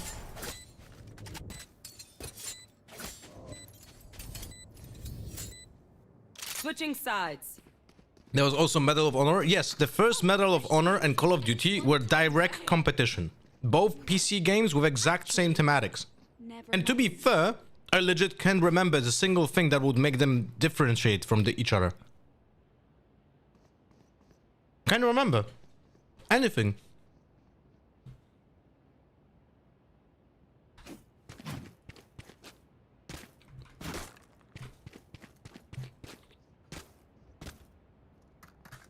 They could have been the same games. I can use a drop. We can come back from this.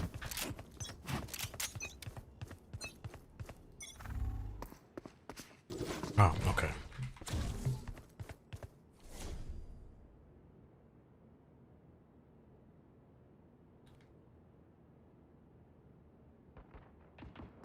Enemy spotted B.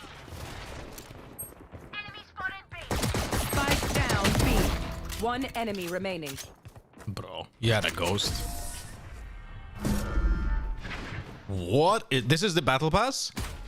It is, no? Don't stop fighting. It has a You must heart. keep going, even I had if no it's idea. only one. At this point, let's just call Medal of Honor one big Mandela effect. Yeah, I think so. Crazy stuff.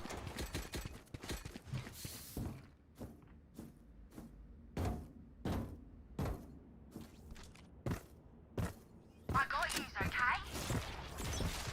How's Marvel Snap doing? Marvel Rivals doing nowadays?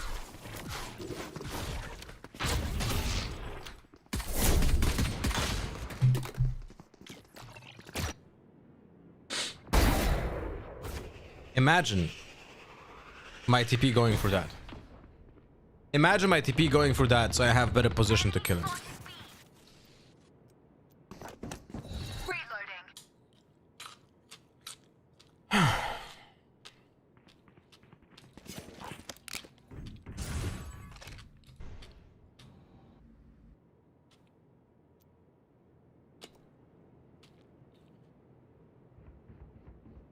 Unlucky.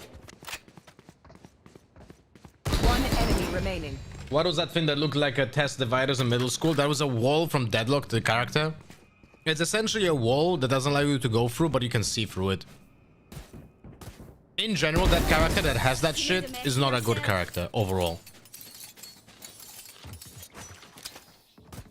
Win. Show me where to go. Rivals is completely dead on Twitch, and I don't know about the player count compared to Overwatch. I mean, being dead on Twitch doesn't really mean anything. It's not like a full indicator. By the way, I don't think Marvel Rivals is a good fucking game to be streamed, you know, by the way. Like, I also don't think Overwatch is a good game for streaming. But that's my opinion.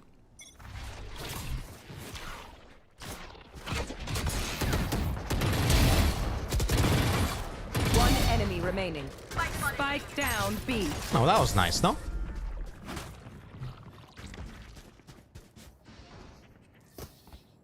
Race into the spike sites.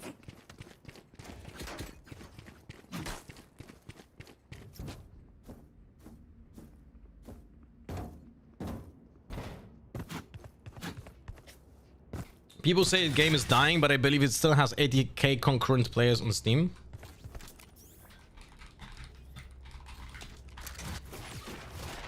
Bagel Daggle 2035. Thank you very much for the follow, my buddy.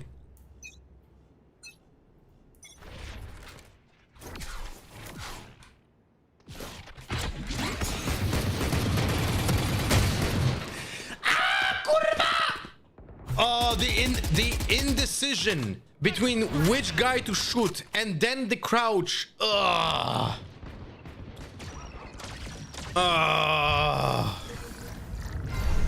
That should have been a double kill.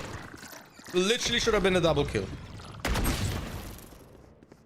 Literally should have been the double kill. So I should have killed the guy that was further away from me first. Why did I swap to Vero? I don't know. I legit don't know why did I swap to Vero. I should have focused on killing the Jet and then killing the Vero. I don't know. I think Rainbow Six is the worst game to be streamed. I mean, it's also not good. Yeah, but for different reasons than Overwatch and Marvel Snap and Marvel Rivals. Marvel Rivals and Overwatch have the problem of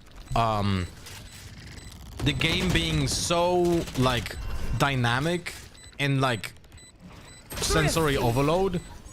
It just makes it hard to understand the context of the game and it's hard to follow.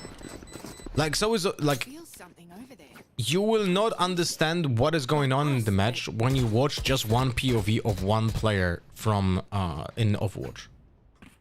You know? That's what I think.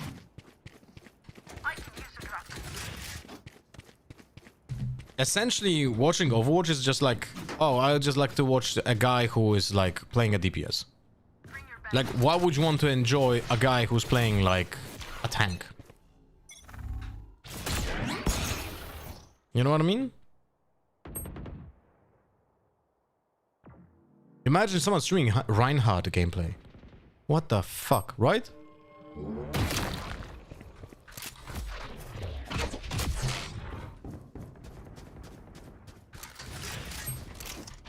Last player standing. Spike planted.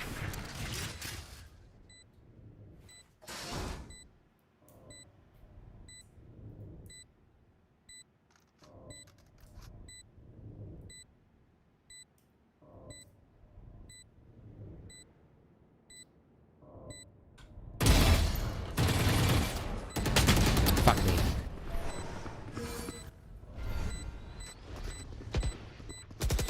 Rivals and Overwatch are like MOBAs, but only dogshit parts, spam and 5v5 of a simulating orgy. Yeah, and you know what's even worse? Deadlock. Deadlock is literally like the culmination of everything that I think is bad for streaming when it comes to games. Deadlock is like legit everything. If you don't watch a streamer if you watch a streamer who playing Deadlock, you literally only watch him for his personality. Because there's no way, don't wall. There's no way you're watching that game for the gameplay.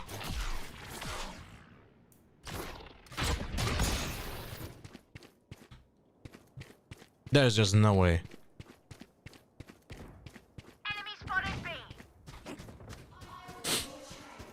So that shouldn't tag me. Veto's dead. Spike is on B. Spike down B. I can flank through here easily every round. One under, one on side.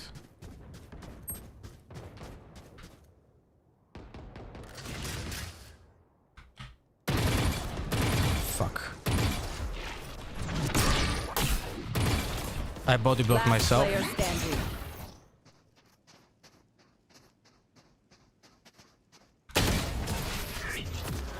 I body blocked myself with the clone, by the way. Don't be spending too many brain cells figuring them out. Overthinking is just as bad as underthinking.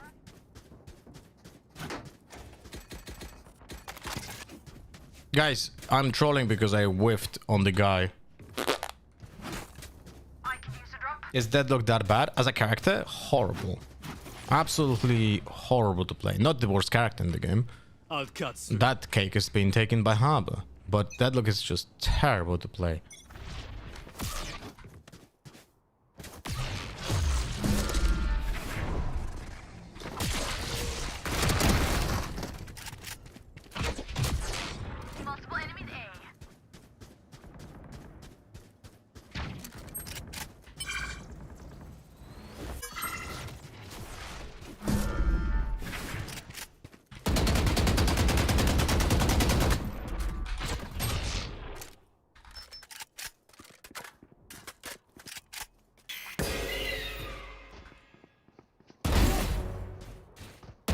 Player standing. Spike It's okay. down. Should have B. gotten multi kills. My bad. One enemy remaining. Spike planted.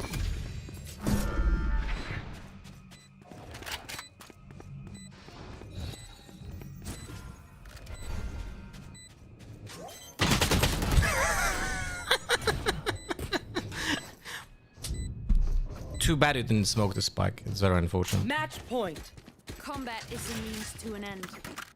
And we are the means.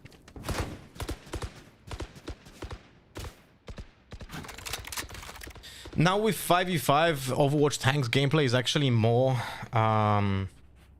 impactful for the win, and DPS just lurks, so it's fun to watch, I think. Okay, maybe with 5v5 it changed. By the way, that was one of my earliest feedbacks about Overwatch. Make it a 5v5. Literally day one.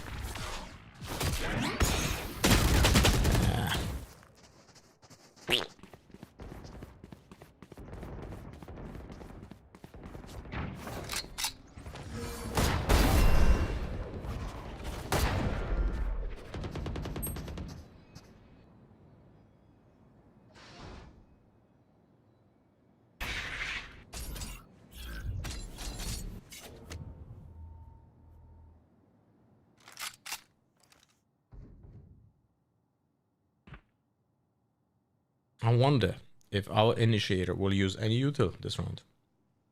7-12 would be nice too. Spike planted.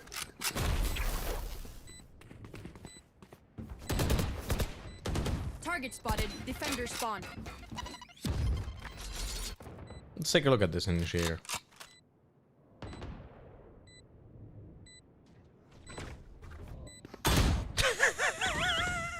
Last player standing. No. Initiator died 0. All green util. All green util, and our Deadlock used the ultimate for Shaq O'Neal. It's okay.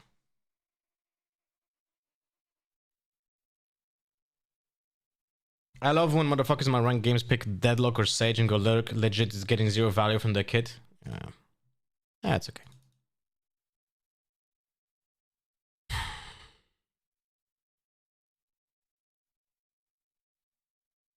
I had 5 first bloods, by the way, this game. All right, I'm gonna play a last rank game, and then I'm gonna swap to something else.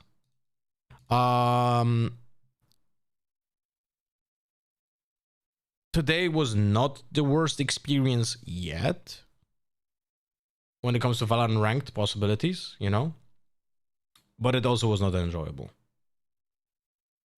you know.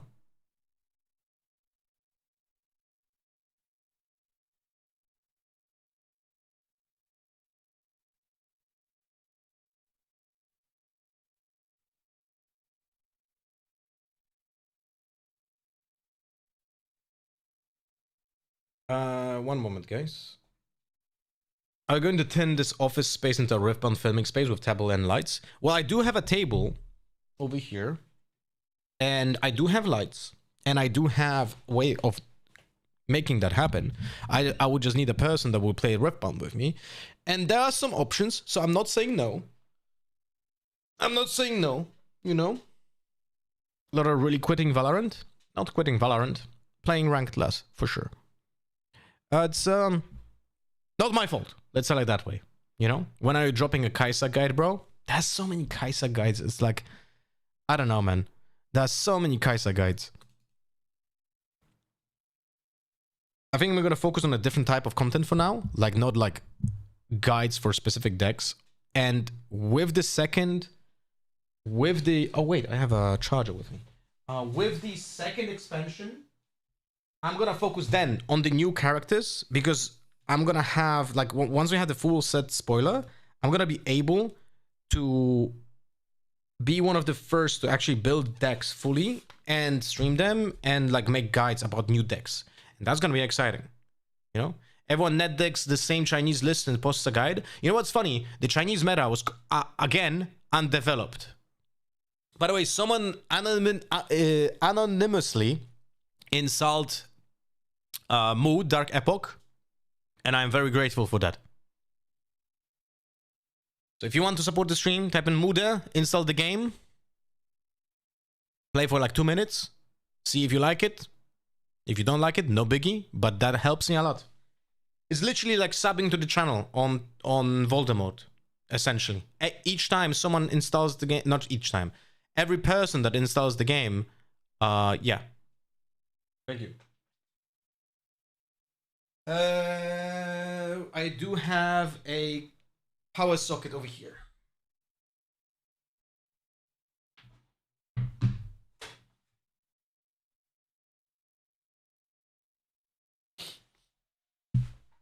So thank you very much for doing that.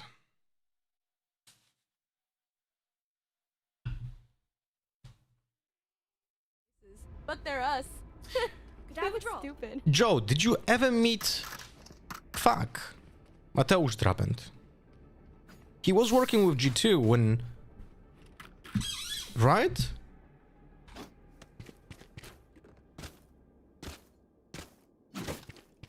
No? Okay. Then oh yeah, that was so many years ago. Oh, then I misremembered. But we've spoken? So you've met. I'm not mean like met in real life. I'm just saying like, oh, you know each other. Right? Yeah, because you were even making the jokes, Mateusz Szczególski, all the time. Right?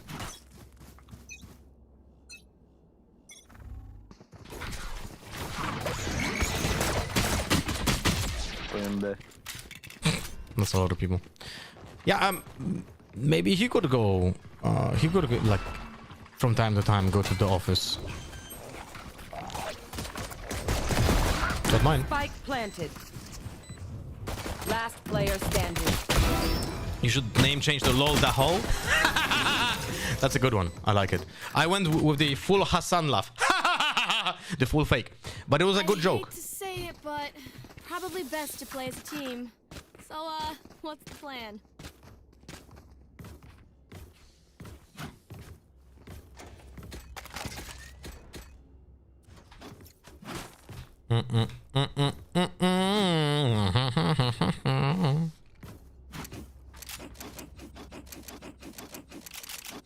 Try not to die.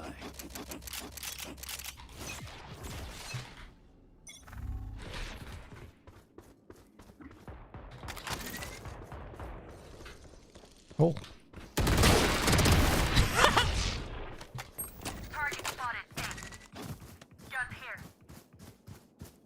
There's one more mid.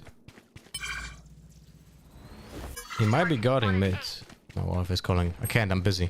Spike planted.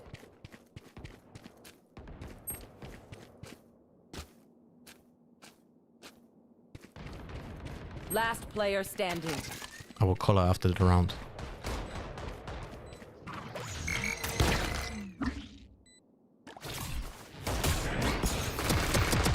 Aww.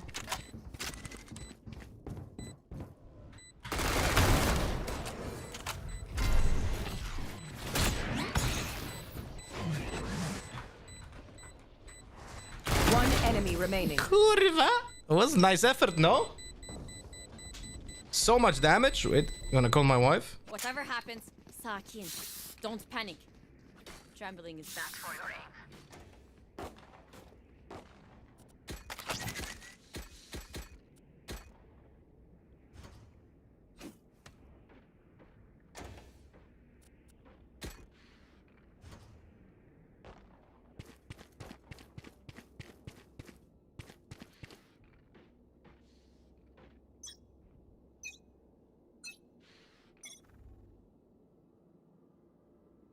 Bura var.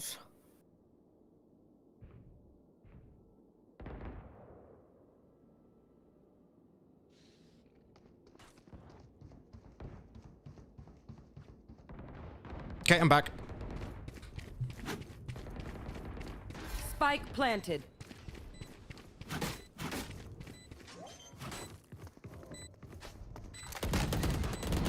One enemy remaining. Reloading. Okay. Ushka Rabeshka. Flawless. Free Vandal as well.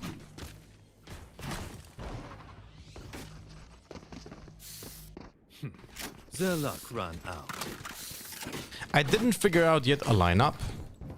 that it would be like perfect for flash TP on A main defensive side. There's definitely a way to make a pop flash here, but I don't know exactly how.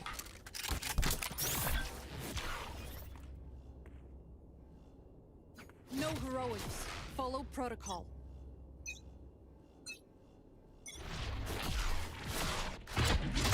Bura var. Actually, that's not that bad. Sayda bıraktım kankam.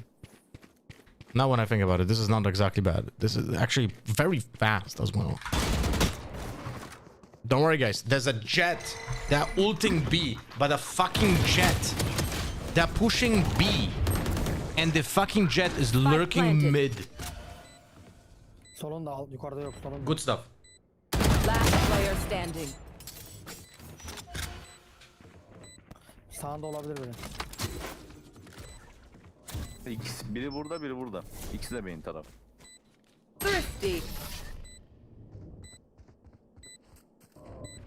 Unlucky. I'm nothing like the enemy force. I wouldn't be caught dead in that outfit. Hello, Gilberto. How are you doing?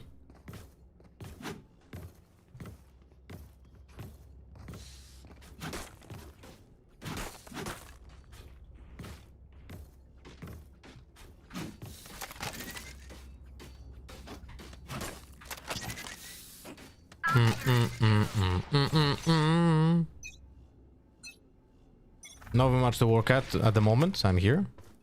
Oh, that's awesome. Ya oğlum bura var. Tekim mi ya? Ben niye tekim dayı? Unlucky. Last player standing. Spike How did you get a did you get a hang of Arc Raiders lurking yesterday? YouTube yesterday? Flawless. It's a nice game, but I don't understand why people ranking it that highly. Many day-to-day benefits as you think. And I even not even mention Shroud saying is the game of the year. Can anyone actually, if you are a person who thinks Arc Raiders are 10 out of 10, can you tell me why? I'm not saying this to berate anyone. I just like to understand. Maybe I'm missing something. Maybe I didn't get to a point yet where it makes sense. You know? You know what I mean? Oh.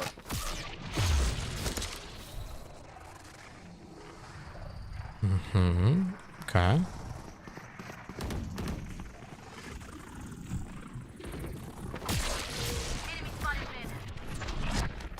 Oyunda, oyunda.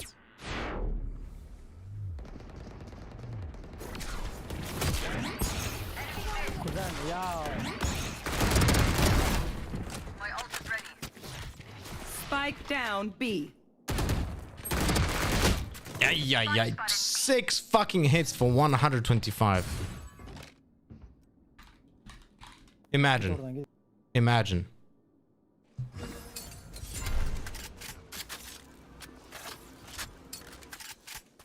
Last player standing.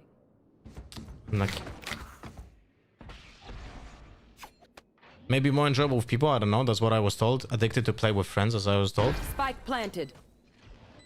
Yeah, maybe. But then it's like every game is good when you play with friends. You can play fucking, you know, like whatever. You can play tic-tac-toe with friends and then it's gonna be fun. It's good for casual players, but there's no fucking way that shit is game of the year, especially not over like E33 or something. No, I just legit don't fucking understand. Like, I don't understand. You know?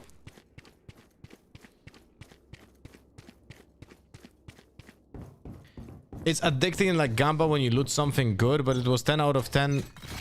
Wait, what? 10 out of 10 for like 2 weeks. Now I'd say it's 7 out of 10 third party. What do you mean third party?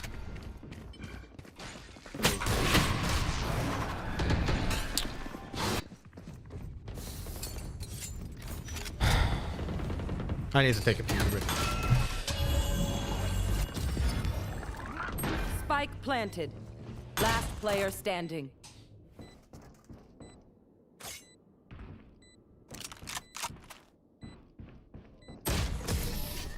Ya amına koyayım adamlar 3 yapıyor. Niye 3 yapıyor dayı bey ya? Pick something nice to kill them with. It's the least we can do.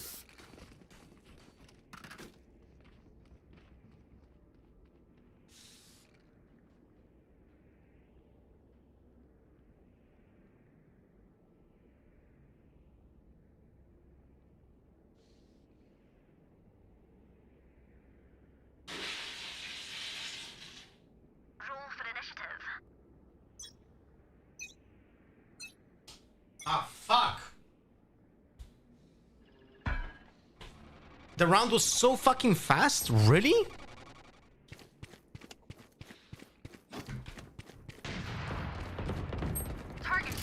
Hello, Merciful. Last player standing.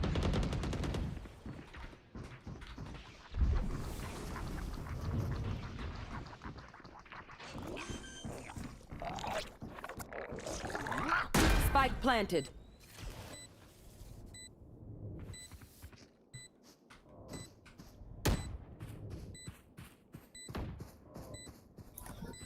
Ninja. I can ninja defuse this.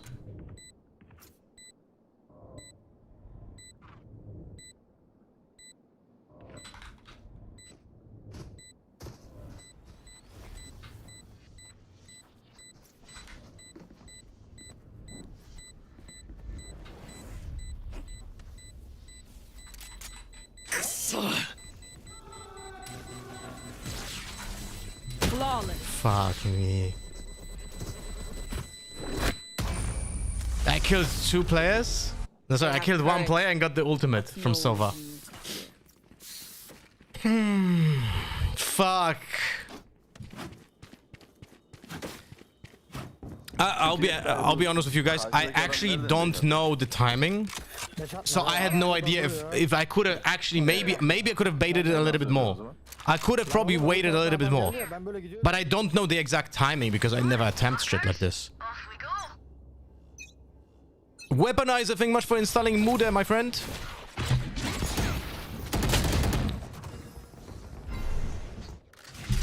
How? How is he not flashed?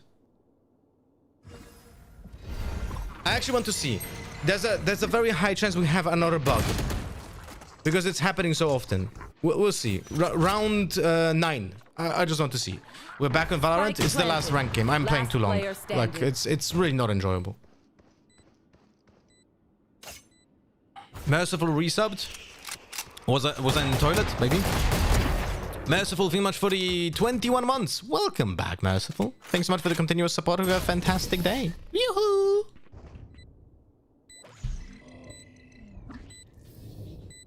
You know what we should do? I'll tell you. We should win.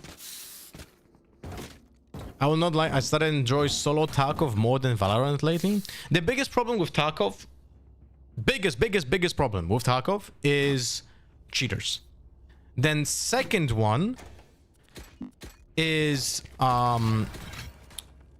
desync.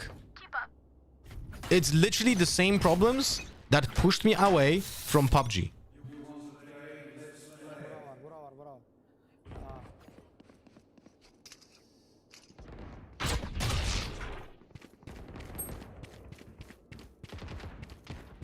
Target spotted B.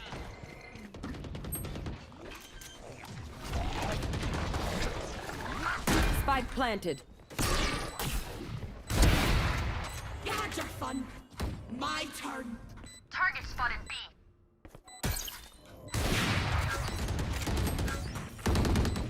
The clove. Last player standing. The clove on the ultimate gets 3 kills. Like, it's whatever, man. Make their fear your weapon. Or use a gun. Basically what I mean, Arc Raiders became more like Fortnite. You make noise, you get killed by another team after the fight was the first one. But that's just the nature of games like this. That's about it. Absolutely nothing new here. Where are they?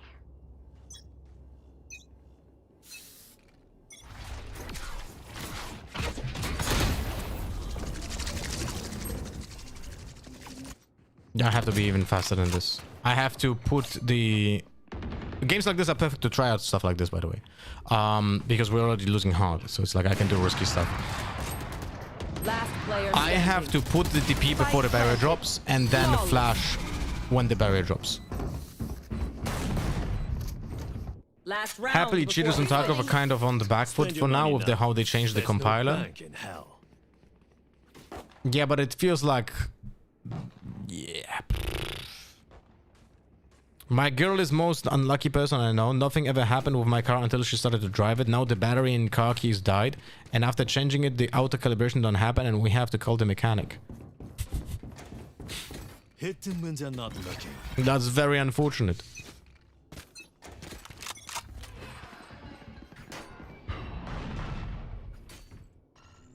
That's 2 players.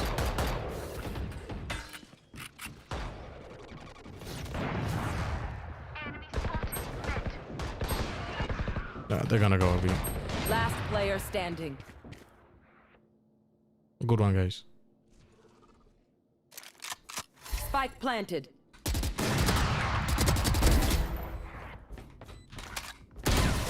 Jesus Christ.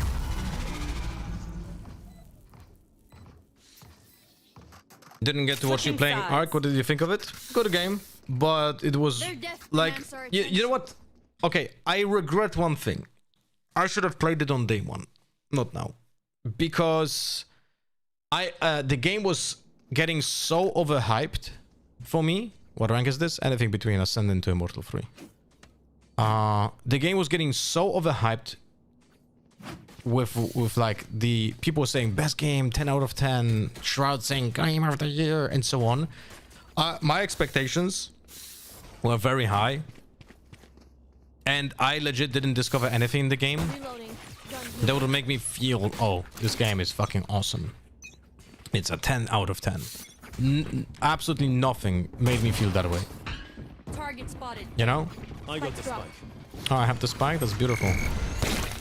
Spike drop.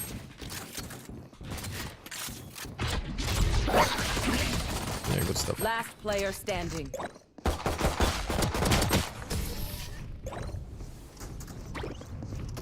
If you believe Shroud, it's done for. No, I don't believe Shroud. I'm just saying that most people, most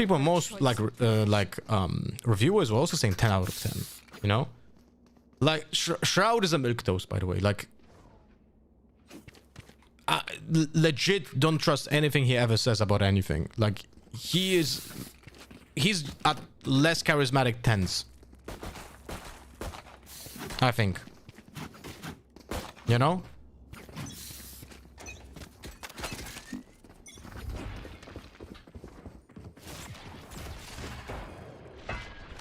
Enemy mid. Reloading. I'm lucky. Last player standing. Gotta remember, most of these reviewers are big streamers simply milk for money at this point. No. I mean, like big, like websites and shit. Everyone was saying 10 out of 10 and shit. Like when you go to the Steam store, you have like this banner with like all the 10 out of 10s. It's all like reviews.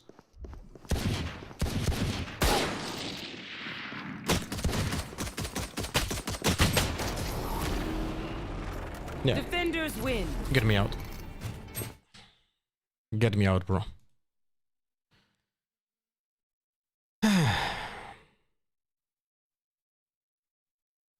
Bro, the first weeks of this game, everyone was acting like it was made by Jesus from Nazareth himself. Why were we pretending it wasn't like that? That's why I think I made a mistake by not playing it when it was released. Was that competitive? Yeah, you're surprised that people are just not taking it seriously? I must be new here.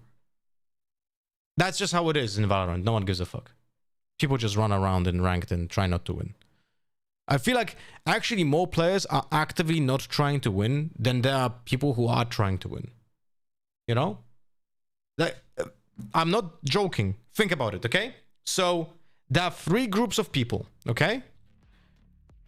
Biggest group of people are the ones that they're just playing the game, they don't really fucking think and just play the game on an autopilot.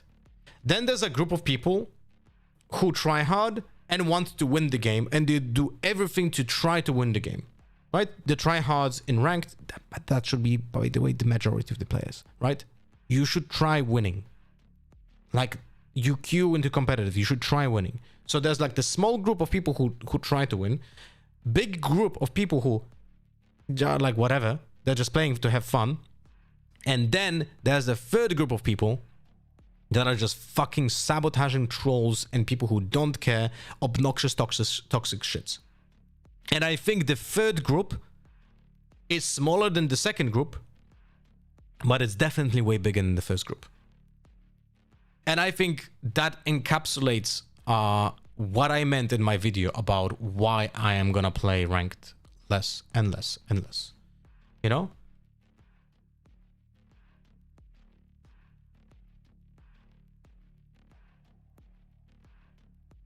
The hype killed everyone who didn't play it. It's first impression. Yeah, I agree, Merciful. Like the hype that everyone was trying to convince me also to try it.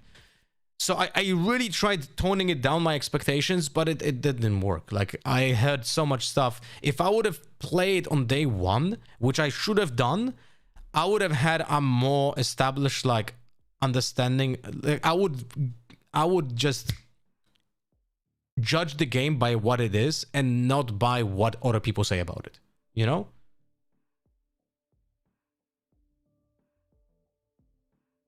The problem is the people from the first group get demotivated, they don't swap to group 2, but to group 3 getting out of the way, it's harder, it seems. Yep, I agree. I mean, yes, but not the people from group 1 that become decentivized and become group 3. They're probably not toxic. They just really stop caring completely. You know? I was in group 1 for 6 years and now I'm in group 2 with full drive. So you still care a little bit. Because I, for example, was in group 1 for 6 years. And now I'm in group 3 because I literally don't care. Right? So I'm telling you that outright. I'm not in the group 2. I'm just in group 3. I don't care if I win or lose. Like, there's no point in tryharding. I just play the game to just fill time and speak with you guys. And that's horrible. That's legit horrible. And the only reason I swapped the groups is because of the interactions that I'm getting in game and the lack of action from the developer. You know?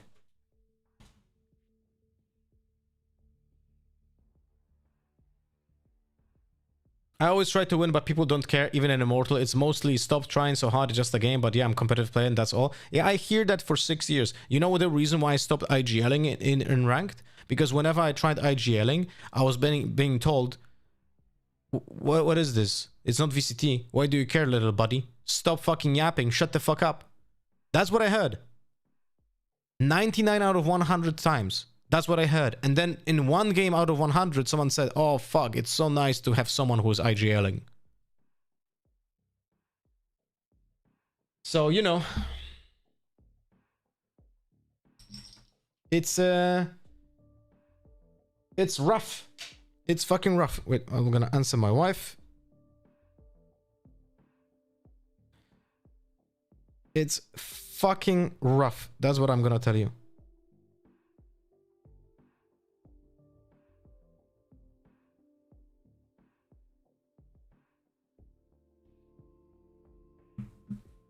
Valorant at this point also feels like a cash grab? Yeah, you cannot say that. You cannot say that. Cash grab. Do you know what a cash grab is? All right, let's talk. Which game do you think is a cash grab? Because I think you can qualify cash grabs, like for example, Call of Duty. The new Call of Duty, that's a cash grab. From like the big games, I think that's the cash grab.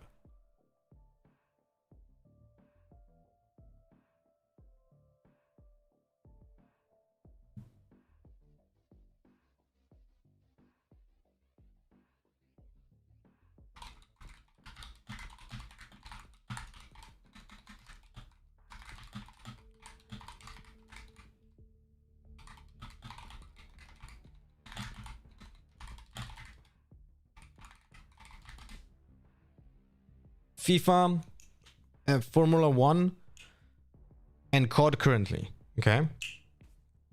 Elden Ring Night Rain. It's not a bad game, but a cash grab. But why would...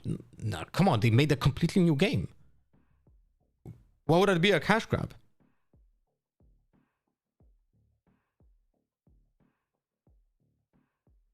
And it's like, what?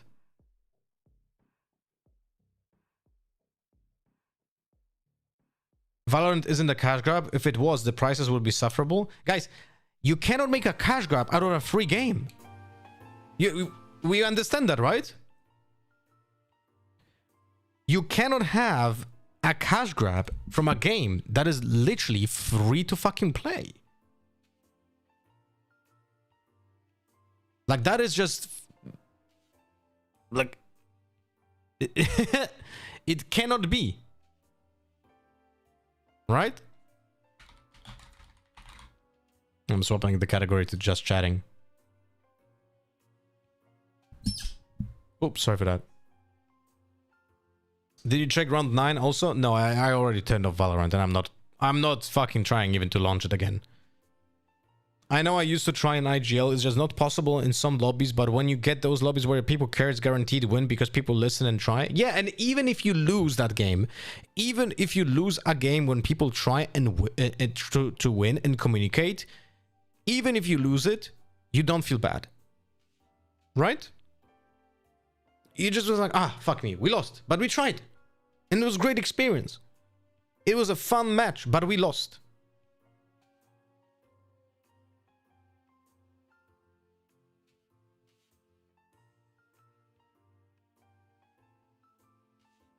It's just an asset flip that got sold extra. But Captain Law, the game is literally completely new game. The Night Rain is a completely new game.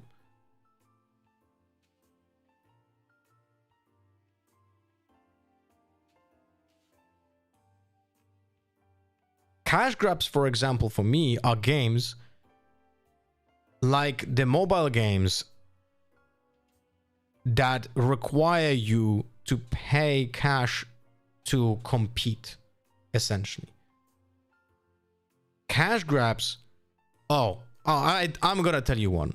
You know what's a cash grab? Marvel Snap.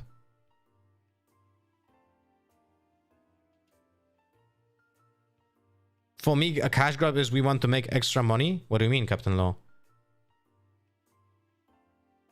So every game on the planet?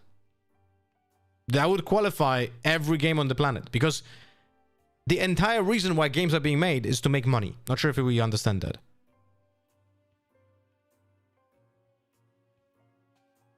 Then I misunderstood, because for me, Marvel Snap is a scam.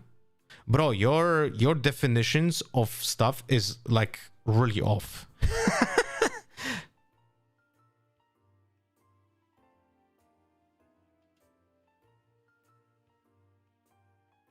Like, Elden Ring Night Rain is a completely different game than Elden Ring. It's like... It's literally a different game. You know?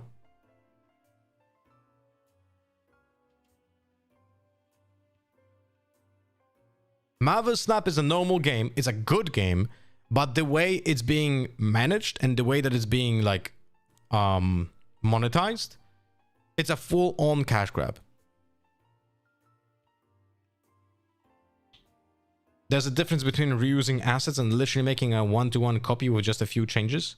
Yeah, that's definitely not right. Night Rain. The entire fundamental, like, idea behind the game is completely different from Elden Ring itself. Hello, Joe Flacco, yourself. Nice name.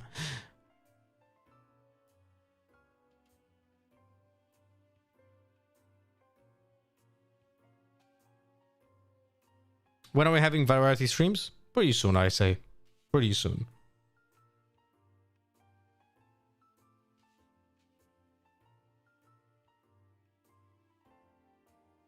I played Silk Song. I don't think it's a game for me, I'll be honest with you.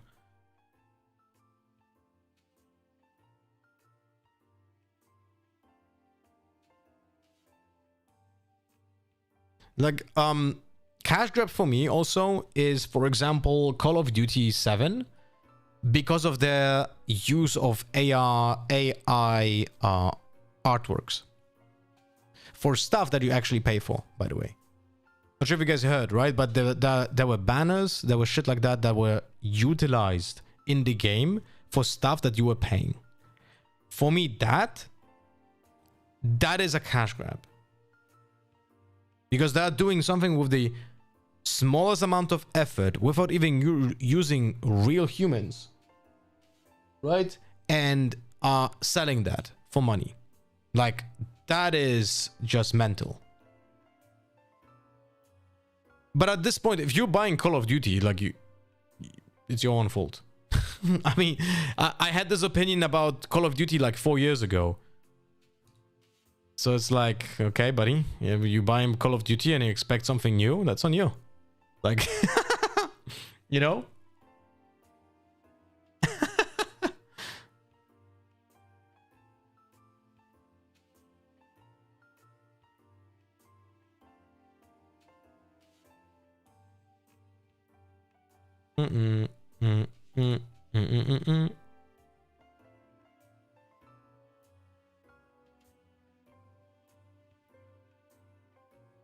Holy shit. What? Riftbound Worlds Bundle 2025? This has to be in US. What? Wait, I don't want to leak anything.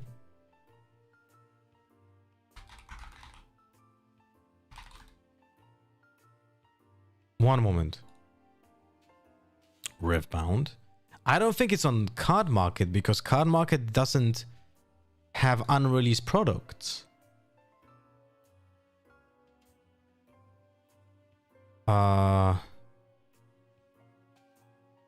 No, unless it's in sets.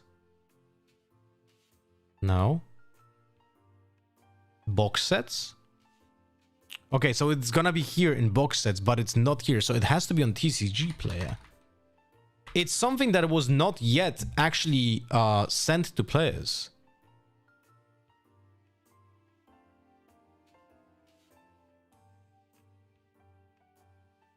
I got one English sealed one and one Chinese sealed one and I opened one Chinese. You have one Chinese sealed one spare? Chinese. Wait, how do I do this? I don't really use TCG Player. Riftbound. I ordered two English ones. Obviously, I didn't get it yet. Product type? Sealed products. Why? Can I get night mode or something?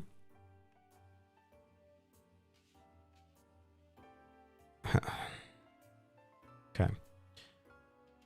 Holy shit! Arcane box set is also going to the moon? What the fuck?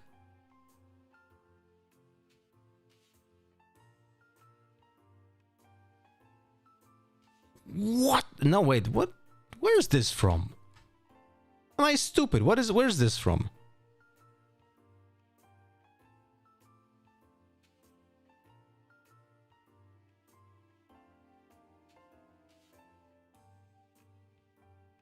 Which website is this from?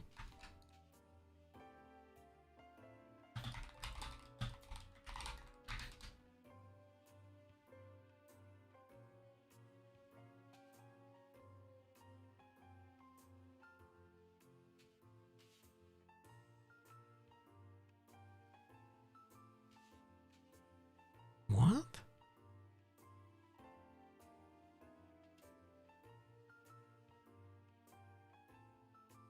It has $500 on right now. High sell price 700. Yeah, I'm not selling this at all. I'm also not opening in this case. What about Arcane set? Fuck me, bro. So this set, the Arcane Riftbound set with the promotional cards, was for 99 euros in Europe. And I ordered 3. That was the maximum you could order it. And I ordered it because I knew it's going to be limited product. And I was just like, yeah, I'm just going to buy it. most likely will not lose cash on it. And even if I lose some cash on it, I'm fine with it. Even if I lose 50% on it, that's fine. So I was ready to like lose like 150 euros on this.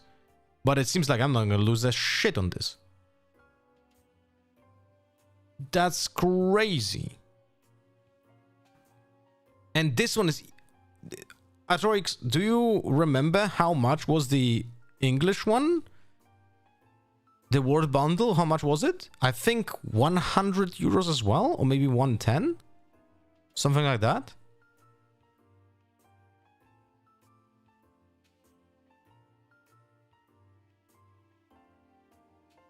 Get collect. What? What is this website? Oh, it's collector. Why do they have different prices? Wait, let me check. Riftbound. Here we go. English.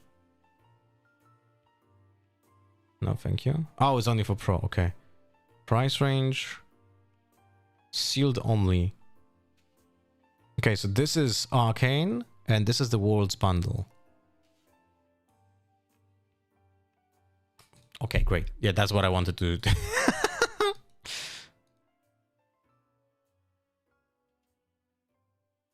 $418.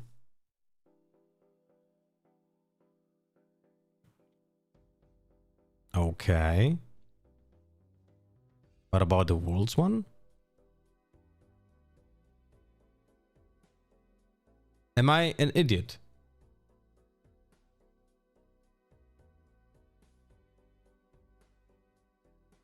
Am I an idiot? Why is this completely different?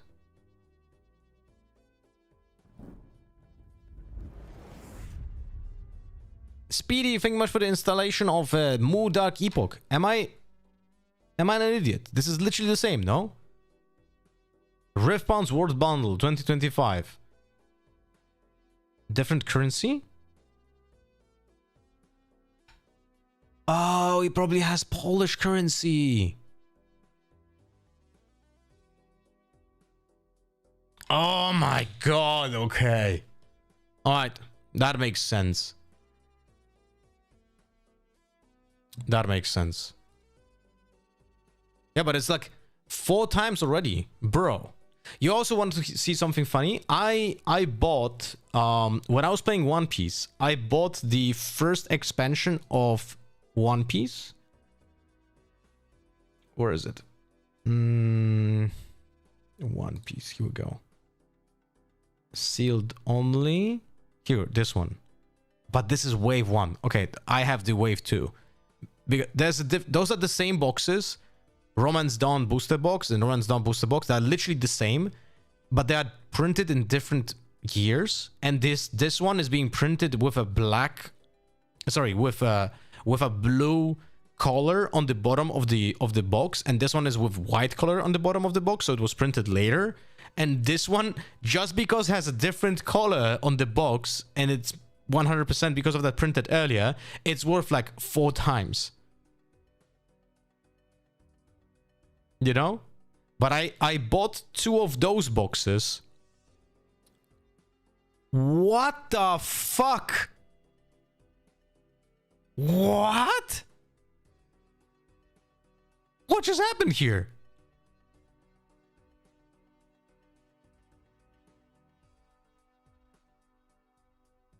I bought 2 of those boxes for around 200 euros each.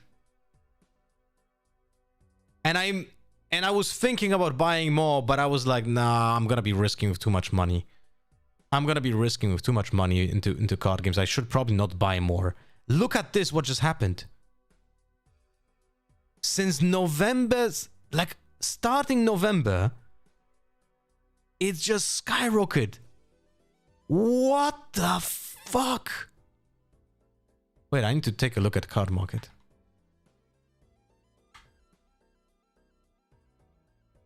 Let's say One Piece here. Oh, actually, no. Wait. One Piece. Booster boxes. It's connected to Bitcoin drop, so people are selling Bitcoin and investing in TCGs. It was always the other way around. The more Bitcoin was worth, the more collectibles are being bought. You know? That's what I've always felt, at least. One moment. Booster boxes. Romance the new down. No, Romance down. Here we go.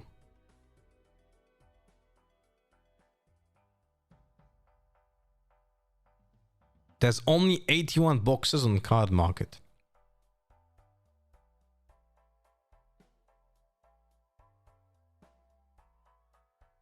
Holy shit. Thank God I bought those. Sweet. Yeah, I'm not opening them. Sorry, I mean, I'm not gonna sell them. I'm gonna keep on them. I'm gonna literally keep them for now. I have to hide them in like a polyacrylic case or something now to not get damaged, because they're becoming an actual real collectible. I also have, I didn't check it for a long time. I also have an Alpha Flesh and Blood box. Wait, let me check.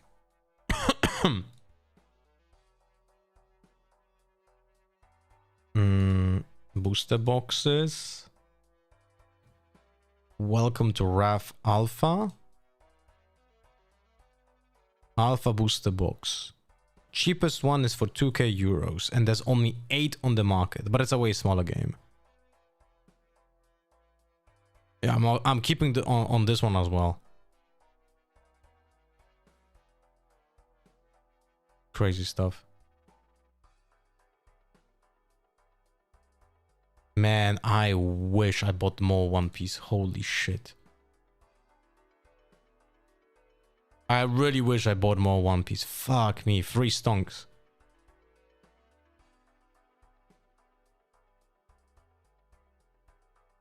Crazy stuff. Unbelievable. But with Riftbound, I don't think this is gonna be happening. I think. Unless they will at some point announce that they're gonna do reprints of the first expansion and they will not include the signature cards. Hello, Fat Cat. But the limited edition prints, that's a different thing. You know? That's a completely different thing. That's a completely different thing. Any of you are playing online Pokemon? Brazen, are you playing the online Pokemon or not really? Like not the TCG Pocket. I mean like the actual TCG, the big TCG thing.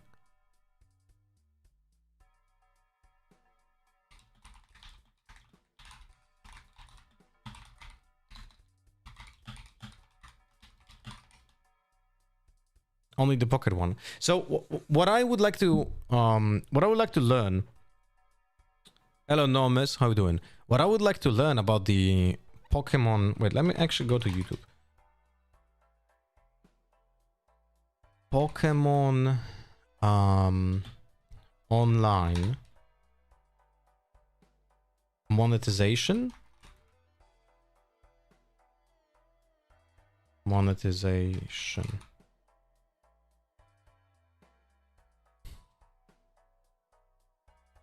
I would like to learn from someone, how does the online version of Pokemon is monetizing the game? The one when you buy a pack, you can scan to get a pack in the online version.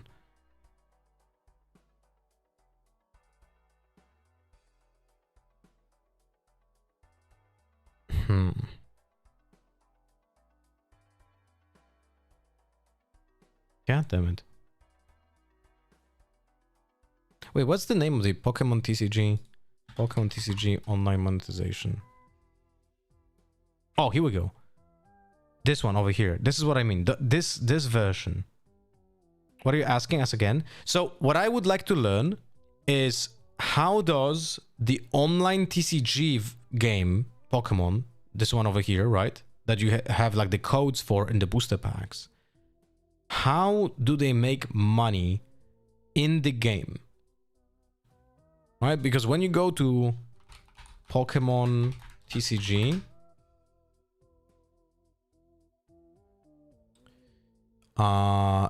you have the TCG Live overview.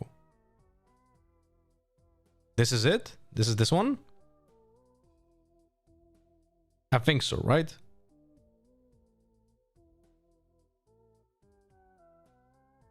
This is the one that you get the codes in the booster packs for, right? Yes. Build your card collection. I would like to know how they earn money.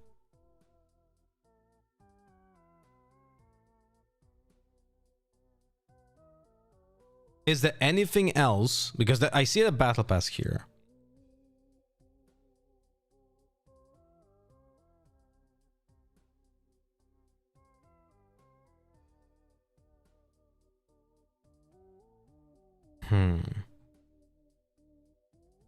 Because I want to do a video about if Riftbound needs a digital client, and for that I need context.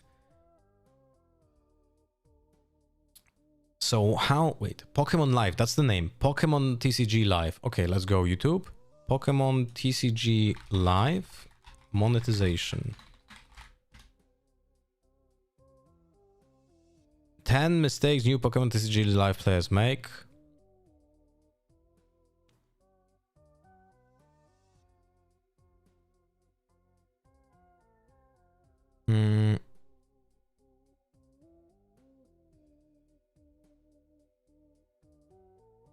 Review 3 years ago.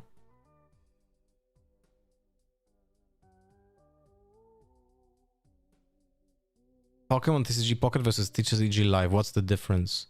Let's see this. Pocket and Live are two completely different games going after two completely different audiences.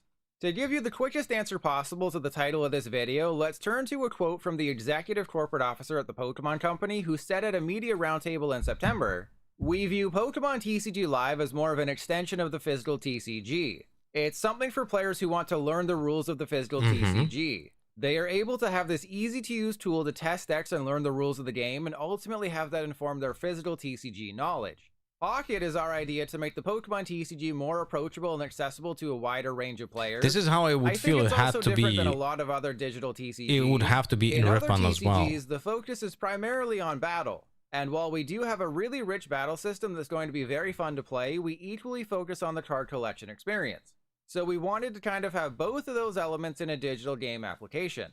The creative director at Creatures added, "We really focused on Pocket perhaps being a person's first experience and making it more friendly to new players. So you have Battle Pass where you earn trainer points, which you can spend on cards in game. How much does the Battle Pass cost? And is it for 1 month? As the Pokemon Company lays out, Live essentially takes the physical trading card game, complete with all the rules and cards you'd find inside physical packs, and makes it available digitally, allowing you to battle and test decks. Pocket, meanwhile, is a digital-only take on the Pokemon trading card game, complete with its own separate cards and packs, where collecting cards is a major focus with battling taking more of a backseat.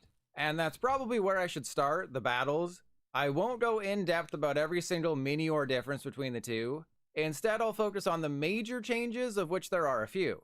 Okay, As a battle. quick note, I don't both games on care screen at about once, that. Pocket will always be on the left. Oh, here we go. Microtransaction. Oh, that's what I want to learn. Next up, Okay. let me briefly talk about microtransactions. In TCG Pocket, you can spend up to a maximum of $150 a day opening packs of Pokegold, the in-game currency. The game is designed to squeeze you dry like a Miltank's udder, unless you want to be drip-fed from the teat known as the Pokemon Cash grab, right?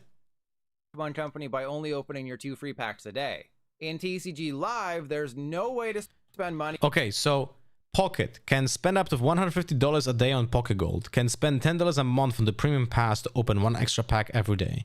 Packs are 6 Pokegold, $1 each. Live version has no way to spend money in game. Holy shit. Can buy codes obtained in physical packs to open packs in game. Packs are 10 cents each. That's crazy. They make in the app. No and money on the unfortunately, it live shows. version. But when you open a physical pack of Pokemon cards in real life, you may have noticed that there's a code card inside. There's currently no way to redeem codes in Pocket, so those codes can only be used in live, giving you a pack to open. Though be aware that the pack will only have 5 or 6 cards in it, depending on the generation, and the cards will be randomized. They won't be the exact cards you pulled in that physical pack. In all, it costs roughly $1.20 to open a single pack in Pocket, where live will see you spending 5 to 20 cents on a code from a reseller, depending on the set. You might be wondering why the economics of both games are so wildly different. Well, that leads me to the next difference, the developers. Pokemon TCG Pocket is developed by the Pokemon Company, Creatures, the creators of the Pokemon TCG, and DNA, the developers of Pokemon Masters EX. While Pocket is the product of a threesome, Live is handled solely by the Pokemon Company International, a subsidiary of the Pokemon Company. We in the Live community joke that TPCI is a small indie company when talking about all the issues it's had, but it's kinda true. Compared to the amount of people responsible for Pocket, Live is like a Joltik compared to their Wailord.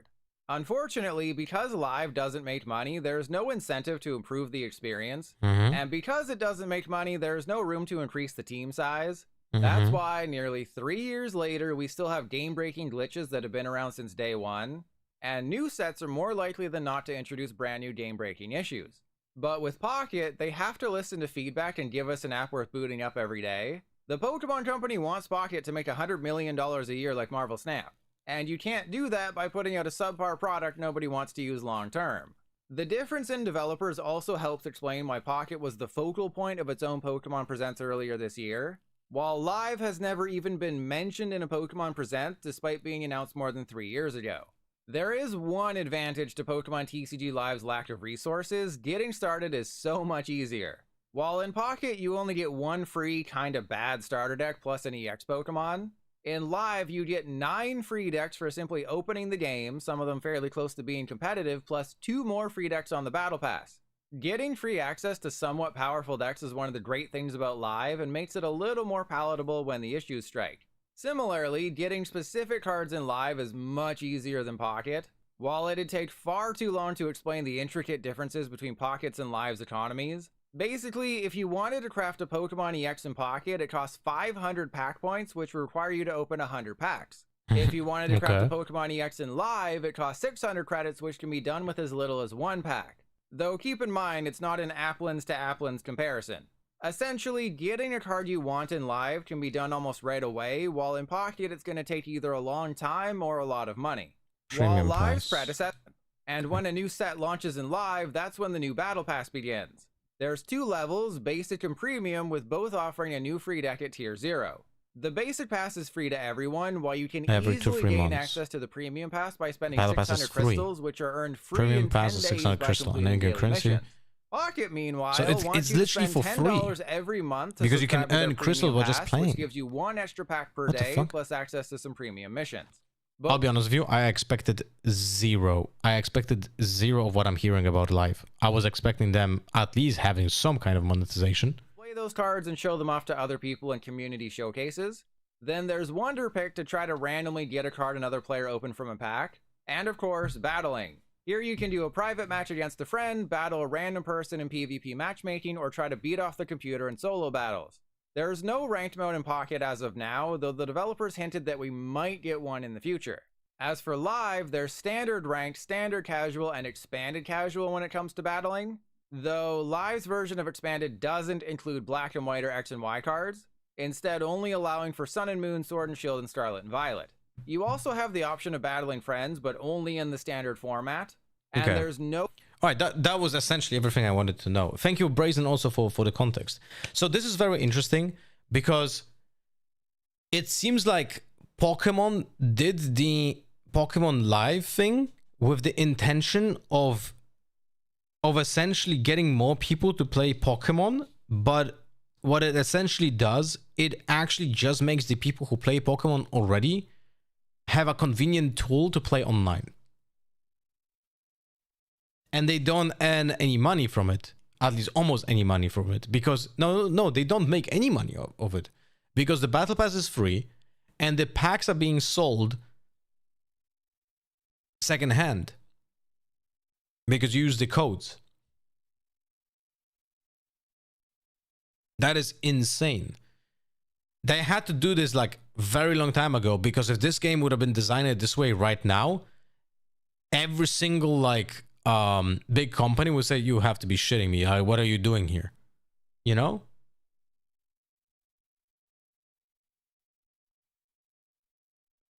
They make money from selling more packs in real life. They would sell the same amount of packs in real life, even if there would be no Pokemon TCG Live. You know? That's it. Like, this is just a software that they did for essentially, you know, like it doesn't affect sales in any way. If they would make the Live like a Pocket, I would use it. I mean, Live makes sense for competitive players who play the game in tournaments, because they have the same rules, while the Pokemon Pocket doesn't have the same rules in the game, right? The cards are also a little bit different. So there are essentially two different games. I mean, with the UI, I mean, yeah, you heard what the guys say, which makes sense. They don't earn any money, so they don't hire new people, so they cannot do new upgrades to the app. The app is basically maintenance mode. Maintenance mode means in software that you have a skeleton crew that is just handling the app to not fucking die, and they don't add new features. It's all about maintaining what it currently has. You know? It does. If you talk about it or it's in your mind when you play it, you tend to buy packs, positive propaganda. But that's not the point. People who are buying packs to play Pokemon, they can start playing Pokemon Live, but Pokemon Live doesn't do any money, so it's not a funnel that you want to use for your clients. But since this is owned by the same company, they should invest into a rework and use the Pocket code for that. What do you mean Pocket code? Oh, this way. I mean, it's two different companies. You heard what he said here, right? The game is being developed. The Pokemon TCG Live is being developed by, where was it here? Here we go. Look, Pokemon TCG Live is developed by Pokemon Company International, which is a daughter company of Pokemon Company. Pokemon Pocket is done by Pokemon Company, so the parent company of Pokemon Company International, but also by Creatures and DNA. So there's no way that Pokemon Live can get what is in Pokemon Pocket without Pokemon Company buying out what they need, what would they need from Creatures and DNA. So that's not happening. That just makes absolutely no sense. It would make more sense to essentially hire more people to just work on Live and just make it better. You know? But what is interesting for me, this is like the Pokemon Live thing, is incredibly selfless. It's every single card game player that I know that is playing competitively would absolutely love to have Pokemon Live in their game. Like, if you're Flesh and Blood, you would love to have an equivalent of Pokemon Live in Flesh and Blood. You would love an equivalent of Pokemon Live in Star Wars Unlimited. You would absolutely kill for a Pokemon Live equivalent in Riftbound. But they do not have, in my opinion, a way of being done in current landscape like Pokemon Live. Because Pokemon Live seems to be done in a mindset of like 10 years ago. It's not to make money. It's for the quality of life of our users, which is not something that companies do nowadays. You know? So I feel like, oh, this is gonna be an interesting video that I'm gonna make about the Riftbound. There's so much stuff you have to talk about here. Like, an example, Snap is just so aggressively monetized that the game feeds off whales completely. The game is completely fed by whales. What are the other digital card games? There's a Yu-Gi-Oh!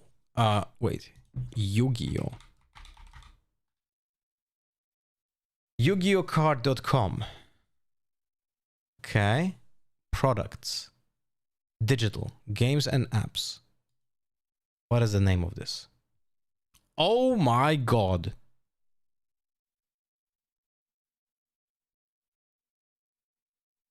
Holy shit.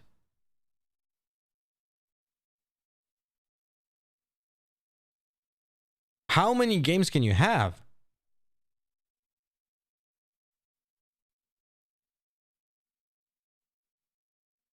Okay, so this is it. This is what I was thinking about. Yu-Gi-Oh! Master Duel.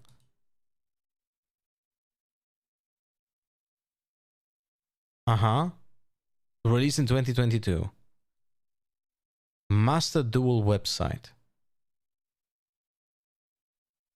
So this is Yu-Gi-Oh! In digital form.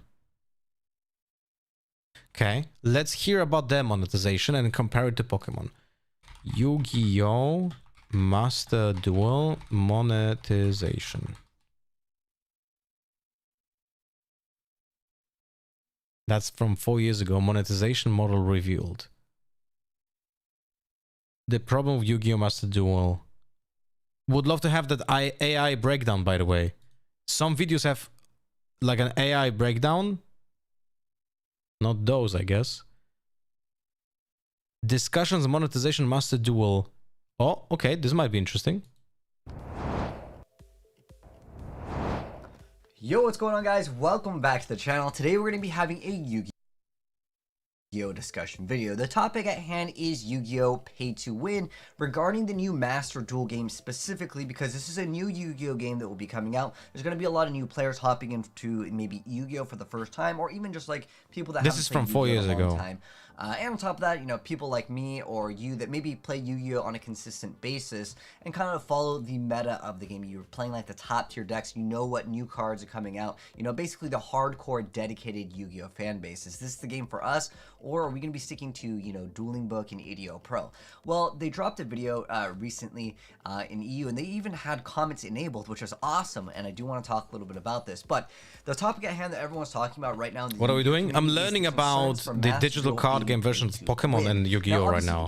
Doing research for a Riftbound video about digital clients. Is something that got shown off in the trailer here, and I'm not going to play the full trailer because I just want to get right into the topic at hand. They show off a lot of the cool animations. That's basically... By the way, I will have to say this. If you're a Yu-Gi-Oh! Fan, I'm sorry I'm saying this, but holy fuck, Yu-Gi-Oh! Has the absolute worst kind of... I already didn't like the design of the cards when the game was new, but it aged so fucking poorly. It's actually insane. It's actually insane how poorly this game aged when it comes to the design of the fucking cards. What are no fucking cards like on any graphics over here? What is going on here? Products, cards, yes.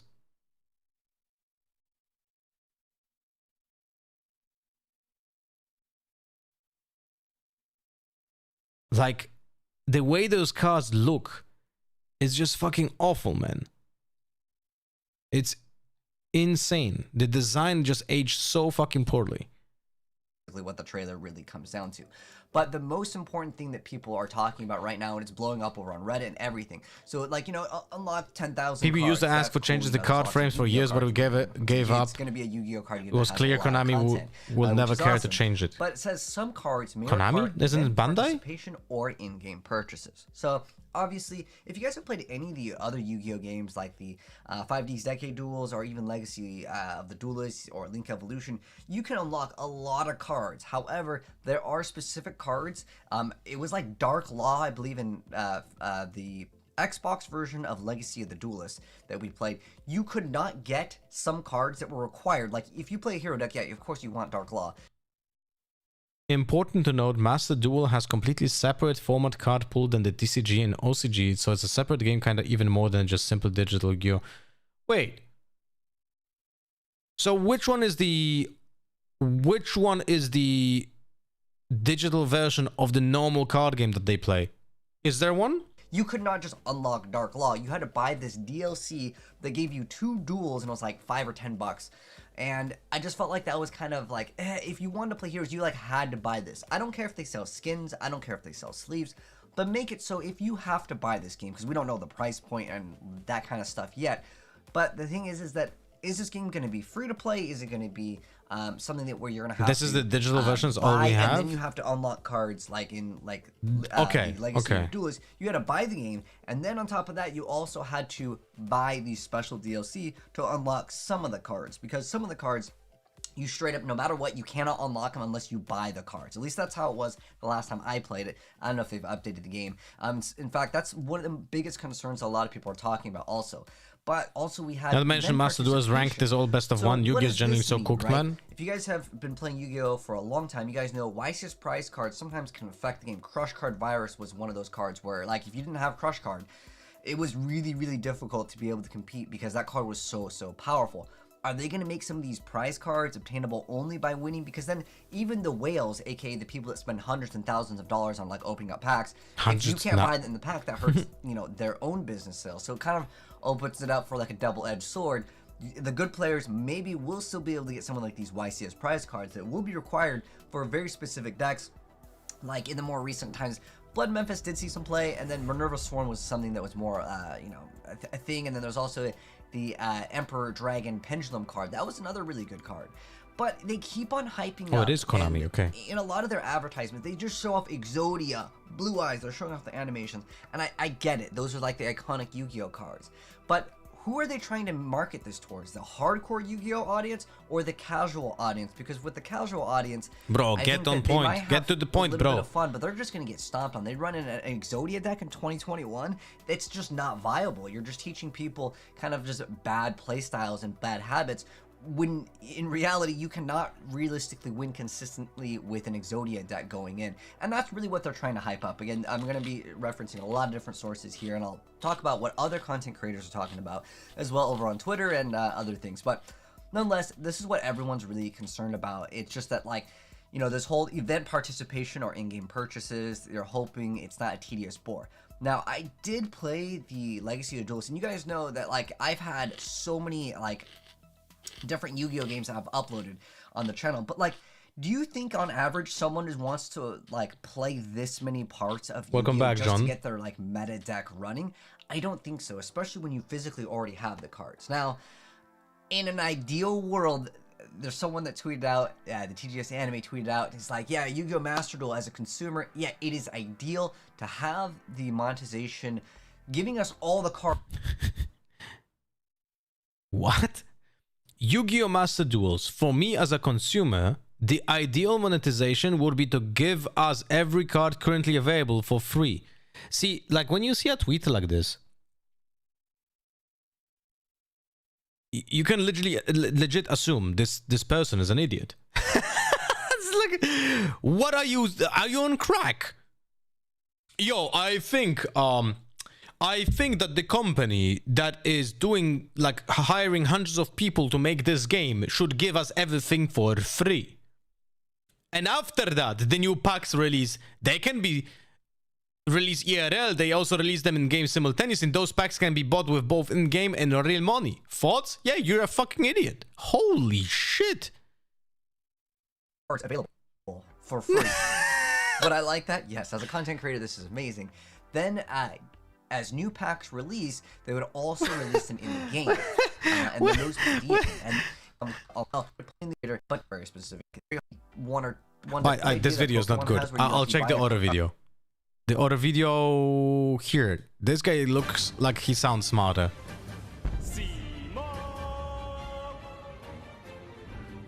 What's going on, guys? It's Simo. So today we're going to be going in depth with the brand new Yu-Gi-Oh! Master Duel trailer that we got from the Yu-Gi-Oh! Digital Next. You can ask me any question you have, bro. I just want to understand what is the monetization model of this Yu-Gi-Oh! Master Duel. And I'd highly recommend you do so, because this video is going to be a massive deep dive going into every single image that we saw in this trailer, so we can see if there's any hidden secrets or surprises we may have in store once the game officially debuts. So without further ado, let's go ahead and dive right in. The thing that stands out to me the most looking at this first image, which was one of the first things that we saw, is that we have two completely separate playing fields. It looks like we have this sort of metallic looking field over here. Okay, and I want monetization. Meadowish, ruinous field over here. Which Monetization, tells me that bro. These are going to be customizable playing areas, which means monetization. Whether it's unlockable through challenges, or maybe competing in tournaments, or maybe they're buyable as they include him as one of the little figures that you can get. Just look at how the field is just completely destroyed. It just adds to the aesthetic and to the immersiveness of the game. I think that was a really nice touch. And then here we have what looks like to be like the inside of a volcano. This board is really cool, and we have some new figures. The Ritual Raven's back, of course, but this looks like some sort of Solomon Great monster. Maybe that's like Gazelle or Solomon monster. It's kind of hard to tell, but it is someone playing Solomon Great. Again, we do see the little blue part here indicating that it is that player's turn. Just overall, the aesthetics are really nice. And so guys, that's gonna wrap it up for this video. I really hope you appreciated this in-depth look at what little we've seen the video so has far 3 more about Yu-Gi-Oh! minutes. Master Duel. I am so hyped for this. I'm gonna continue bringing you guys coverage as more information gets divulged. What is And if the you stick structure? around to the end of the video, I actually saved one of the biggest pieces of information for last, and that is the fact that through a Famitsu article, we actually learned that this game will be free to play, but with the inclusion of microtransactions. Now, that doesn't tell us a lot because they can obviously go about it in multiple different ways. The free-to-play mod.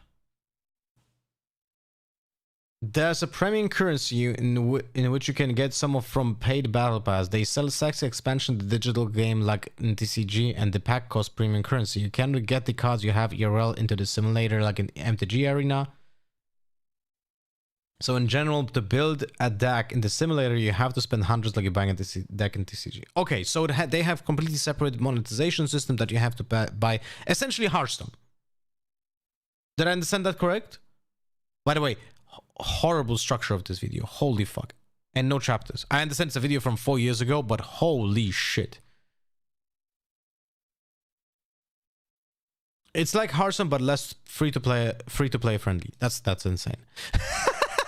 That's insane. But hey, they should have given us cards for free. Okay?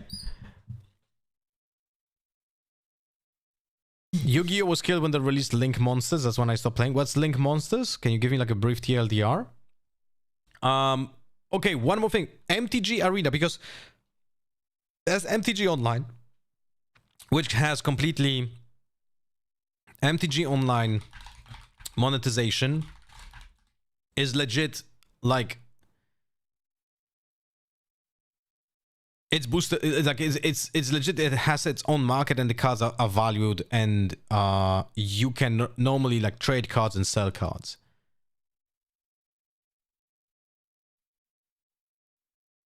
Did you get all your Christmas shopping done yet? Bro, it's 2nd December. If it helps, you don't have to get me anything this year. Oof. Okay. Sorry, Grayson. Yeah, I would have not been able to make it in the time. So MTGO, you can buy ticks and shit. And it's essentially you buy virtual cards, but you can sell them for money as well. So they have value, kind of like skins in CS. But the skins in CS are not used for gaming per se, but while the MTGO is used. But Magic Arena, what is the Magic Arena? MTG Arena monetization. Monetization. You know what? Actually, let's go to you. Oh, actually, MTG Arena monetization relies... Yeah, AI is great for stuff like this. Relies on a free-to-play model that generates revenue through the sales of in-game currency gems, which can be purchased with real money and used to buy various in-game items, including card packs, cosmetics, and entry fees for events. This game also provides in-game currencies gold, which players can earn by playing to achieve cards and shit. Am I getting my painting for Christmas? Yes, you are. Brazen, you need to send me your address, or like PO box or whatever, or like Patchcomat. Okay, send me where to send it, and I'll be painting it probably this weekend. This video explains the basics of MTG Arena, including gold gems and wildcards. Wait, there's for sure a video about monetization model from Tolarian Academy. Tolarian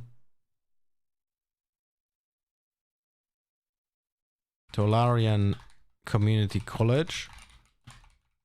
MTG Arena monetization. Let's see. Alchemy, no. Oh, here we go. 6 years ago. Jesus Christ, probably a lot of change, no?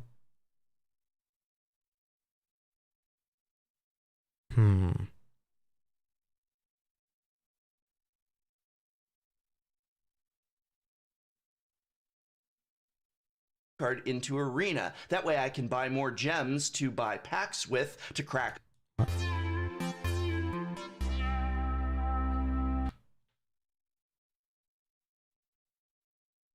Let me read some comments. So that different types of monsters Yu-Gi-Oh! Link type monsters are used to link summon, so it's technically a power creep, a way to put monsters in the field without tribute summoning like in the old game. Oh, okay, so they changed the game.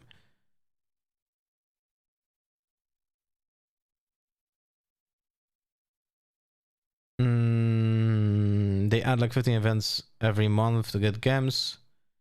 Which game? You're talking about Yu-Gi-Oh, right? You cannot keep up with the game, with the meta as free-to-play. MTG Arena is good if you know how to draft. You can easily go infinite like Hearthstone Arena. Okay, but that is like definitely different type of monetization model, which I don't mind. Which I absolutely don't mind. But that is a possibility, okay.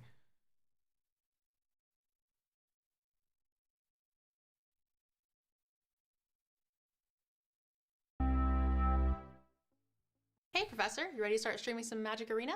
Oh, hello, MTG Nerd Girl. Yeah, I just need a moment to enter a new credit card into Arena. That way I can buy more gems to buy packs with to crack open in hopes of getting wild cards to exchange for the cards I need in order to play the decks that I want to build. My last two have already been maxed out. Wait, that's the acting is 10 out of 10. So it works exactly like Hearthstone. You get cards, you can disenchant them to get essentially like dust or wild cards to change them for other cards. That's not the way you should be doing. Boy, for a game that's 100% free to play, Magic Arena sure is expensive. Only if you don't know what you're doing. Yo! You should learn which events have the best value and make a plan. Keep the for your cards money. drafted as well. In fact, there's lots of ways for entirely Okay. free-to-play players to maximize their daily rewards and spend them effectively. Let's begin, shall we? The Magic Arena Economy. How to get the best value out of prize support, gems, and wildcards. This video will teach you not only which events have the best prize support relative to cost, but tips and tricks for rolling from one event into another for maximum.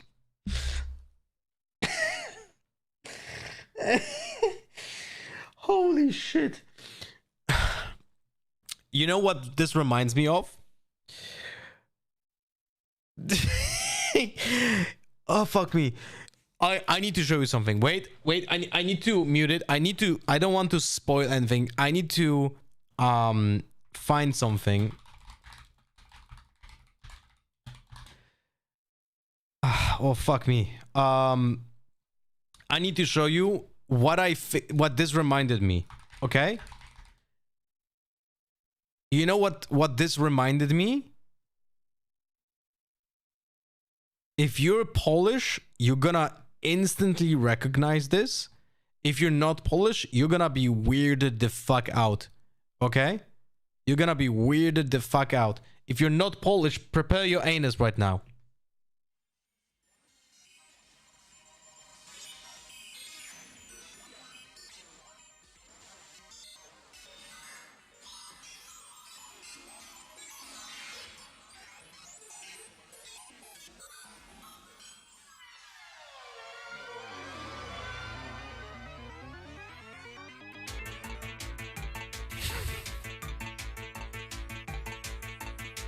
Przybywamy z ma planety, wprost odległej galaktyki, czyli z gwiazd matematyki. Mieszka u nas zbiór kwadratów oraz podzbiór tęgich walców. Dude, that's a very long fucking intro. What the fuck?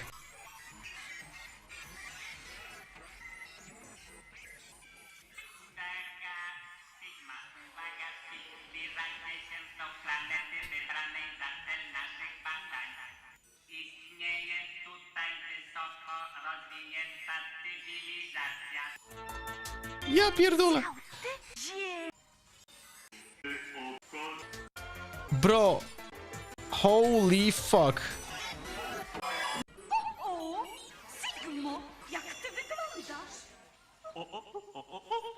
A ty, Pi? Ci ziemianie są naprawdę dziwni ze swoimi wyobrażeniami. Czy sądzisz, że będziemy mogli wykonać nasze This is a educational program made in Poland to educate kids about mathematics. The first episode spent 4 minutes talking about nothing and singing about math.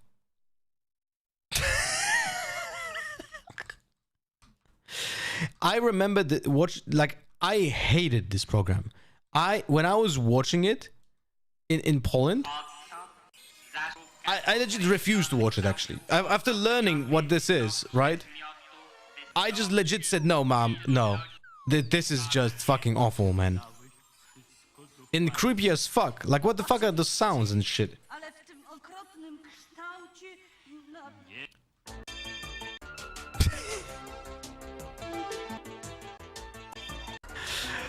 Holy fuck.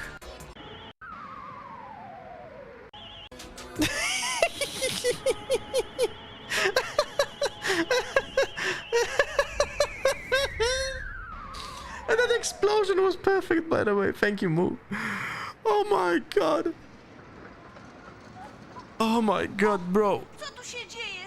Rozumiesz coś? The funniest thing is, I can have this production quality made in OBS right now, man, or even better. Oh, fuck me. This is so funny. Anyway, so that's what I thought about. That was what it reminded me when it comes to this. Value. It will also cover the various ways to get gems in-game without having to purchase them, and how you can maximize your wildcards and vault. Before we begin, let's cover the two types of currency in Magic Arena, gems and coins. Gold is the currency everybody has access to. It can be earned through completing daily quests and game win rewards. Each day, players are given one quest, such as attacking with a certain number of creatures, casting a certain number of spells of 1 or 2 colors, or playing a certain number of lands, etc. Upon completing the quest, players receive gold as a reward. We will discuss the maximum gold that can be earned each day and how to increase that later in the video. Gems are the currency that needs to be purchased. They can, however, be painstakingly won as prize support. Gems are essentially the universal currency of Arena, while gold is more limited in what it can directly purchase. Gold can be used for the following. 1,000 gold can purchase 1 booster pack. 500 gold can be used to enter a standard event. 5,000 gold can be used to enter a best of 1 draft. And that's it. Gems allow so much more. But don't worry, free-to-play players can still earn gems, which we will get to in just a moment. But what do gems get you? Gems can be used for the following. 200 gems can be used to buy a booster pack, but packs can be purchased in bulk numbers for better per pack prices. 45 packs and 1,000 gems, okay? 750 can be used to enter a best of 1 draft. 750 gems? How much money is that? How much, how much does it pay? Like, how much money do you have to pay to enter a draft? 1,500 can be used to enter a best of 3 draft. 2,000 gems can be used to enter a sealed event. It is important to note that in both gold and gem drafts... It sounds like 100 gems is like... It sounds like it's $1. But that's like almost the same price as an ERL. What the fuck? You get to keep the cards that you draft. So this can be a great way to build your collection. You get to keep your cards from a sealed event as well, but only gems can be used to enter a sealed event. For free-to-play players, the best value is to enter in events that require gold, but pay in gems. Then use those gems to roll into events that require only gems to enter. Thus, if you want gems but don't want to pay real-world cash for them, the way to turn your gold into gems is by playing in special events. So which event is this? Currently, playing in a best of 1 draft is how you roll your gold into gems. Then once you have gems, the best of 3 draft is the best overall value in Magic Arena. But there's other events with varying... Yeah, you get gems back with 3 wins. Hello, regular guy. I think draft is like 10k gold. It showed 5k gold right here. But this was 6 years ago. This video is from 6 years ago, so it might be outdated. Most likely is. you as well. Traditional Constructed is a good way to grind gold and standard cards if you like standard Constructed. It's good value in that the entry fee is less than the daily rewards, and it is really easy to get your money back, which only requires you going 2 and 2. Also, just breaking even still gains you cards, which means you can free roll into the next event and build your collection while you do. In comparison, the basic Constructed event requires you to go 4 wins before breaking even, which is more difficult to do, but it has a lower entry fee, and you can lose more. I think draft... there's a draft versus NPCs and a draft versus real players. The real players one is more expensive because you get better cards. The NPCs steal all the rares. Times before being knocked out. So it's still a great way to build See up a ya, collection. John. Choosing between these two is likely a choice between both personal preference and understanding your strength as a player. As we stated earlier, you get 1 quest each day for 500 or 750 gold coins, and you can store up to 3 days. Obviously, you want 750 coin quests instead of 500 coin quests. You can re-roll 1 quest per day by clicking on it for a chance to re-roll that 500 into a 750. Daily Unlucky. rewards. You get rewards for up to 15 wins of the day, totaling 750 gold and 6 cards of varying rarities. If you were to max out daily rewards, you would be earning between 1250 and 1500 gold. If you don't have time to get all your daily wins, try to at least get the first 4, as these have the bulk of the daily value. Getting the most from wildcards and the vault. It is possible to maximize the value of your wildcards and vault, to such an extent that if you play a lot of Magic Arena, you can be playing in drafts or just cracking packs, and getting gems for doing so. So yes, you can buy a pack for 1000 gold, then open it. I did enjoy MTG's Arena economy more than Hearthstone. Well, the Hearthstone economy is awful. Like, there's no other way of saying it. Like, it was awful, but it set up precedent for the even more aggressive monetization, aka Marvel Snap. For example, the set you expect to draft the most. Once you receive a 5th copy of a card, it will add a percentage to your vault. And once your vault is full, you can redeem it for a selection of rare and mythic wild cards. But the vault value is hidden unless you know this trick. If you'd like to see your vault value, all you need is a little bit of self-control. Once you fill up your vault, don't open it. It will show you that the vault value is at 100%, and then as you progress towards the next opening, that percentage will increase. You'll now be able to see how close you are to opening the vault, as it will show you 110%, 138%, What is this, and Russia? so on as you fill your vault.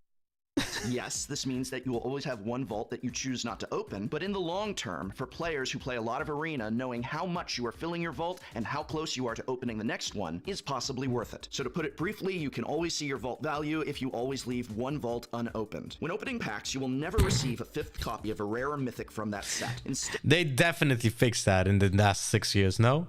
you will always receive a rare or mythic you currently do not have a complete set of. If you ever manage to get a complete playset of all rares and mythics in a set, opening packs will then provide you with gems in the rare mythic slot. However, this does not apply to commons or uncommons. Another thing to consider is that for the rare and mythic slot, you'll never get gems until you own the entire collection. Now, in draft, you'll get gems for any card you pick or open for any rare or mythic. They don't that you have a permanently show playset the of. progress? You do not need Okay. a complete Makes playset sense. of all rares and mythics in the set to get gems this way. This actually adds incentive for you to consider rare drafting if you know there is nothing you will play in a pack, as picking the rare either gets you gems if you have a playset, or works towards getting the playset so that you can get gems on a future draft. So once you have a completed set, you'll be getting gems for your rares and mythics in draft and sealed. But what are the differences between...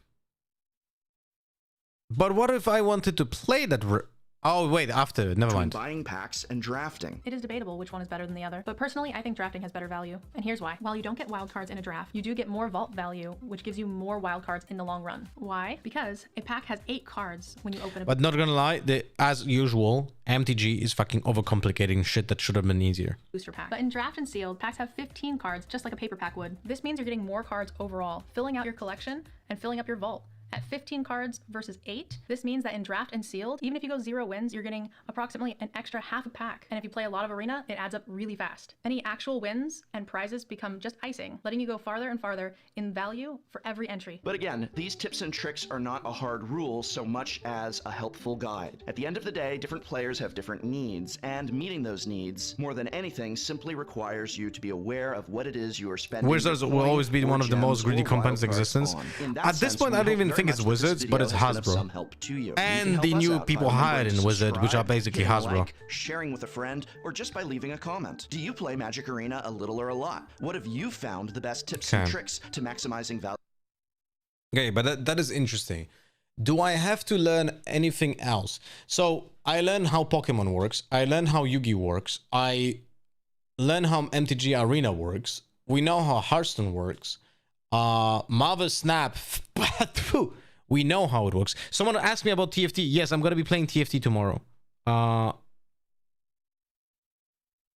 What other card game has a digital client that is mimicking the real paper game? Is there anything else?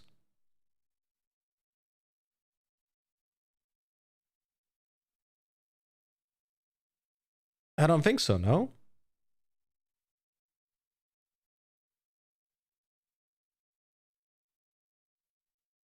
Have you tried Pokemon TCG? You mean the old one? I played it in the 90s. Did you see how MTG didn't get licensed to add the Spider-Man expansion to Arena, so they had to create a copy of every new card with a different name and art, but the same effect, and that only exists in Arena? Yeah, disaster. Absolute disaster. Imagine being a pro player, going to play in a pro tour, but the only way you can practice online is by playing Arena, which has a completely different set of artworks and names. Some friends play the One Piece TCG online, but it's not an official client. Yeah, like there are many non-official clients for many games. Like Star Wars Unlimited has one, Flesh and Blood has one, and they, by the way, the Star Wars Unlimited and Flesh and Blood ones are phenomenal. And I can guarantee you that if Star Wars Unlimited, I will tell you this: if Star Wars Unlimited didn't prohibit using the simulator in content creation, the game would be in a much better fucking state. There are many content creators in Star Wars Unlimited that create valuable content, but they cannot use the online simulators to do it. They can't, because if they will get blacklisted from being a collaborator with the official company. So there are some content creators in Star Wars Unlimited that don't give a fuck about cooperating with Fantasy Flight, and because of that, they create content with the online simulators, because unless Disney just fucking DMCAs you, like, you don't really lose anything, right? But the content creators that I think are the most valuable in the entire ecosystem cannot do that. So they cannot create like YouTube content while using the simulators. Fortunately, Riftbound allows it for now. Hopefully that stays this way. So I can go to TCG Arena, right? I can go to TCG Arena, click on it, go into Riftbound and play a game of Riftbound. And I can do it on stream, and I can stream. Which, by the way, let's see people in the category. Yeah, there's literally only one person right now streaming, and it's in French. Okay. So, is there any other card game? Wait, actually, let me go to Card Market and let's see the games. One moment, guys.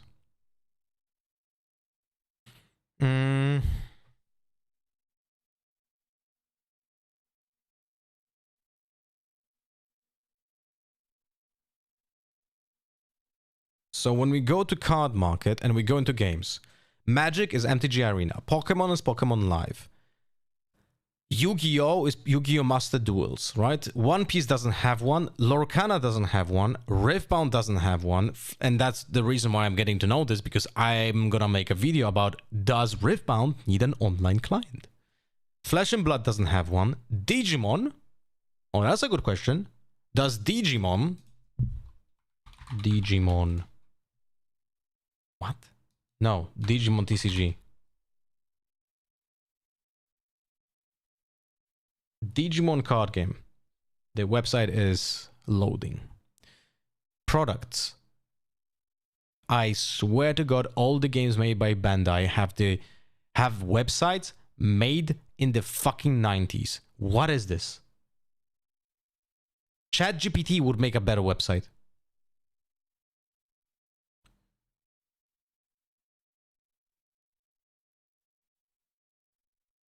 What the fuck? Okay, so it doesn't have an online game.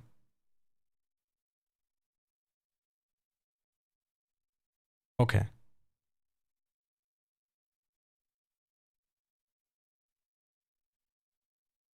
Dragon Ball Super card game. Is it Dragon Ball Super or is it Super card game? I mean, definitely doesn't have an online client. Vanguard doesn't have one. Weiss Schwarz is... okay. Final Fantasy doesn't have one. Force of Will doesn't have one. Battle Spirit Saga doesn't have one. World of Warcraft definitely doesn't have one. Okay. So yeah, so we exhausted all the card games. So then we only have the existing digital card games.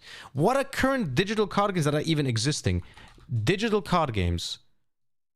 Digital collectible card games. Which games are currently existing? MTG Arena, Hearthstone, Gwent doesn't exist anymore, right? And Gwent was essentially free to play, from what I remember. Like, it was so easy to get cards in Gwent. Fuck, was it?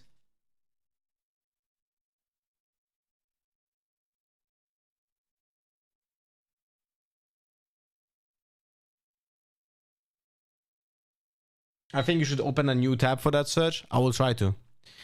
Yu-Gi-Oh! Master Duel, Legends of Runeterra, and that is another topic for why being too generous makes your game just essentially die. Legends of Runeterra is a perfect example for that. And so is Gwent to some degree, but also those two games were way too complicated. Shadowverse.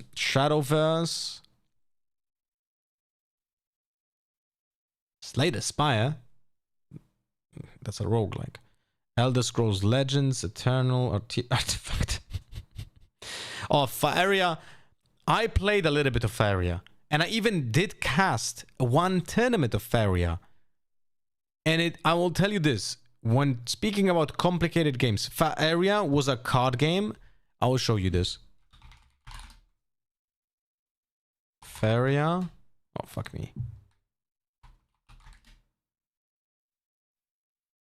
Wait, tournament?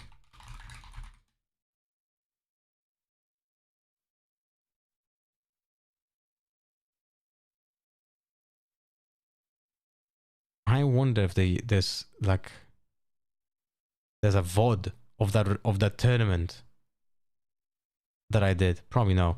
But anyway, the point is, I'll just show you how it looked, okay? I'll just show you how it looked. So this game, that's a chess-like element. This game, look at this. This game has essentially it's a card game, so you have cards in your hand, but then you have a board. And each of the players has a base, right, with 20 HP, so similar to Magic. But then the board has different kind of spaces, so you have like different kind of effects that affect it. You move on the map, and every card has also its stats, like it's a Magic card, or like more like a Hearthstone card, and effects and so on. So essentially, this game was two games at the same time. Not only you were playing a card game, but also you were playing like a board game with pieces, kind of like a Warhammer Light, when you were moving around the battlefield. The game was so fucking complex and complicated. It could, even though it was a fantastic game, there's no way there's gonna be anything else than a failure. Because the game was too complex for a casual player, and it was such a limited amount of RNG because it was so complex that a better player was winning almost every single time. You know? I thought Legends of Runeterra was so easy to get into compared to MTG and Riftbound. You mean by rules? Did you play a physical Gwent? We had like a physical Gwent at the beginning when it was an alpha. You know, but I know that they made a new game, like a now released this year or something like that. No, like a box. Mythgard, Catan card game. Okay, Hex, Shards of Fate. Holy shit, that brings some kind of nostalgia. Okay, so I'm not missing anything. I somehow remember when Faeria came out and Life Coach tried it out and got to rank 10 legend or whatever without losing a game. Yeah, the game was incredibly demanding, but it's if you didn't know what you're doing, you always losing, you know? The one that was sold before the card game. Oh, I mean the card game, the digital version of Gwent went through so many iterations of rules that it essentially was completely different from the first version of Gwent that was in the video game Witcher, and then it was released also in physical form, right? So it's like they had the same name, some basic rules together, but not exactly, right? I like MTG, but I dislike how they're trying to become the Fortnite of card games. I mean, it is insane, right? MTG, what is it called?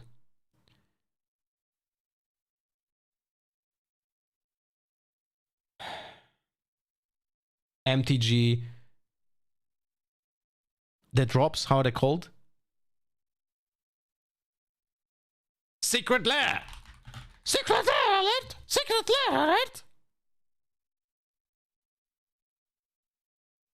The one that I played was based on the on the one in game, like 1-to-1 on the RPG Witcher. Yeah, okay. Yeah, I played that one essentially. Like the first alpha version of Gwent was essentially that as well. It's not a good game. It's a fine casual game, but it's not a good game for competitiveness. Look at this. Right now, secret letters: Avatar, Horizon into Forbidden West.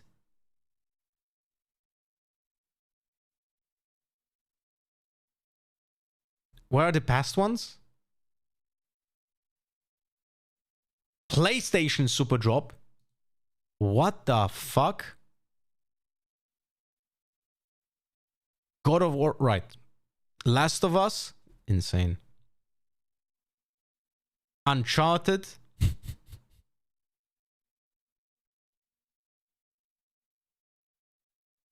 Ghost of Tsushima. I'll tell you one thing. Absolutely no one was mad when Magic the Gathering made a collaboration with Lord of the Rings. Essentially, Magic the Gathering is a bootleg of Lord of the Rings, right? So everyone thought this is perfect because it just fits. No one was mad about that, right? But holy shit, the things that they do, and I agree with you, Waterfeeds. I don't mind that the secret lairs have like very weird stuff, like what the fuck? Why is Uncharted over here? Like a Tomb Raider probably was already done and shit, you know. But when the normal fucking sets, Magic the Gathering, wait, Magic the Gathering normal website. I don't know what's the website, so. magicwizards.com. Okay, we go here, products, and in the standard version of the game we have Marvel Spider-Man and Avatar Last Airbender. In the standard Magic, the game, you can quote me, but in 5 years Magic is not gonna have any magic in it. It's gonna be just Universes Beyond. And it's just gonna be an amalgamation of everything in the pop culture. If Magic is like indestructible, but the only thing that can destroy Magic is Magic itself. You know? Right now, 50% of their releases are Universes Beyond in the normal standard format. Avatar fits though? No, I don't think so. I don't think so, because the IPs of Magic have a completely different vibe. You know? And they started doing like this. I feel like they were trying to ease into the Universes Beyond with like the really weird kinda unglued sets, but normal sets. Like for example, they had like this they had like this, oh yeah, Adder Drift. Adder Drift was like, they had motorcycles and shit. And this felt like we're doing Magic in universe, but for some reason we have an Akira fucking motorcycle doing the Akira drift on a fucking artwork. And it's like, okay, so I guess you just, yeah. You know? It is literally here. Look at this. Literally here, Akira drift. You see this? That's funny. Oh, here we go. Here's the what? That was just the banner? Okay, that was just the banner, but this is the Akira drift. Crazy stuff, man. If Akira would be paid like sorry, the auto of Akira would be paid like 1 cent every time someone would draw Akira drift, he would be a millionaire just from that. You know? Anyway, so yeah, my point is, this is fucking weird. And I don't really care that much about Magic because I'm never gonna play Magic because I don't like the LAN system. I had my history in Magic when there were no other options, and it's an okay game. But after the other games, I'm just not gonna go back to Magic at any point because I just don't like the LANs. I just don't like it, you know.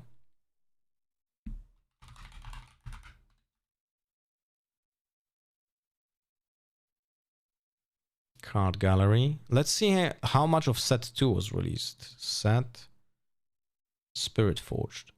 Oh, it is already marked. Okay. So they released some. That's actually quite a lot.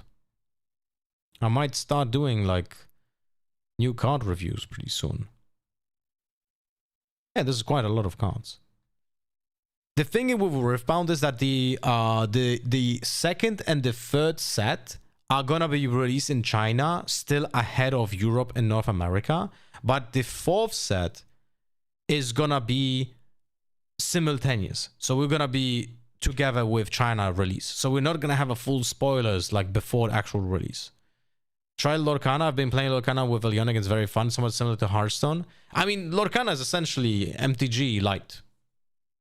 And I don't have time to play more than one card game. And I also don't want to get into Lorcana. Question to people who sold some stuff on card market. When I do, I have to do taxes for myself when I take money from my wallet or like each month. In theory, I would say once you get the money to your bank account. If you want to pay income taxes from it. Because that's what you're asking, right? Income tax. So I would say when you get the payout from the wallet to your bank account, that's probably when you should have it. When you should do income tax from it. At the same time, it's like, okay. You know? So China will just sit AFK for a while from set 3 to 4. If I'm not mistaken, what they're doing, they're just like moving the releases by like 2 weeks every time. You know? And because of that, they align at some point. It's something that One Piece should have done way earlier than they did. Now, I'm not watch partying DRX because they are on Soup and I cannot fucking watch party Soup on Twitch or Kick or YouTube.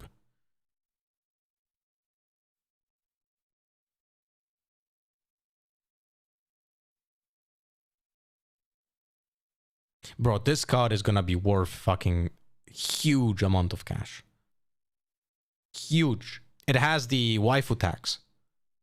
Everyone loves Ari, and this is like the showcase version of Ari. You don't really see the signature on the artwork though. Like there's a signature of the artist over here, but you don't really see it. Probably it's gonna be like separately foiled. I mean, it's a very, very nice artwork. It's a very nice artwork.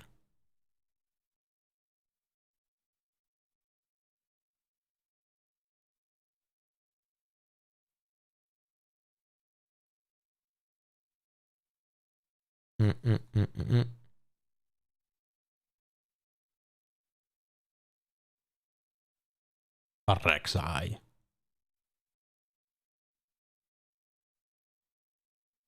Fiora.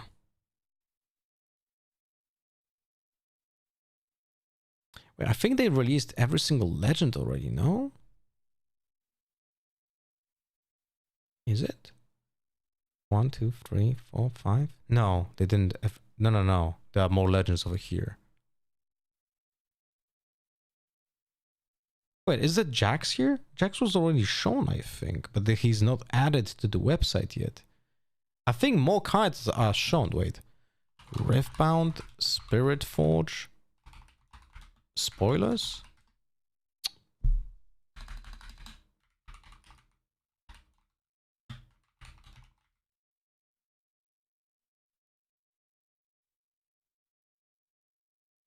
Surely won't get blinded by the one sitting across the table. For sure. Actually, I can change the category to Riftbound. Wait. One moment.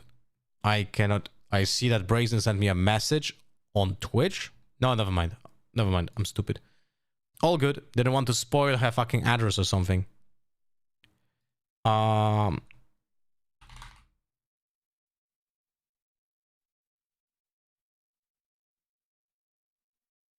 So, which website, Alan, which website has the best, like, spoiler season things?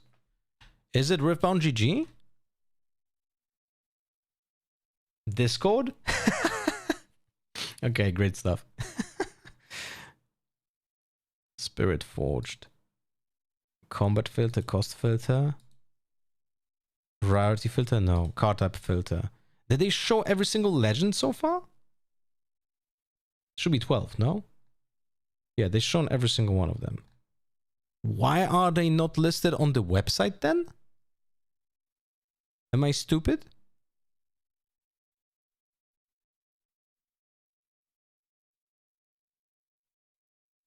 Am I stupid here? All the legends should be here. Yeah, this is like 4, 8, 12. Why they are not updating this on the website? What is this?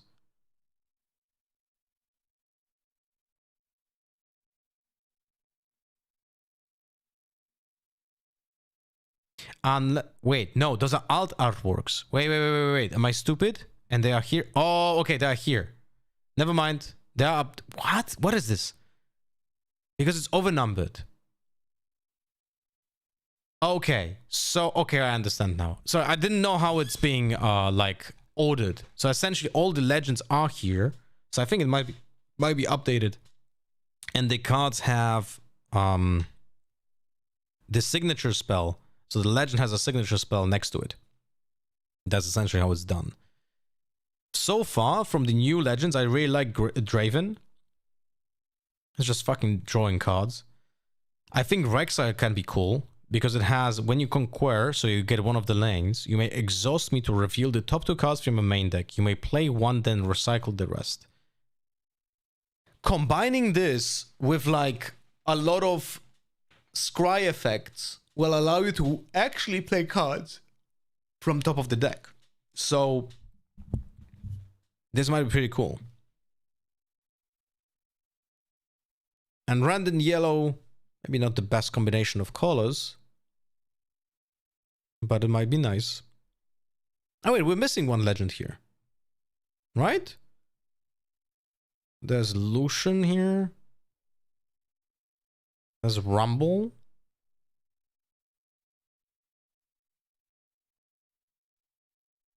I want to build Draven full art on signature and then Rek'Sai and Azir.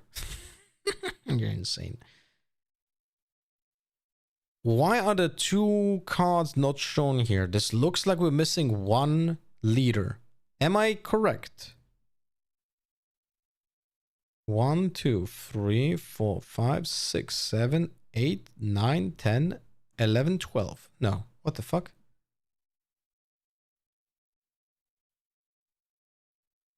Why are those 2 slots here?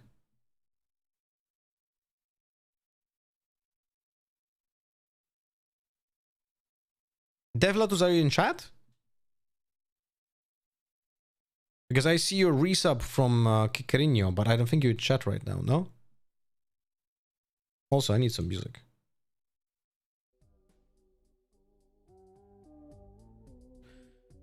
There's gear? What? In between legends? That's weird, no?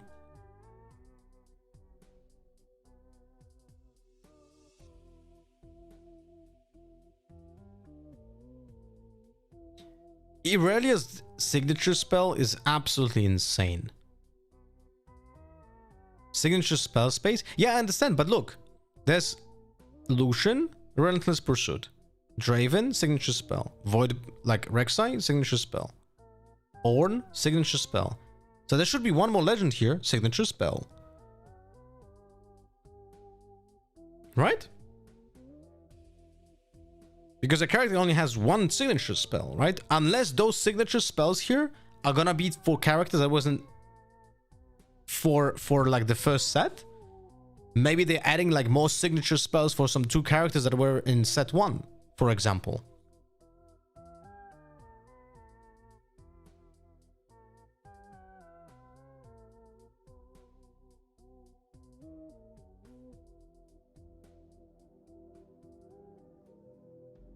Yay, Def Lotus!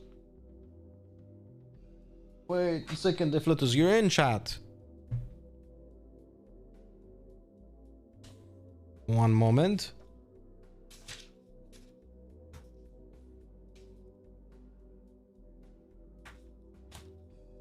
Where are you? Here we go. My smelly Sharpie.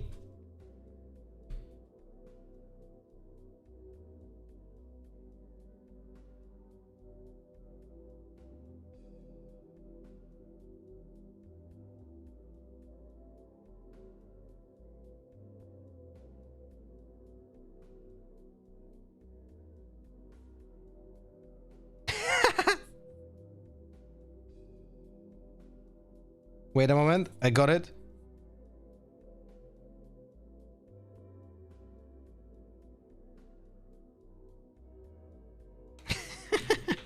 Got it.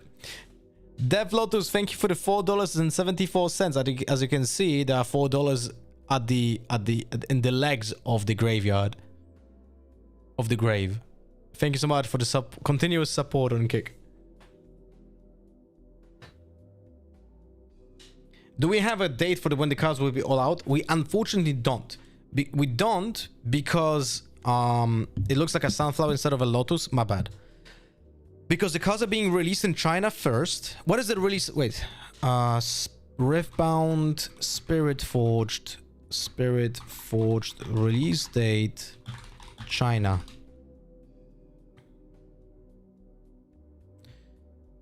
December. Okay, but when? Today? Wait, you serious?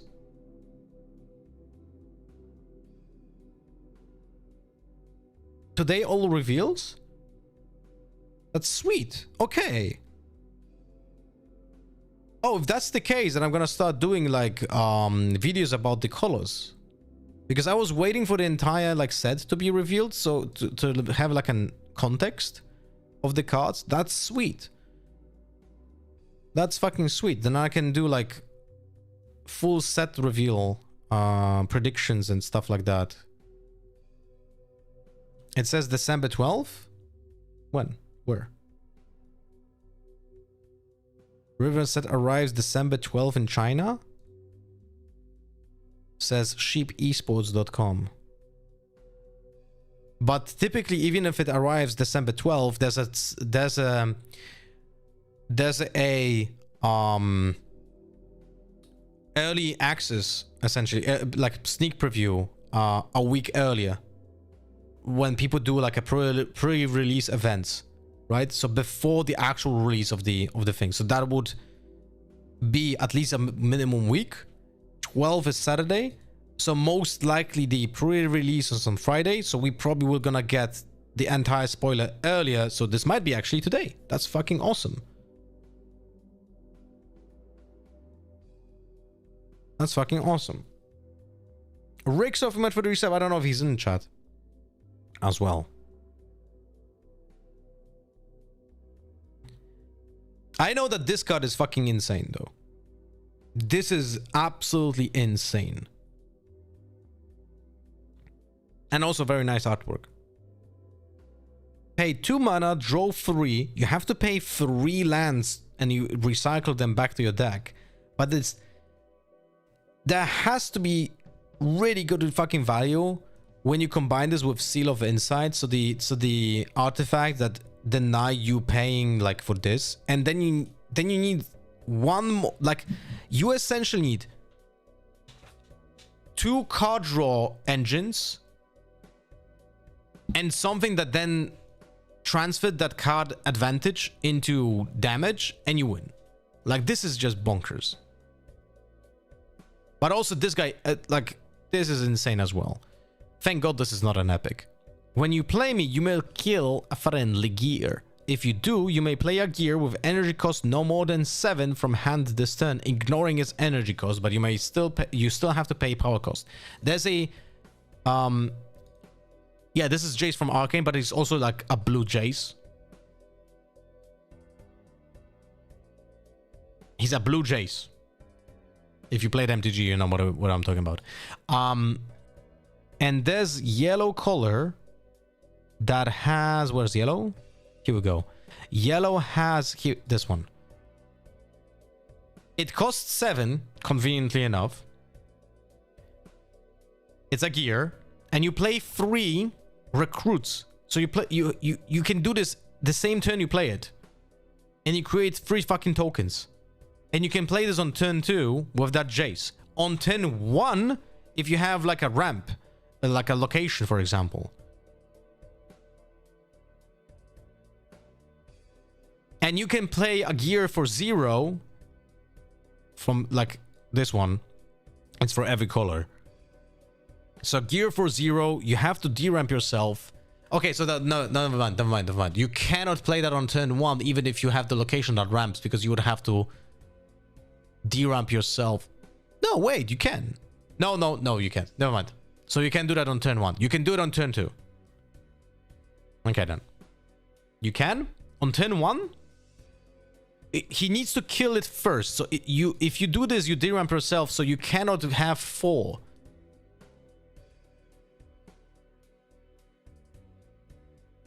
Am I missing something? You can float energy? Right. Never mind then. I'm an idiot. Of course. Of course you can float energy. That's fucking insane, no? If you start with the location that adds you... I can't remember the names yet. I don't know like all the cards by heart yet. I'm still learning. What was the location? There's a location that gives you 1 ramp.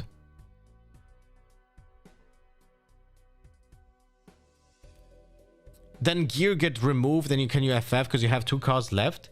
But you still have 3 tokens. Even if they get removed, you have a 4/4 creature and 3 tokens. So it's not that terrible. You can still make a comeback. While your opponent had to draw an answer to the gear. Although this is still a 3-card combo, so it's not going to happen often. Like a 3-card combo out of 39. That is very unlikely. That is like what? 5 cards out of 39. You have 3 copies of each. That essentially is probably around 5%. I never used how to do the calculator thingy. But it's very small chance to have that in round like turn 1.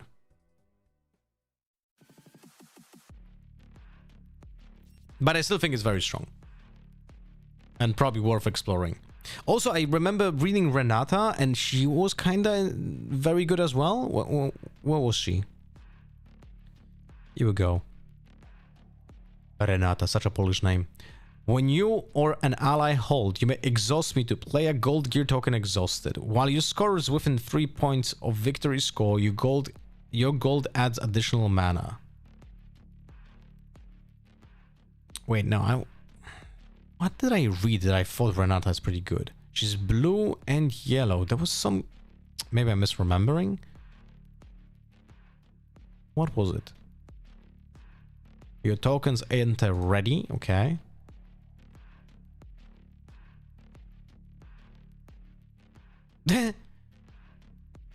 Was she on purpose made in this artwork like she looks like she's from Street Fighter? That's crazy. Bum ba bum bum ba ba bum bum ba bum bum ba ba bum bum ba bum bum bum bum bum bum bum. Fuck, I need to read all the cards again because I already forgot. I don't think I remember all the cards from the base set even, so I need to fucking read all of them again and try to remember.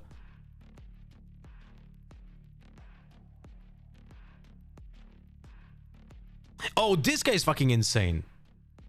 When you play me, you may play a spell from your trash with energy cost no more than 3, ignoring its energy cost. Recycle that spell after you play it. You may still pay its power cost. You must still pay its power cost. This guy is fucking nuts.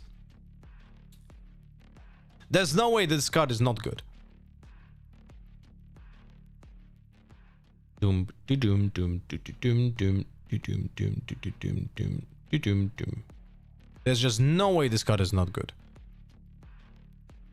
I also saw like many people get super excited about this counter spell. I don't think it's that good. I think it's okay. Oh, Alan, do you know if Hard Bargain can target 2 spells?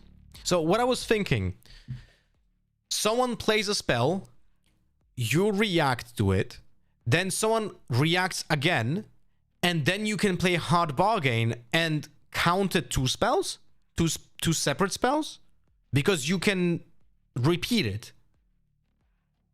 And you can target 2 different spells then. Because they're all on the stack, no? Okay, then it's a little bit better than I thought. But that is a very niche scenario. Like, how often that happens? Actually, now when I think about it, maybe it's not that rare. Because then you essentially pay 4. He probably will not have mana. I don't know, we'll see. It's definitely playable. When buffs happen, you just let them resolve to play around it.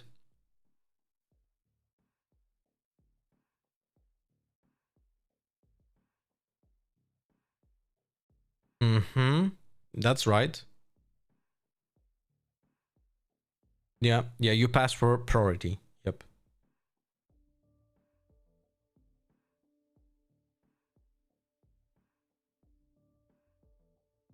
Yeah, that's true. That's true. So you're not gonna be like, you're gonna be catching people that don't really know the timings well. Yeah, double countering spell for sure. That is like for sure like intention of the spell, right? Double countering one spell, so the person has like the, oh, I pay 0 or 4, so it's a harder bargain that it should have been, you know? I think it's definitely playable. I don't think it's super duper good, but it's definitely playable against like beefier spells when people want to be on curve. Like someone wants to play. Wait, does this work on? No, this only works on spells. Doesn't work on gear. When someone wants to play like a big spell, like a Kathian Rain or like some kind of mass removal that costs a lot of resources, then this card suddenly becomes really good. But yeah.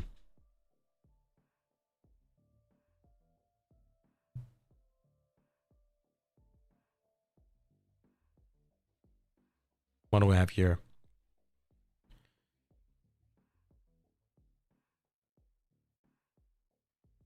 I cost 2 less to play from anywhere other than your hand.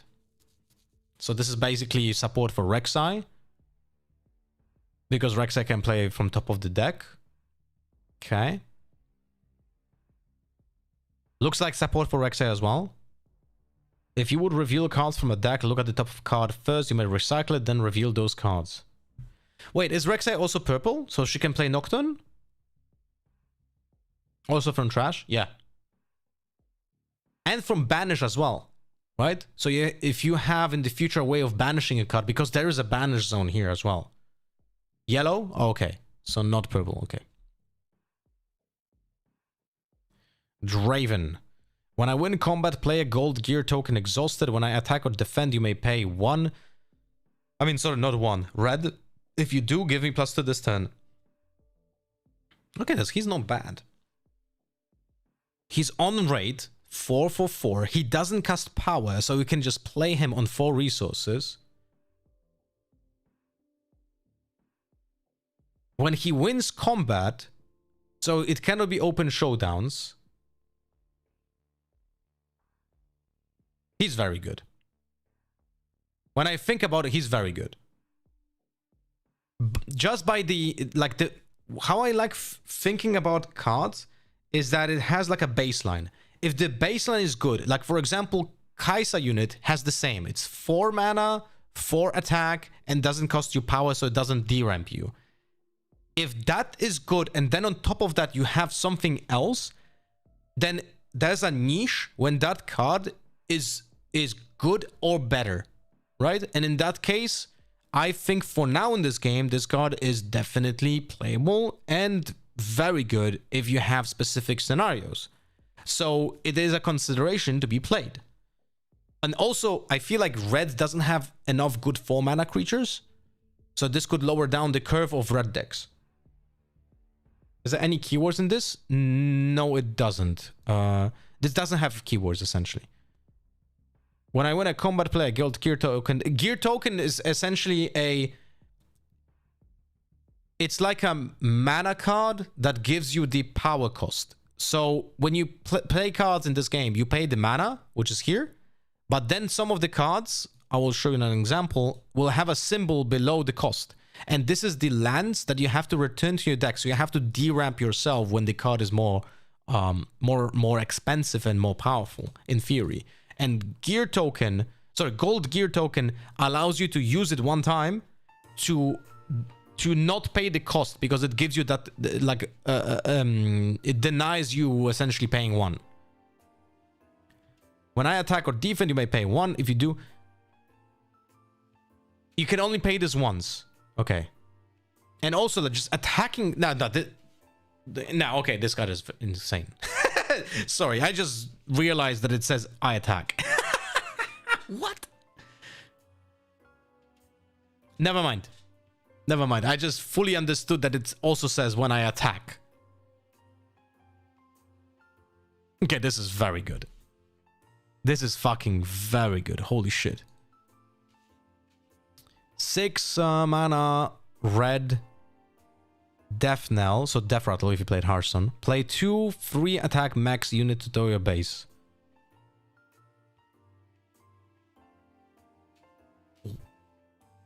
This is very good. What the fuck? This is very good. And it's also a mech. Which will matter probably. I didn't read the other mech cards, but this is like, what the fuck? This can be played without even mech synergy. What the fuck? This is very good. Holy shit.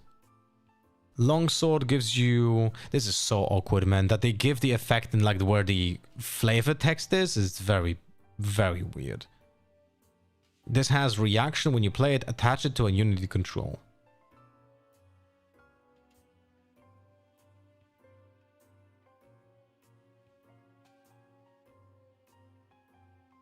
Okay, so it has a reaction when you play it, but you play it as a normal gear, so during your turn. You cannot play it during a combat.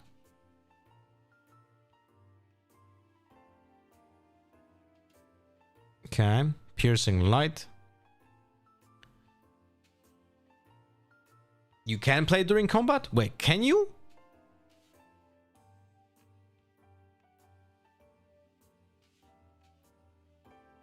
Really?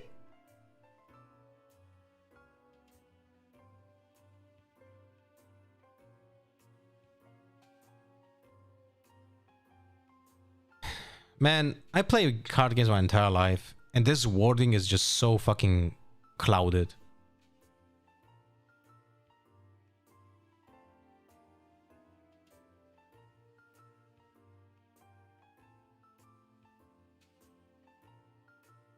This is convoluted for no reason. This could have been definitely worded in a way that is more understandable. Quick draw equals reaction. Yeah. Why just not make it reaction and quick draw? Why not do it that way? Right? So it will be more understandable. Okay. It is decent then. But when you play it, attach it on Unity control. So when you play it, you don't have to pay the equip cost when it has quick draw. Correct? That's how it works? You still have to pay 2 and red. But then because it has quick draw, you don't have to pay the equip. Okay. I think it's a reminder text thing. Perhaps 4 or 5 years from now, we'll just see quick draw and nothing else. And when cards turn into novels. But still, man, this is like... the thing that I dislike the most in the iconography is the fact that reaction and action have the same color. Where's an action here? Here. Action, right? And reaction have the same fucking color. Why not make it different color coded? Why not?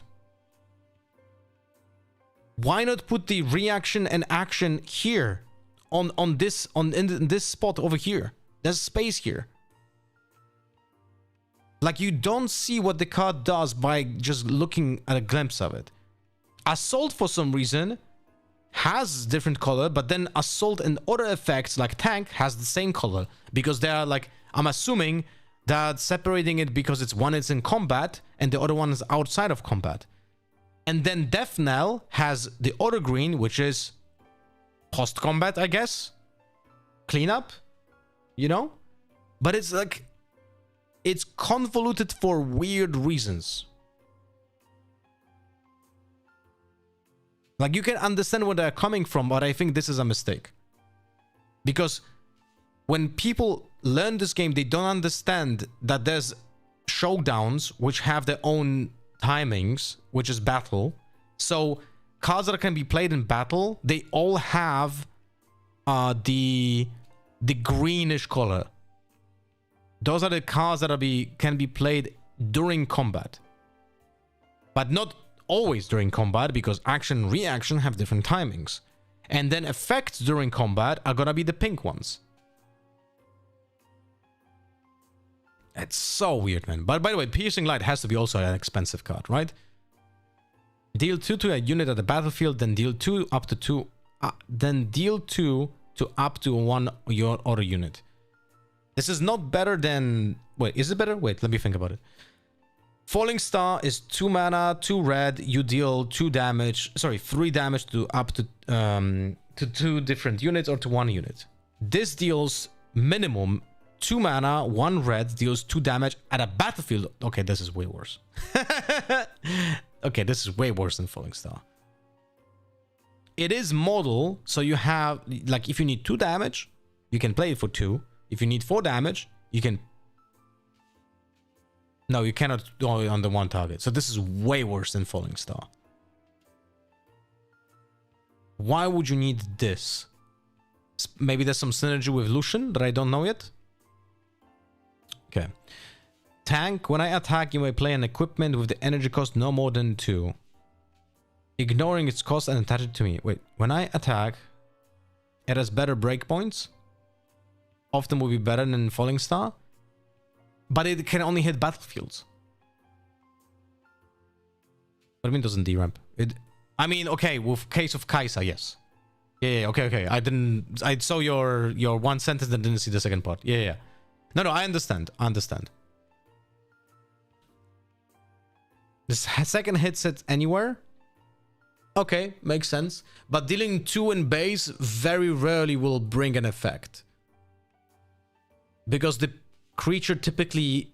Like, if you play this early game, the creature with 2 HP is going to be probably already dead or be on the battlefield. You can utilize it with Dreaming Tree as well? Okay, that makes sense.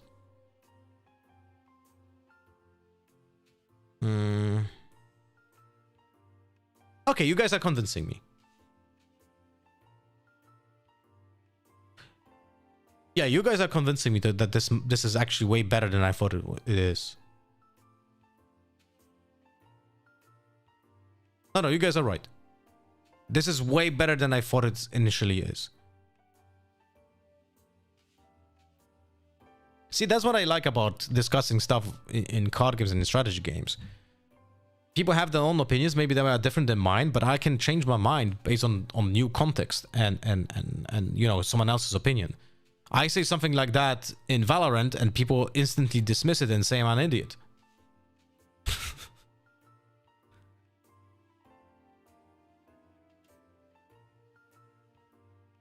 If your hand is Watcher FS Time Warp, you're fucked.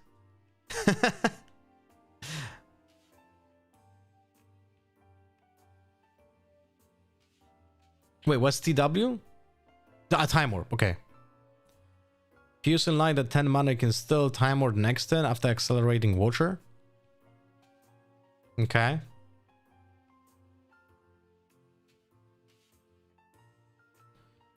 Yeah, I wasn't even thinking about the accelerating. It's just the effect of Piercing, like you can play like -3, right? -3 from Watcher, and then you can clean up to 5 might on 2 units.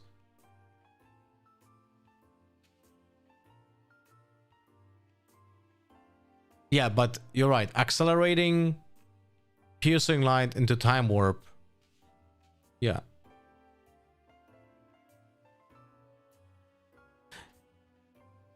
Yeah, you're right. This is like very powerful finisher, because when you actually are ramping to 10, but then you would have to, if you want to lean into that kind of play, then you have to make certain that your earlier control of the board doesn't deramp you that much.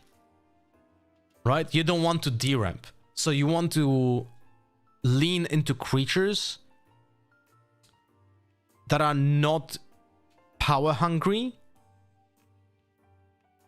So probably, well, maybe that's where, for example, Draven comes in. Because he's playable at 4, or just more Kaisers. Or both. You have Draven to farm gold and Poro. Yeah, I mean, Draven for sure. The Poro is the 2-drop that creates gold.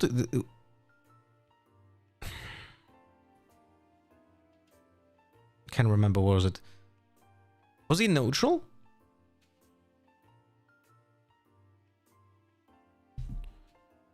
Poro. No.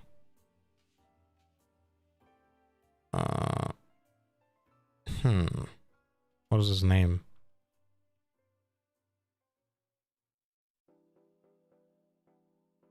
He's blue?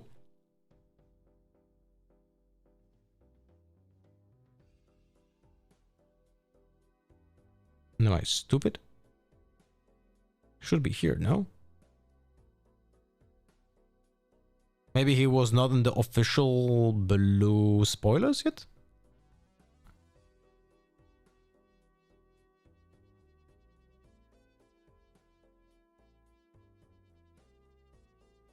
He's a 2-drop, right?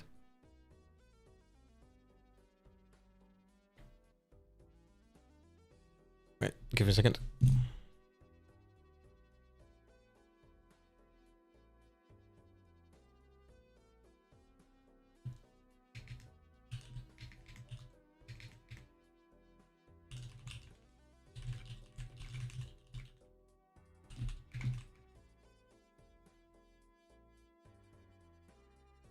The main case for FS versus Piercing Light is dealing 6 to 1 targets. I think the split somehow gets both get run.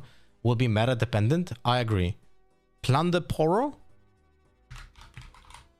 Yeah, he's not on the official website.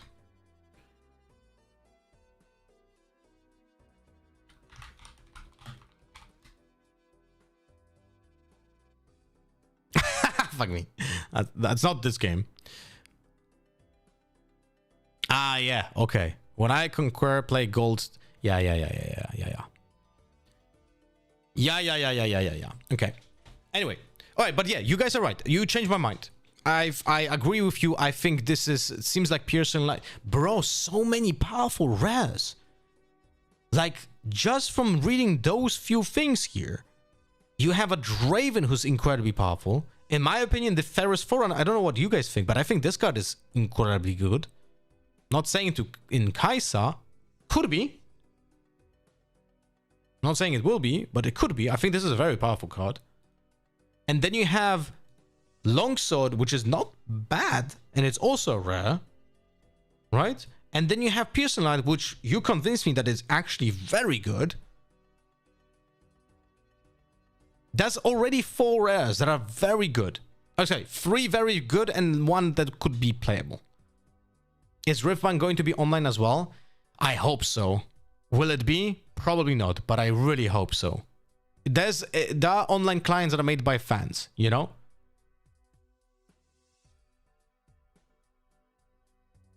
Even if it's just bodies, it's a very high rate card that encourages holding, which Rumble, for example, wants to do. Yeah, I think this is really good. The Ferris Forerunner is very good. Like, we already have seen it also in other card games. Like, the most extreme example is Hearthstone, where you had mechs that just deploy more fucking creatures. That stuff was nuts. You know? Okay, let's read this. Tank. 4/4. When I attack, you may play an equipment with the energy cost no more than 2, ignoring its cost, and attach it to me. Okay. So it has to be played from hand, but you don't need the power cost, which is nice. So I don't know the gears, so I have to learn the gears to see if this makes sense. But this, on paper, this sounds okay. If there's gear that costs 1 or 2, that has like a high power cost, and you want to avoid that, then this seems in that case okay. But I have to read gears. In general, it's a positive. Like, again, baseline is good. 4/4.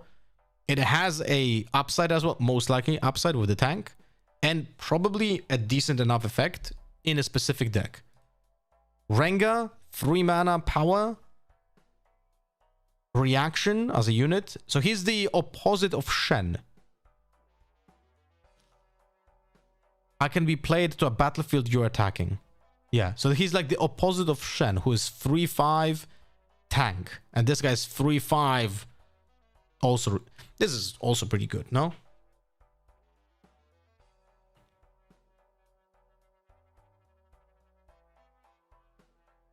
This is like, there's no way this is bad. There's just literally no way this is like 3 mana for a 5 creature that instantly attacks. Like, that's incredible. That's fucking incredible. Like, when you essentially... No, this is insane. This is nuts. Yeah, I agree, Alan. Like, this is insane. And this is much better. So Shen is the exact opposite of it. I was already a big fan of Shen, but this one is much better because it's proactive. You dictate when you know you need it, while Shen is like you kind of wait for the good moments. And this basically has like this has a better no summoning sickness mechanic, because if something enters ready, then it gives more information, while this can be withheld within your hand, and then essentially still has the ability to be on the battlefield instantly.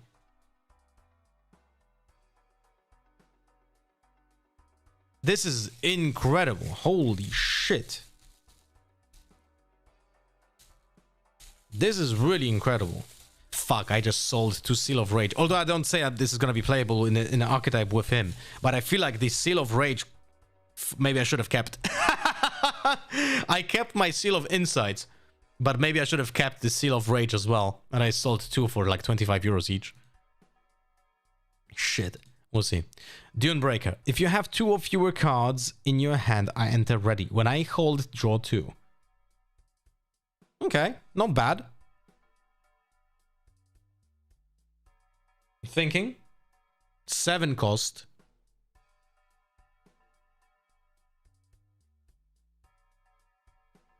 Well, it depends on... Is this playable in Jinx, maybe? But why would Jinx go to 7? What is wrong with this banana?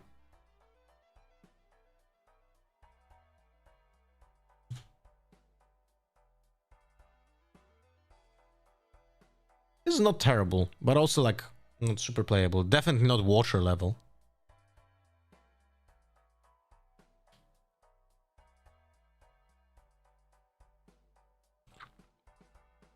Doran shield 1 for 1 gives a tank. Okay. It's whatever. When you play me, radio exhaust or exhaust a legend. Oh. 3 mana for 4. So it's above rate. And that's interesting. It does cost power.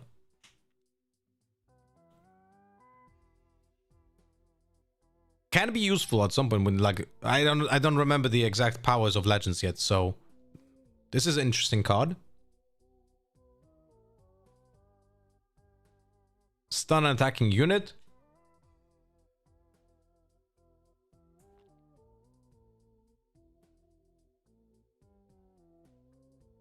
I don't think we want Dune Breaker as aggro top end, but given some cards we've seen, perhaps Riftbound gets more mid-rangey.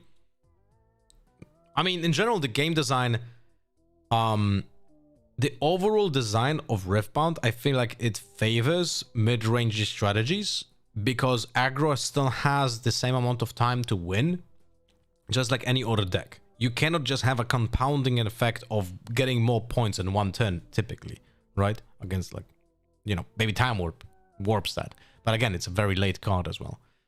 So I feel like inherently the game will favor a little bit more mid-rangey decks, although Annie is incredibly fast.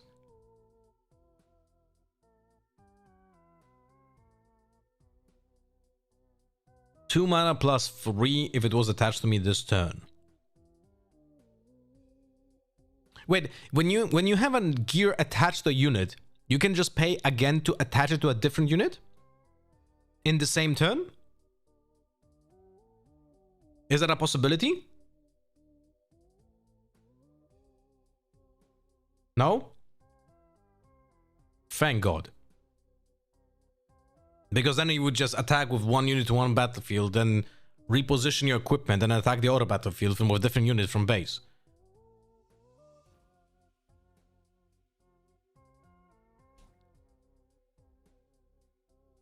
But it's in some like comprehensive rules or something, right? About equipment. Not so fast. Counter an enemy spell or ability that chooses a friendly unit or gear. Okay, so it's not against spells. 2 mana. Doesn't have... It's pretty good. Jax surpasses it. Let me check. Jax.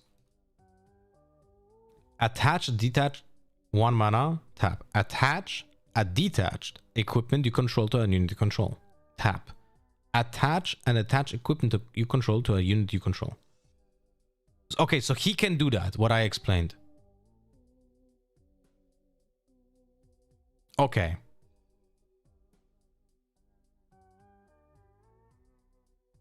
And that's pretty powerful because you also don't pay mana for it. Sorry, you don't pay power for it when you do that. Like, this effect is much stronger than this effect. The second one. And it has 2... Dude, Jax seems pretty sweet, no? So many interesting mechanics. And I just started reading the set. I think this is pretty good. Like, specifically because you build your deck, you know what you're gonna be a problem for you. So not so fast can be much better than other counter spells in the game possible for you.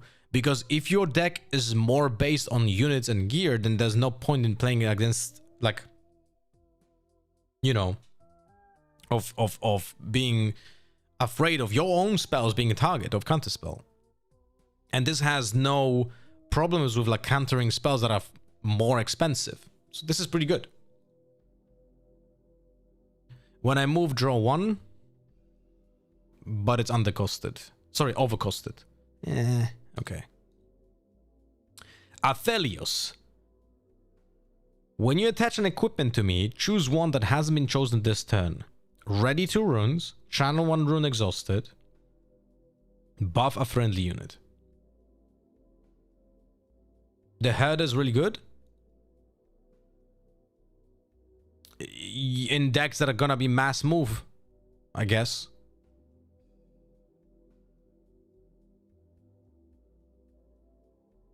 Yeah, okay, makes sense. Yeah, makes sense. Like green purple, so that's Yasuo currently. It's very good on Reaver. True. No, you guys are right. You guys see, like, my mindset about evaluating cards in this game is still not flipping from other card games that I played, because I didn't play Riftbound yet that much. That's why I also don't do content yet about like deck guides and stuff like that, because I feel like my game knowledge is not great yet.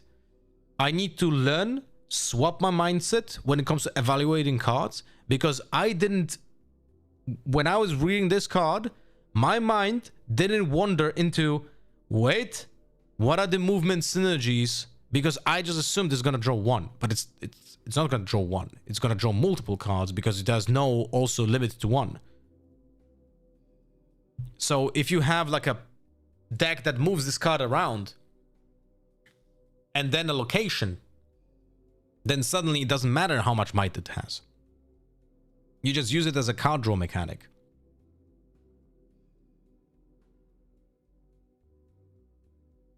No, this, yeah, you guys are right. I like those conversations. Like, I like those conversations, because this all like triggers, like, you know, me to, oh shit, I need to learn more. You know? Yeah, recall is not a move. It just bounces the card.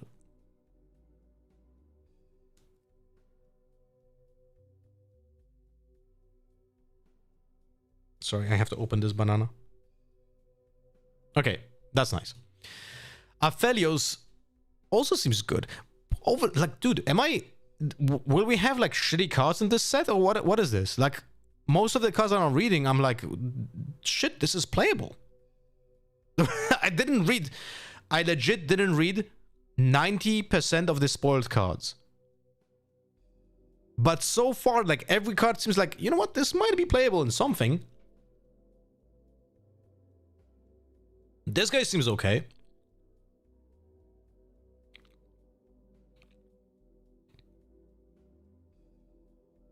Like, he pays himself when you attach a equipment to him. So definitely good in equipment decks. And with Jax, it's busted in Jax, but nothing else. Yeah, see, but that's what I want to say. Like, with Jax, he seems very good.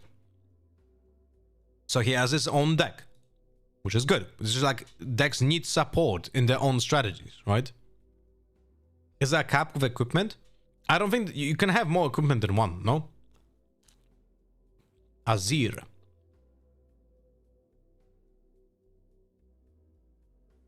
Green power. This is an expensive card. 6, by expensive I mean mana and power. 6 mana, 1 power. And then in the same turn you can use that effect. So you pay 1 power, action, choose a unit to control, move me to its location. So move Azir. Man, I really dislike this fucking wording. Move Azir to its location, to the location of the unit you control, and it to my original location. If it's equipped, you may attach one of its equipment to me. Bro, the wording is really hard to fucking read. Is it only me? So the second part of this sentence probably not gonna be mattering a lot. But he essentially, if you pay 6 mana 2 power, he essentially has an accelerate that requires you to have a different unit. But then you have a move synergy. So for example, this would work with the herder. Tide Turner? Oh, you're right. Yeah. That's the same power, but in green color instead of purple. And you could do it multiple times.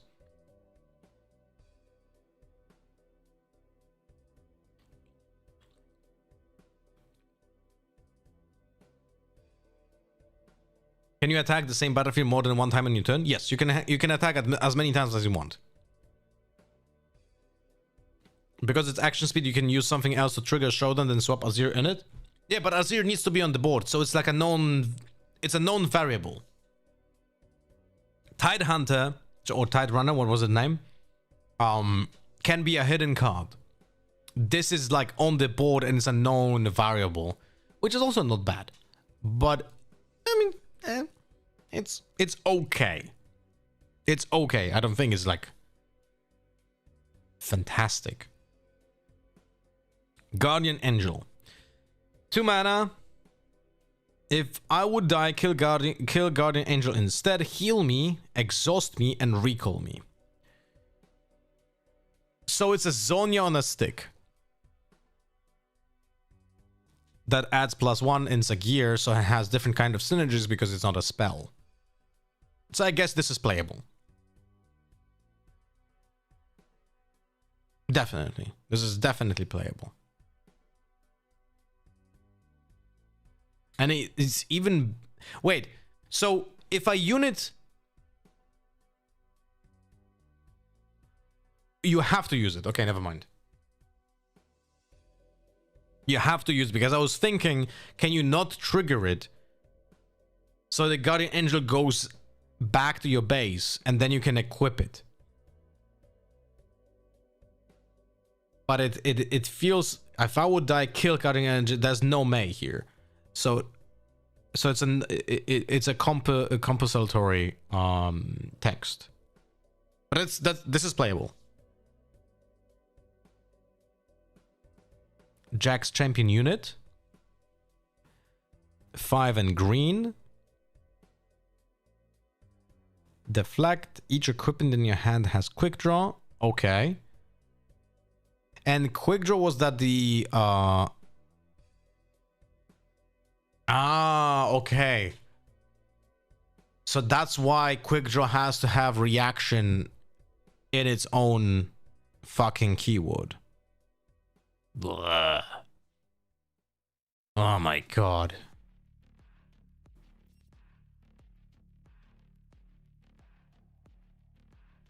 Probably good in jacks, right? Yeah. Needlessly large yodel. 10 mana, 3 power. 5 what? Shield +5, tank.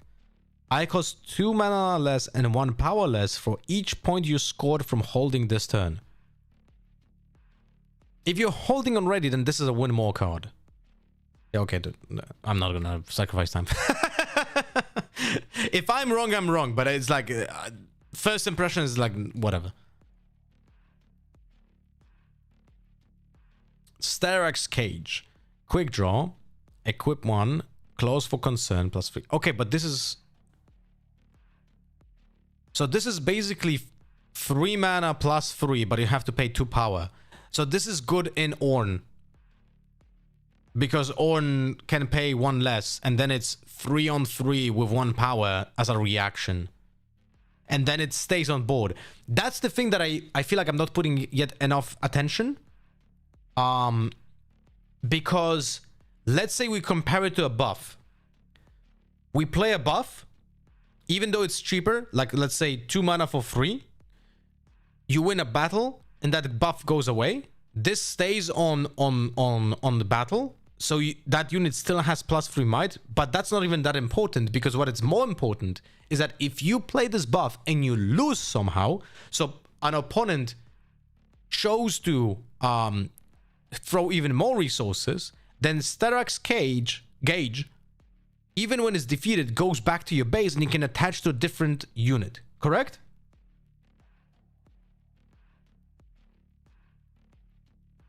So we can use it the second time or third time or whatever, because it doesn't get destroyed, right?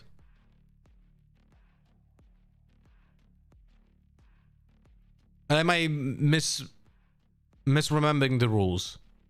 If the unit that gets destroyed, the equipment gets destroyed as well? Or is it dropping? I think it drops, right? Fuck, I can't remember. I'm Nox says, yep. I'm assuming that's about that. It drops. Okay, so yeah. So in this case, like, this is kind of insane. In on, this is insane. In other decks, I don't know. By insane, I mean, fuck me, I'm playing that. Sounds like equipment from MTG. Yeah. Yeah, it's like, that's the correlation here. Yep. So the equipment has different kind of evaluation system. Because it's context dependent on like stage of the game. Yeah, this is very good in on. Very fucking good in on. Okay. Irelia Fervent. Deflect. When you choose or ready me, give me +1 this turn. When you choose or ready me. But choosing is only with a target. You don't choose a card when you say, I choose this card to move to a location. Right? Equipping Irelia counts as choosing. Yeah, the wording, bro. But equipping gives +1. Readying me gets +1 as well, which you can also do sometimes during battle. It's not a bad card. It has built-in deflect. It's a little bit under the curve. But so if I understand this correctly, when you play her, she's exhausted. Then you start the next turn, she untaps, so she's 5. Just by default in that turn. Right? It should work that way. The wording should work that way, but I'm gonna ask because maybe I'm an idiot and I don't understand something. Okay. So she's 5/4 when she enters, but starting from next turn, essentially she's always 5/5 baseline, and she can only get bigger. And she has deflect built in. So that is definitely a playable card. Irelia alt art. Not many times I say that the alt art is better, and this one is better. This one is definitely better than the normal art. You know what? Wait. Before I read this, I need to read through all the legends because I say like I miss a lot of interactions. One moment. Let me just read quickly so I can at least a little bit remember that. So red, blue, your max have shield, which is a good passive effect. Which is actually very good. Has signature spell, reaction, repeat. Give your max +1 this turn. Okay. Seems playable. Very weird framing on the artwork. Like, what the fuck? Why is this covered? Like, couldn't they just rotate it a little bit? Lucian, your equipment each give assault. So each equipment gives assault. Okay. Purple is just much better Irelia, but the green one isn't bad. Okay. Relentless Pursuit. 2 mana power. Move a friendly unit. You may attach an equipment with the same controller to it. You may attach an equipment with the same controller to it. So essentially me. This is just wording for like 4 players games and so on. Okay. This turn that unit has when I conquer, you may move me to my base. So you go ping, ping, pong. And then if you have a way of untapping, you can attack into a second location, for example. Okay, that depends on the context. If this is like, this can be good, but it's like it really depends on the context. But it's not terrible, I guess. There has to be an easy way of untapping your creature after you move it to the base to like do 2 attacks in the same. It's a lot like Showstopper, but Showstopper just cost between 1 and 2. That's a big difference, right? And Showstopper gives you a buff, while this gives you an equipment that you had to play before. So it has bigger highs, but lower lows than Showstopper. Okay. Draven is fucking nuts. There's no way he's not good, right? When you win a combat, draw 1. Wait, so open showdowns don't count as combat, no?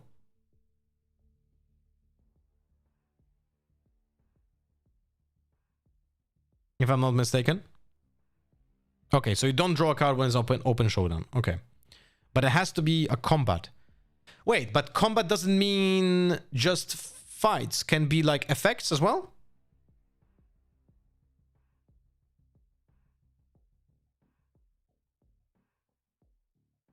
Yeah, that's what... Okay, so combat tricks will draw you a card. Yeah, okay. He's worse Annie? You think so? Okay. Spinning X. What was Annie's signature spell? I don't think she even uses it. No? Quick draw, equip.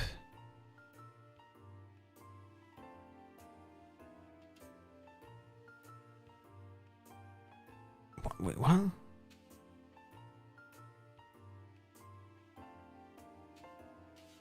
What the fuck?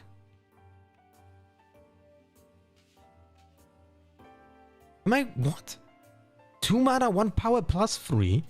Reaction.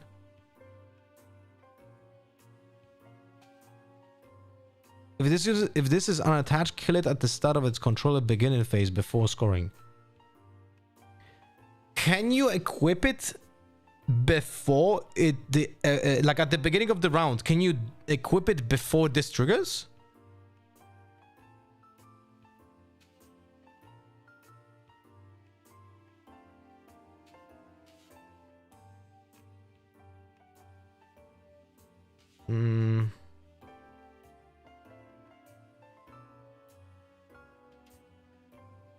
How do you equip?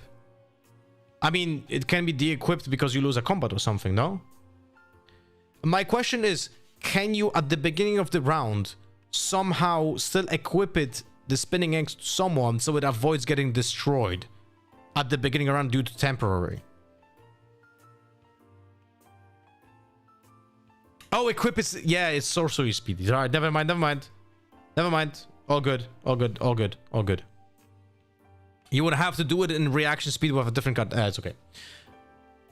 It's all good. But this is still very good. 2 mana plus 3 as a reaction, that's incredible. Fuck me, man.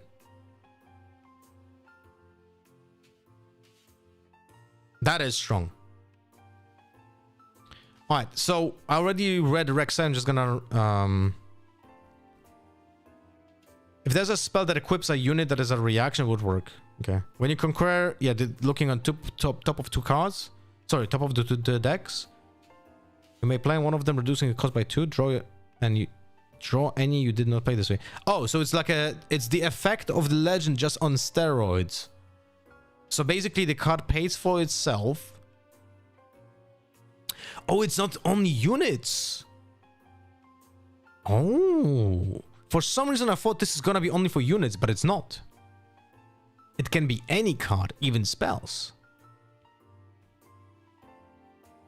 And it pays for itself, so just pay the cost of the power. And then you draw the other one. This seems very fucking good. Like this seems very fucking good. Yeah, you reveal, so you're showing the opponent what you're revealing. Very good. Ornn has also pretty good legends. Like just Kaisa for equipment. Jax we read. Irelia. Okay, what does she do? When you choose a friendly unit, you may exhaust me and pay 1 power to ready it. Oh, okay. When you conquer, you may pay 1 to ready me. Huh. Okay, so essentially you can use... You play a unit, you equip something to that unit, and then you can pay additional power to ready it. So you like give acceleration to basically every unit that you equip, or choose with other spells.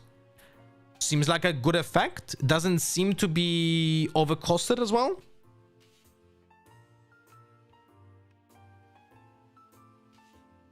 White Film Protector on turn 8. Like he can target himself, right? So he attacks for 16. So basically you pay 8, you then do 1 power to equip, and then you do 1 power to untap a creature. Yeah, this seems okay. Seems... I mean, by okay, I mean this is pretty fucking good, you know? No? It's not? Just want to untap? Oh, you mean like...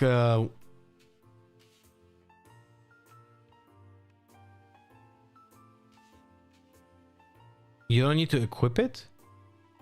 What do you mean? You can choose to equip the unit, but then don't pay the cost. Oh, okay, never mind. Sorry, yeah. White ability choose. Yeah, you guys are right. Sorry, I was like... For a second, I thought that you can use the equipping the gear on a unit and then not pay the cost, so it cancels, but you chose already, so it triggers this. You know what I mean?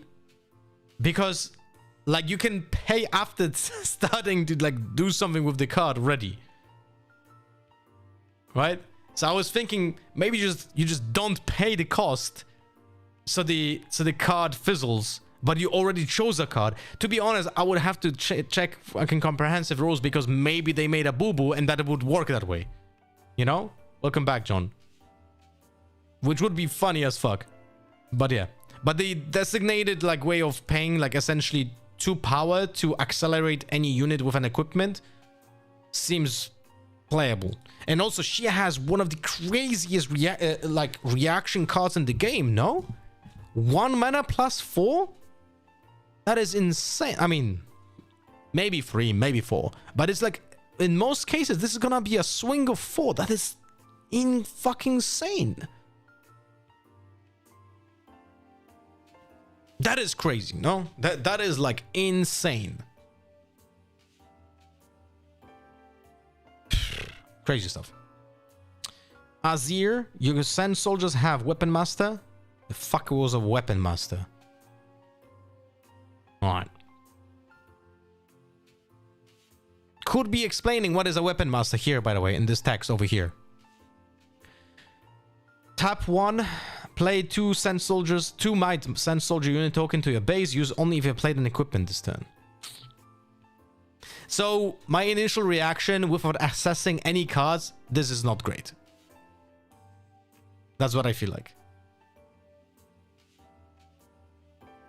That's like my initial reaction, but I have no idea if it's gonna be any good. Also, we don't know the signature spell, right? Is this a new Rito card game? Yes, it is. Okay, Ezreal. Reaction. Draw 1. Use only if you've chosen enemy units and or gear twice this turn with spells or unit with abilities. Okay. Doesn't like knock me out of my chair. We do know the signature spells, but they're in China reveals. Well, apparently the entire set will be spoiled today, so I'm gonna wait for the American cards because they should be adding them today as well, no? Cam Baroness Renata. When you are an ally hold, you may exhaust me to play a gold gear token exhausted. While your score is within 3 points of the victory score, your gold add more mana. Seems good. No, she seems fucking good. I would say. She has potential for ramping up to crazy stuff.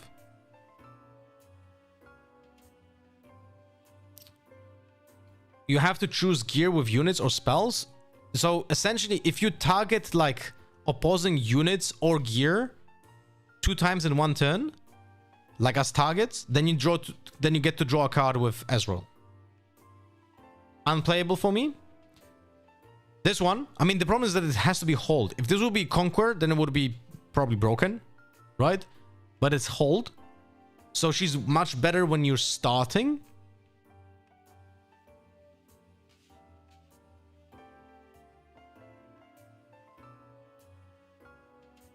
This second text doesn't really matter that much. I'm not saying no. I would need to see more cards, specifically the signature spell. But I'm not saying no.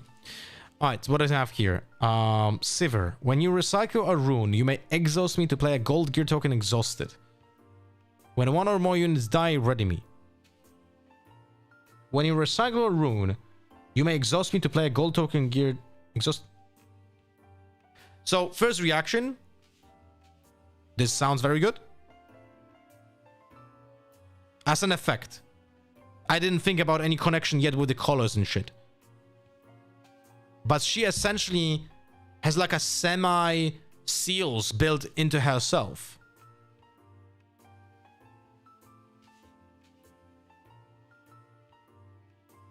This... No, but I think this is very good.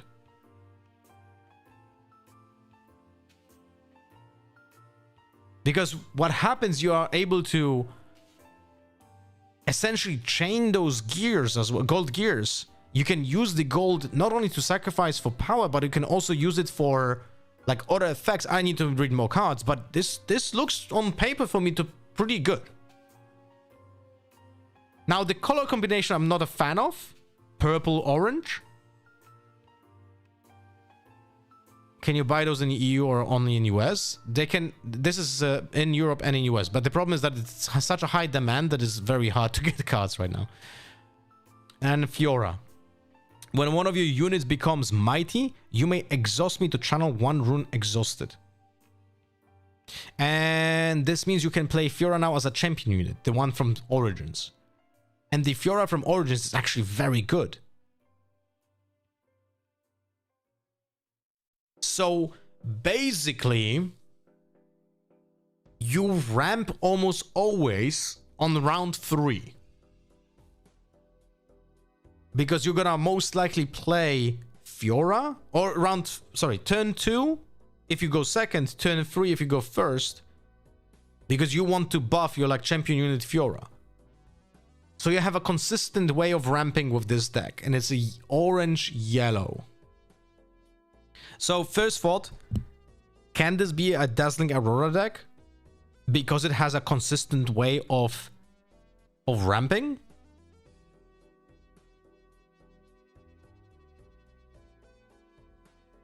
I mean, maybe not consistent because you need a way to buff it. I mean, it can be equipment as well.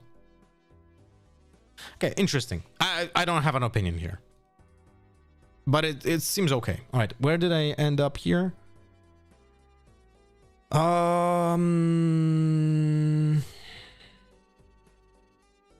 Green here.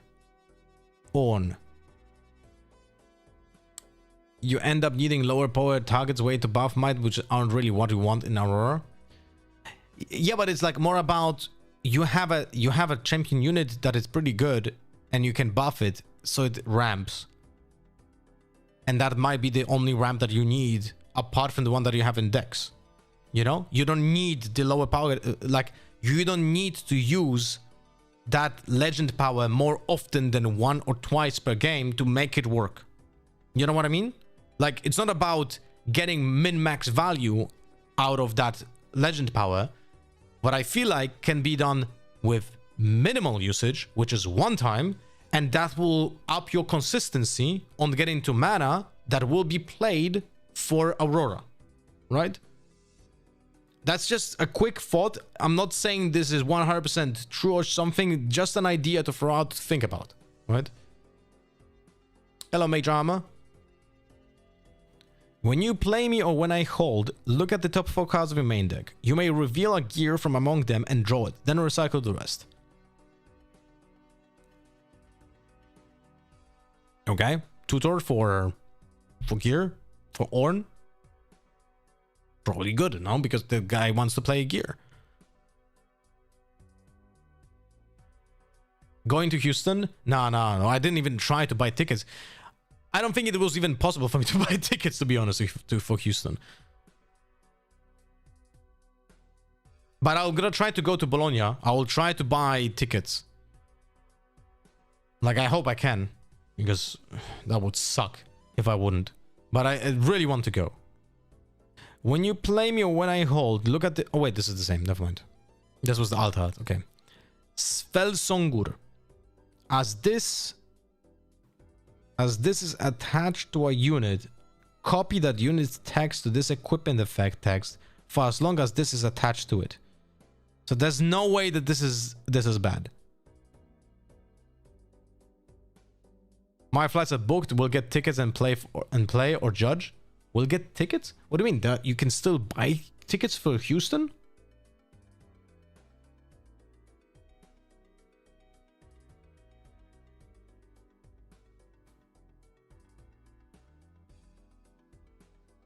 For Bologna? Oh, okay. Okay. It is costly, but there's no way look. There's no way that at some point this is not very good. Wait, there's Heimerdinger that is blue in Origins that has the text of every other card. Right? So a green-blue deck can do some silly combos. Right? Wait. Rebound. Card gallery. Heimer. Yeah, this one. I have all tapping abilities of all-friendly legends, units, and gear. As this is attached to a unit, copy the unit's text to this equipment effect text for as long as this is attached to it. So you could do some silly things. I don't know what silly things, but you could do some silly things. Heimer's current the meme. It's not bad there, but you're playing Heimer? Well, that is true. What is this? 7 for 4? 2 power? What? What is the text? It has to be some insane shit, no? While I'm at the battlefield, opponents can't score points. So this is garbage, no?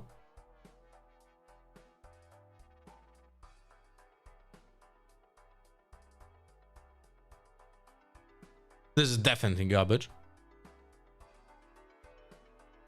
It may be a sideboard card against, like, I don't know, like Victor or something, when they are playing just multiple units all the time on a base. Some people think it's broken if you defend it with tanks. That sounds really fucking sad. That this is like a card for a stall deck. Like you're holding one location, you put everything into one location, and then you play this, and you try to win by holding.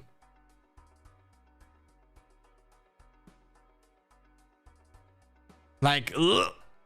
I know one guy in my local scene that will definitely want to play this because he likes all the fucking fatigue decks. Build a fortress? Yeah, kinda got sent. Ugh. Awful. Hopefully not playable. When you play me, return a gear from your trash to your hand. Seems good. Costs power though, but seems okay. When you play me, ready another friendly mech. Very good. For sure, very good.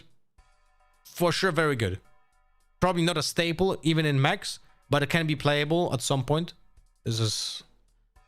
like, it's a worse version of that orange creature that I think is very good already in set, that just untaps a creature. But this one is in blue, so... okay. Camtech Cask. When you play a spell on an opponent's turn, you may exhaust me to play a gold gear token exhausted. What? When you play a spell on an opponent's turn, you may exhaust me to play a gold gear token exhausted. Okay. So this is just like worst.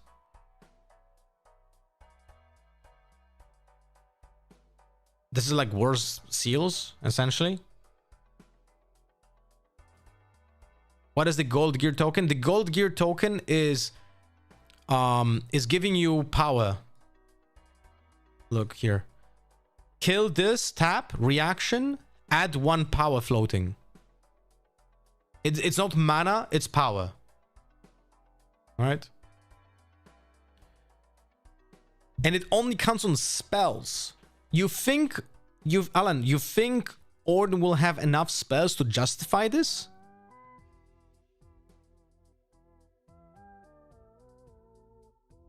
Because I don't know what's premonition. Wait, I need to get to that card, I guess.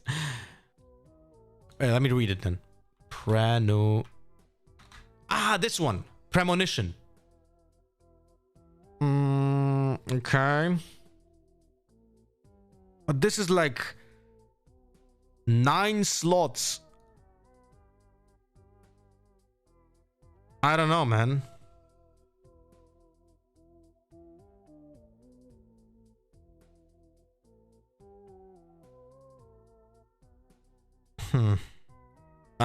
It doesn't sound good. I'll be honest with you. It's a meme, but with one could work. We'll see. I mean, we'll see more cards. Maybe there's something that makes this better than a seal. You may pay blue as an additional cost to play me. Give a unit -2. So basically, small fog on a stick. It's whatever. I like the fact that you can play it for both 3 and 3, which is on rate, but 3, which is not that impactful. Or you can have the effect. What is this? 8 mana 7, 2 blue. Your max have deflect and ganking. I enter ready if you control another mech. Does that count legend? So it always enters ready if you play... what's his name? Rumble? Is he a mech? Oh, he's not a mech. Well, that sucks. Unlucky, I guess.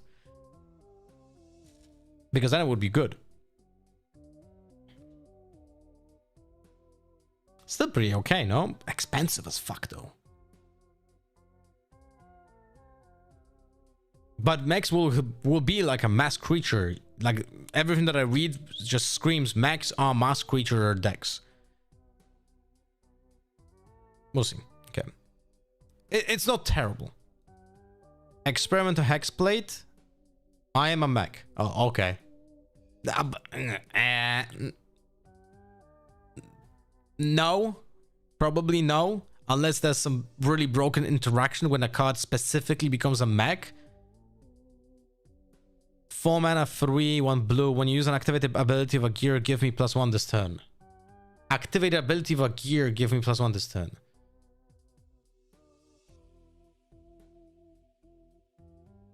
It would have to be like... Maybe there will be some infinite combo at some point. Doesn't sound the best. Bard. You may exhaust your legend as an additional cost to play me. 4 mana, 4 blue. When you play me, if you pay the additional cost, move any number of your units on an open battlefield. Oh, wait. Oh, this is good. Oh, this is good. Because you can... If you refill your hand, then you can do like an alpha strike. Because you can play multiple units from hand and then do Bard and go... But it has to be an open battlefield. Okay, so it's way worse. Okay, never mind. It's way worse because it's open battlefield. I thought it's gonna be any battlefield when I read it and misremembered. So, if it would be any battlefield, then I think it would be actually playable. But with open battlefield, this is not good. I think. Again, first impression video, so it's like, you know. Deal 1 up to 3 units at the same location.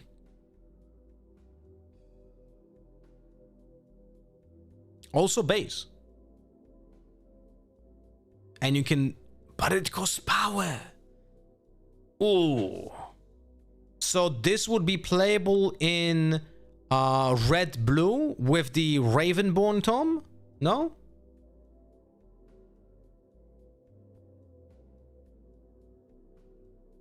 Unless it's the location that says if you hold and have 7 or more units, win the game, but you need to hold. That's a problem.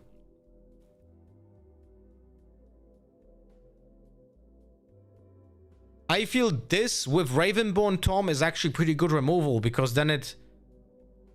With Ravenborn Tome, it actually deals 4 damage to 3 targets. That's like... most creatures just die. Okay, this might not be a terrible card.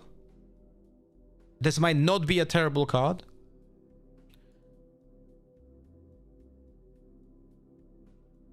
When I attack or defend, deal damage equal to my might to an enemy unit here. I don't deal combat damage. Blue action, move me to your base. I'm not sure if you can target the same unit. You may pay the additional cost to repeat the spell's effect. Well, you can, if you do the repeat, you can choose the same units twice. For sure. Because then it's like you choose the same location again and you do the same effect.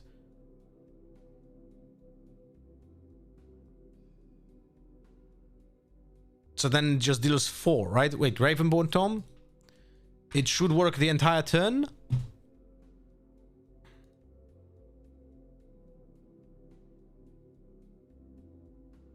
The next spell you play, there's 1 bonus damage. Yes, so it works on the entirety of it. Yeah, I think this is good. I think Bellows Breath in red is gonna be pretty good. If you're orange and you play against token decks, you have better cards. But in blue, maybe you will need this. But I think if you play Ravenborn Tom for some reason, I don't think this card is very good. But who the fuck knows?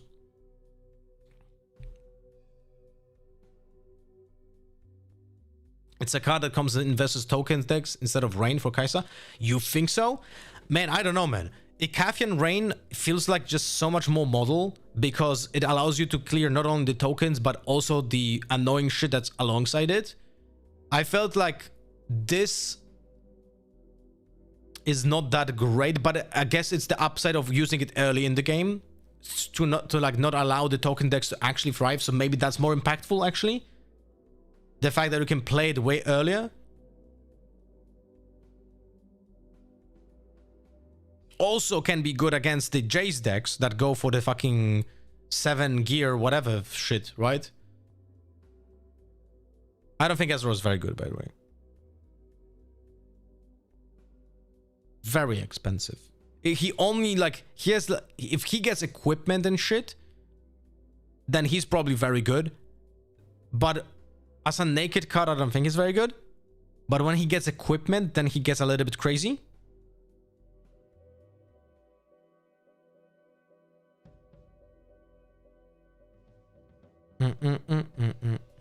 He's very hard to kill. Yeah, but then you have to deramp yourself so much, right? So essentially, you have to build Ezreal with equipment.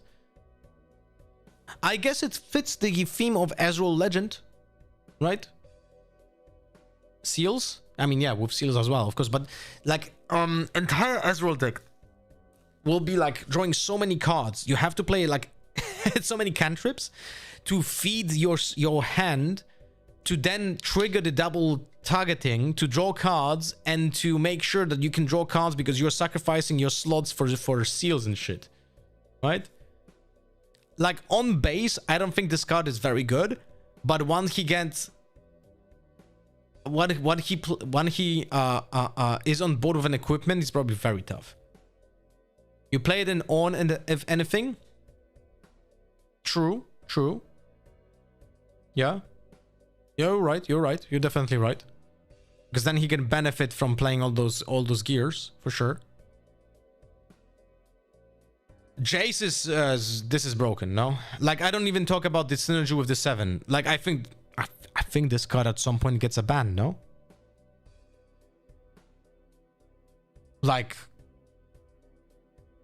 What the fuck? 7 is an insane number. From now on, every single time there's a release of a new expansion, we're gonna have to look at what is possible to be added to Jay's disposal. I don't like this card. I think this is borderline fucking insane. Even if it's not gonna be good right now, I really don't fucking like it. The fact he also doesn't cost power is just...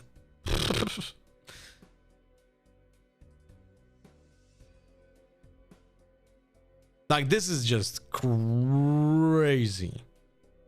That's what I feel like, at least. Why doesn't he not have at least 3 power? You know? Give him 3, don't give him 4. What the fuck? Ornn. And again, the alt art is actually worse than the fucking standard art. That's not even fucking close. Who would like to play with this when you can play with this? 6 and 4 on 6 and 4. Deflect 2. Weapon. Okay, what is Weapon Master? When you play me, you may equip one of your equipment to me for 1 power less, even if it's already attached. Okay. I have +1 for each friendly gear.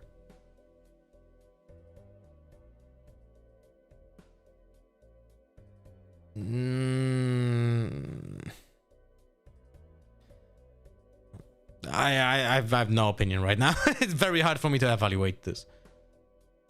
Doesn't sound good on paper, but I can't remember the equipments yet. If there would be a way of making him ready the same turn.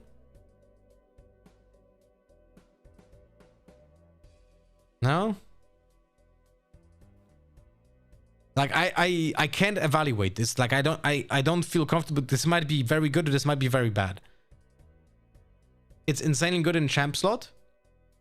Deflect 2 is incredibly obnoxious. Well, you're definitely right about that. In champ slot, you set up Sterak to turn before. And then you attach him for 0, so he becomes 7, he becomes 6/8. Gonna be tier 1. Okay, you guys are convincing me slowly. And he doesn't... Yeah, it's very hard to remove then. And he becomes a 6/8. 6 mana but no power 2. Yeah, and he doesn't pay for the equipment. Yeah, you're right. With the Sterak, it's gonna be very good. Dude, it seems like... Look, I don't know the entire set. I don't even know the entire, like, revealed cards set. But from the cards that I read right now, the power level of this set is very good, no? Seems like there's a lot of really powerful stuff. Which, coming from the last card game that I was playing was Star Wars Unlimited. And the base set had very good power level. But set 2 and 3 were such a fucking downgrade. Almost none of the cards that were being used. Will blue decks still use the same Time Warp card? I think so, no?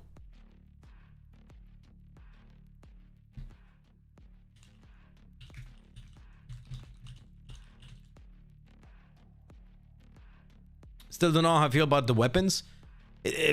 We'll have to see in the entire set. But I think some of the equipment is incredibly good. You know? World Atlas. When I hold, play 2 gear tokens exhaust. Okay. Yeah, this is fucking insane. This is fucking insane. There's no way that this card is not insane. So we don't have to talk about it.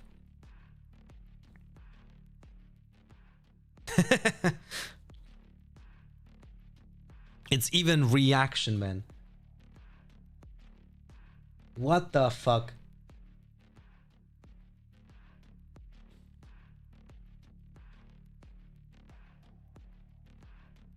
It's incredible stuff. I think it's too expensive. I don't think so. If you play Ornn and you play Blue Seals, which you always play in Ornn, right? I think this is just incredible.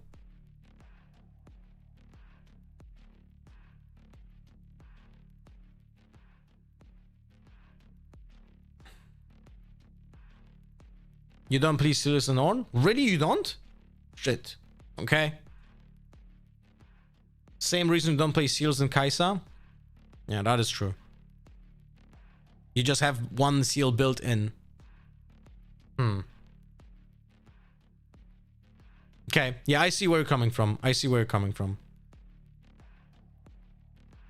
It would be just a waste of slots because you're doing something that you already do. And you would have to play... So unless you build your own deck in a way that more cards that require 2 power, right? But then, Alan, that kind of makes this discussion moot about this blue card that we were thinking about before, like Hemdeck Cask. Like, if you don't play seals, then why would you play this? Right? Ah, shit. What was I here?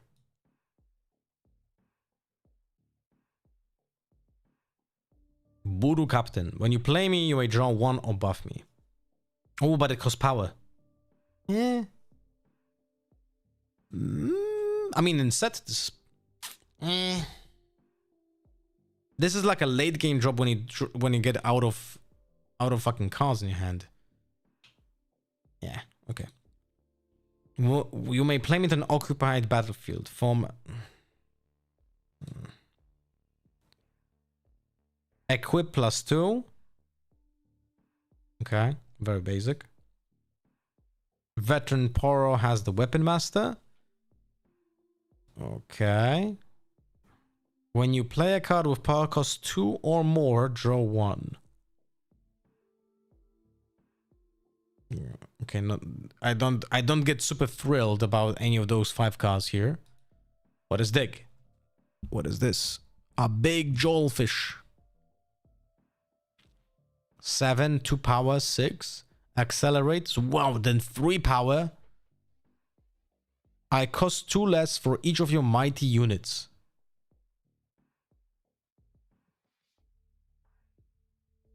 But fuck me, this is incredibly expensive.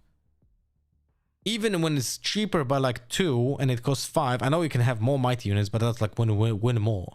We think about this being applied once.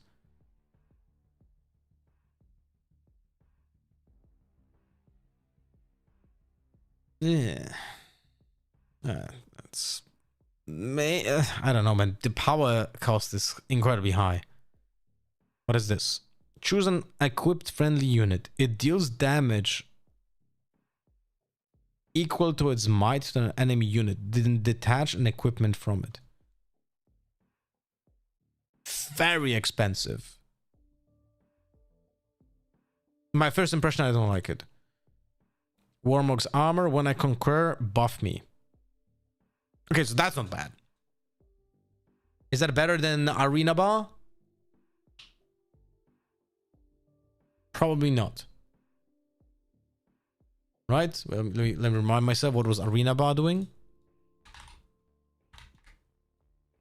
Buff an exhausted friendly unit, so the one that enters the... Okay, so it doesn't work on units that enter ready. This would work if you conquer, so that post combat. Nah. Okay. Here to help. I cannot fucking evaluate this card in any way. Maybe it's very good. Maybe it's broken. Maybe it's terrible. I'll be honest with you. There's like this meme combo with that card that doesn't allow opponents to play cards, but then they just play cards first and then whatever. I don't know. Cutter the Arm.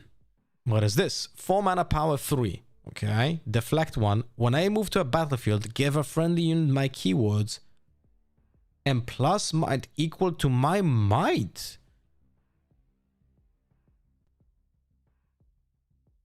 Powerful text, but he has 3 power, so it's easy to remove. But he's very powerful. Like, holy shit.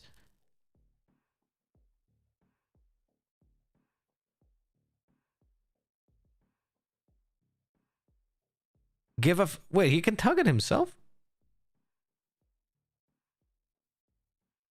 What? Kato cannot target himself?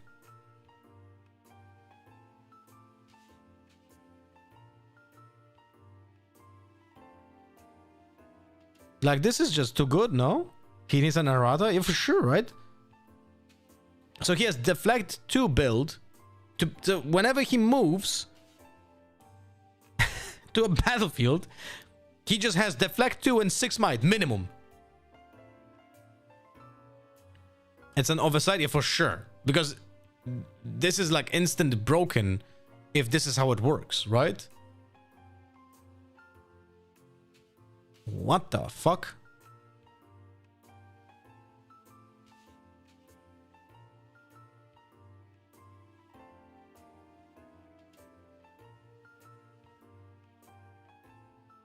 But still, even if it targets something else, he's not bad.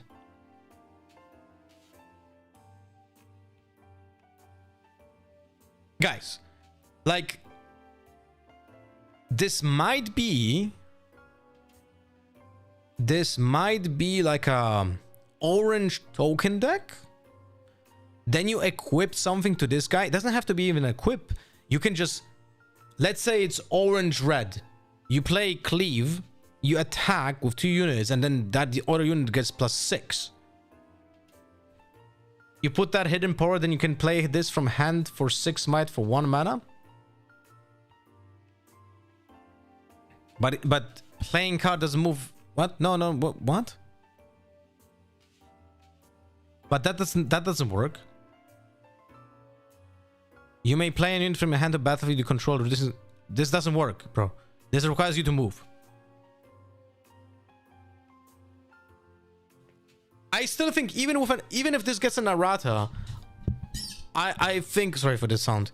I think this is still a pretty decent card. I like it. I really like it because if you combine this with some gear, then tokens just become really fucking oppressive. I like this. I don't know. We'll try to make something out of this when we see the full set. I like this card. It might not be very good in the end, but I think there's something into it. So this is nice. Lucian, Weapon Master. The first time I conquer each turn, ready me. No power cost. This is a big deal. It's very playable. You end up with a deflect board and he's effectively adding 6 might to the attack. Yeah, right? Yeah, I think so. Titan rides the windstonk. Orange purple? Who the fuck is orange purple even?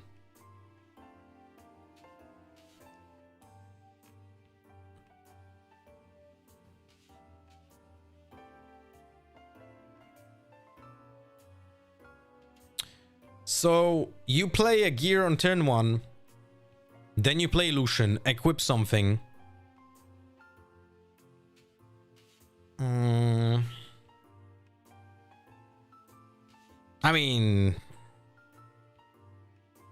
MF and Sevier. Oh, Sevier. Yeah. With Sevier, that might be a thing. Lucian doesn't seem bad.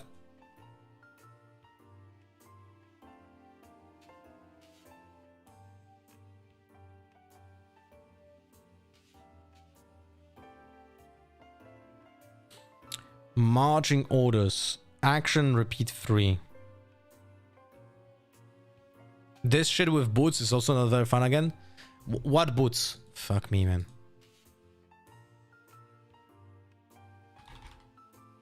Those? Ganking. Okay. I see.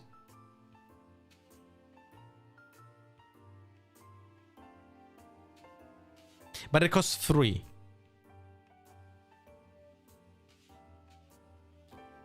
So you cannot do it turn 1 into turn... Okay. So... It's kind of delays it by 1 turn. Right? You go second, turn 2. Play boots, equip, you score 2, go back to base. Oh, you mean like you play... So you don't use Weapon Master. I was thinking about how to utilize Weapon Master with him. Sorry, I was not yet on the same page as you. But yes, if you play this after, then yes. Yeah, that's pretty rough. How much HP does he have? 3. So here, this is the reason why, like, dealing 3 is gonna be important. Like the lightning bolt meta, right? Oh wait, yes. How much? 5. Right, 5. So Fallen Star, but that's only during your turn.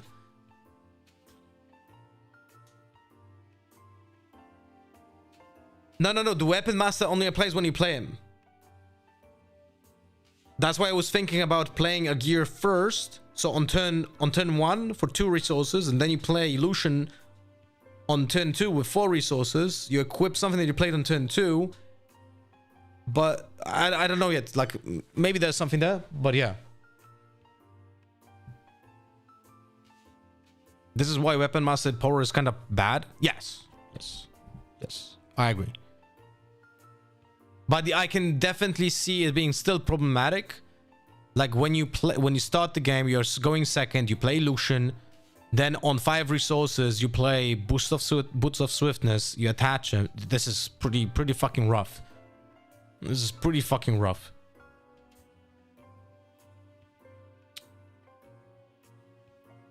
Also, Lucian can be played in set. And then you can just showstopper the guy, no?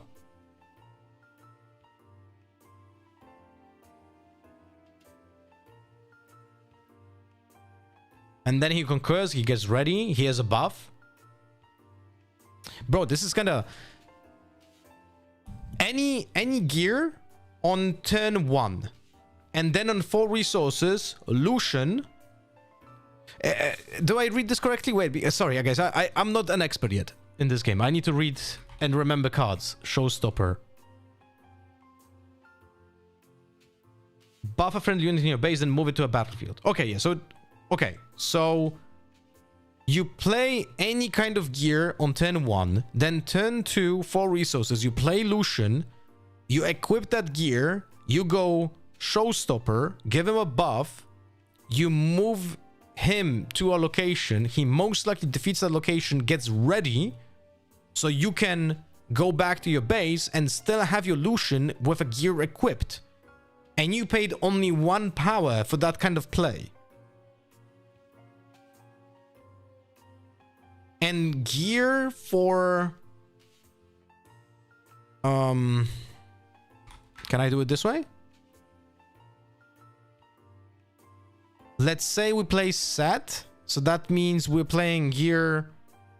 we're playing orange and yellow. Do we have any meaningful orange and yellow equipment? For 2?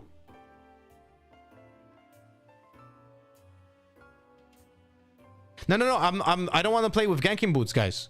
I'm just thinking about how to utilize the Lucian in set right now.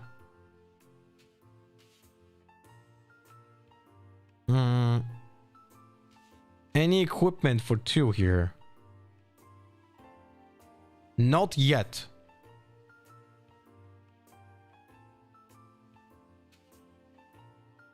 Not yet for 2.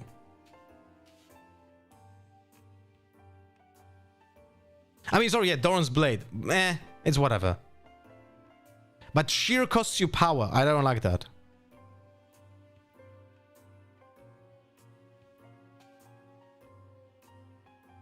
I don't like this because it costs you power. So it's like you don't want to play this. You cannot showstop it then. My entire... so maybe you didn't hear. Like what I wanted to do is in set... Turn 1 equipment, turn 2 Lucian into Showstopper. He gets the equipment from turn 1, gets to a location, conquers, and goes back to base. So, yeah, he could do Warmog, but then he already has a buff. So you could utilize it with the location that draws you a card, for example. With, I can't remember the location, but the one when you spend your buff to draw a card, you could do that then, and you draw 1, you go back to base, and you still have the buff because you have Warmog. So that wouldn't be bad.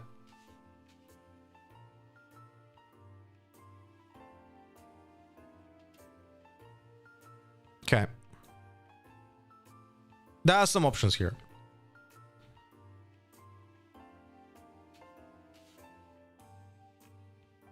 Action, repeat 3. Choose a friendly unit anywhere and enemy unit at a battlefield. They deal damage equal to the mites to each other. Jesus Christ. 3 times? Big challenge.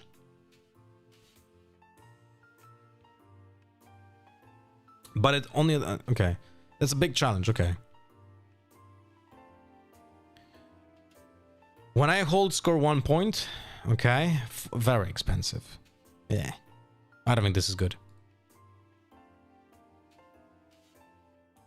Weapon muscle. When I conquer an open battlefield, deal damage equal to my might to an enemy unit in a base. Again in set, maybe? Like, you have 6 resources. You play him. Showstopper. You go to an open battlefield and you just destroy something in the base. That sounds powerful.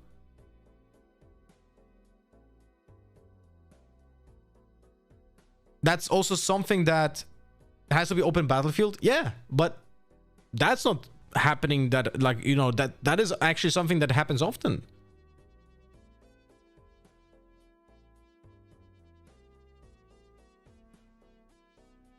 Seems like a decent okay. I mean, it's okay. It's okay. Ancient Henge. Pay any amount of energy to add that much power. Okay, I don't want to think about this. There's definitely some way of using this. Yona is interesting given how currently we like to retreat rather than hold because it keeps the units alive. Yes, yes. I agree. This is probably good, but I don't want to think now. Bone Shiver. Equip. When I conquer channel 1 rune exhausted.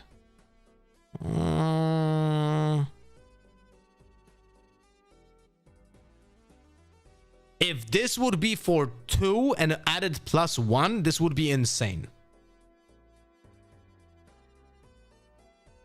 Bullet time with the auto gear. Yeah, with this, right? Yeah. Bullet time with this is pretty good because then you just pay 1 energy for dealing damage. But this would be insanely broken if it would be for 2 mana and added +1. Because then Weapon Masters on turn 2 would be incredibly powerful. But here, it's, like, this has to be used with Weapon Masters. Because it's such an expensive, like, equip as well. Jax. When you attach an equipment to me, you may pay 1 to draw 1. Holy shit, he's fucking expensive. No?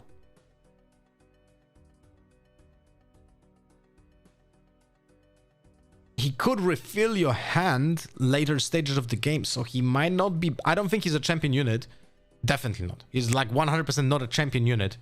But late game, when you put a lot of equipment on the board and you attach it to him just to draw cards... sounds like a very bad mechanic to make a comeback. The parity on the board would have to be very even for this to matter because you're gonna be losing tempo.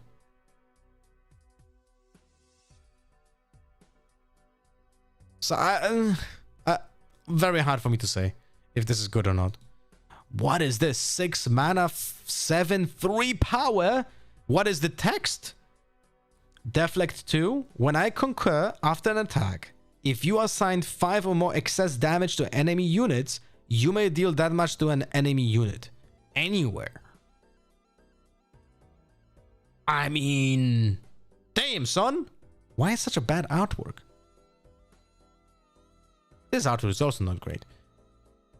3 fucking power! She has a little bit of the synergy with the Sivir Legend.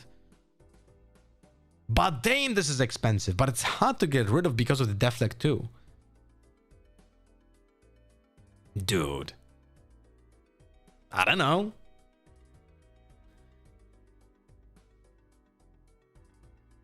Sounds meh, but maybe it's good.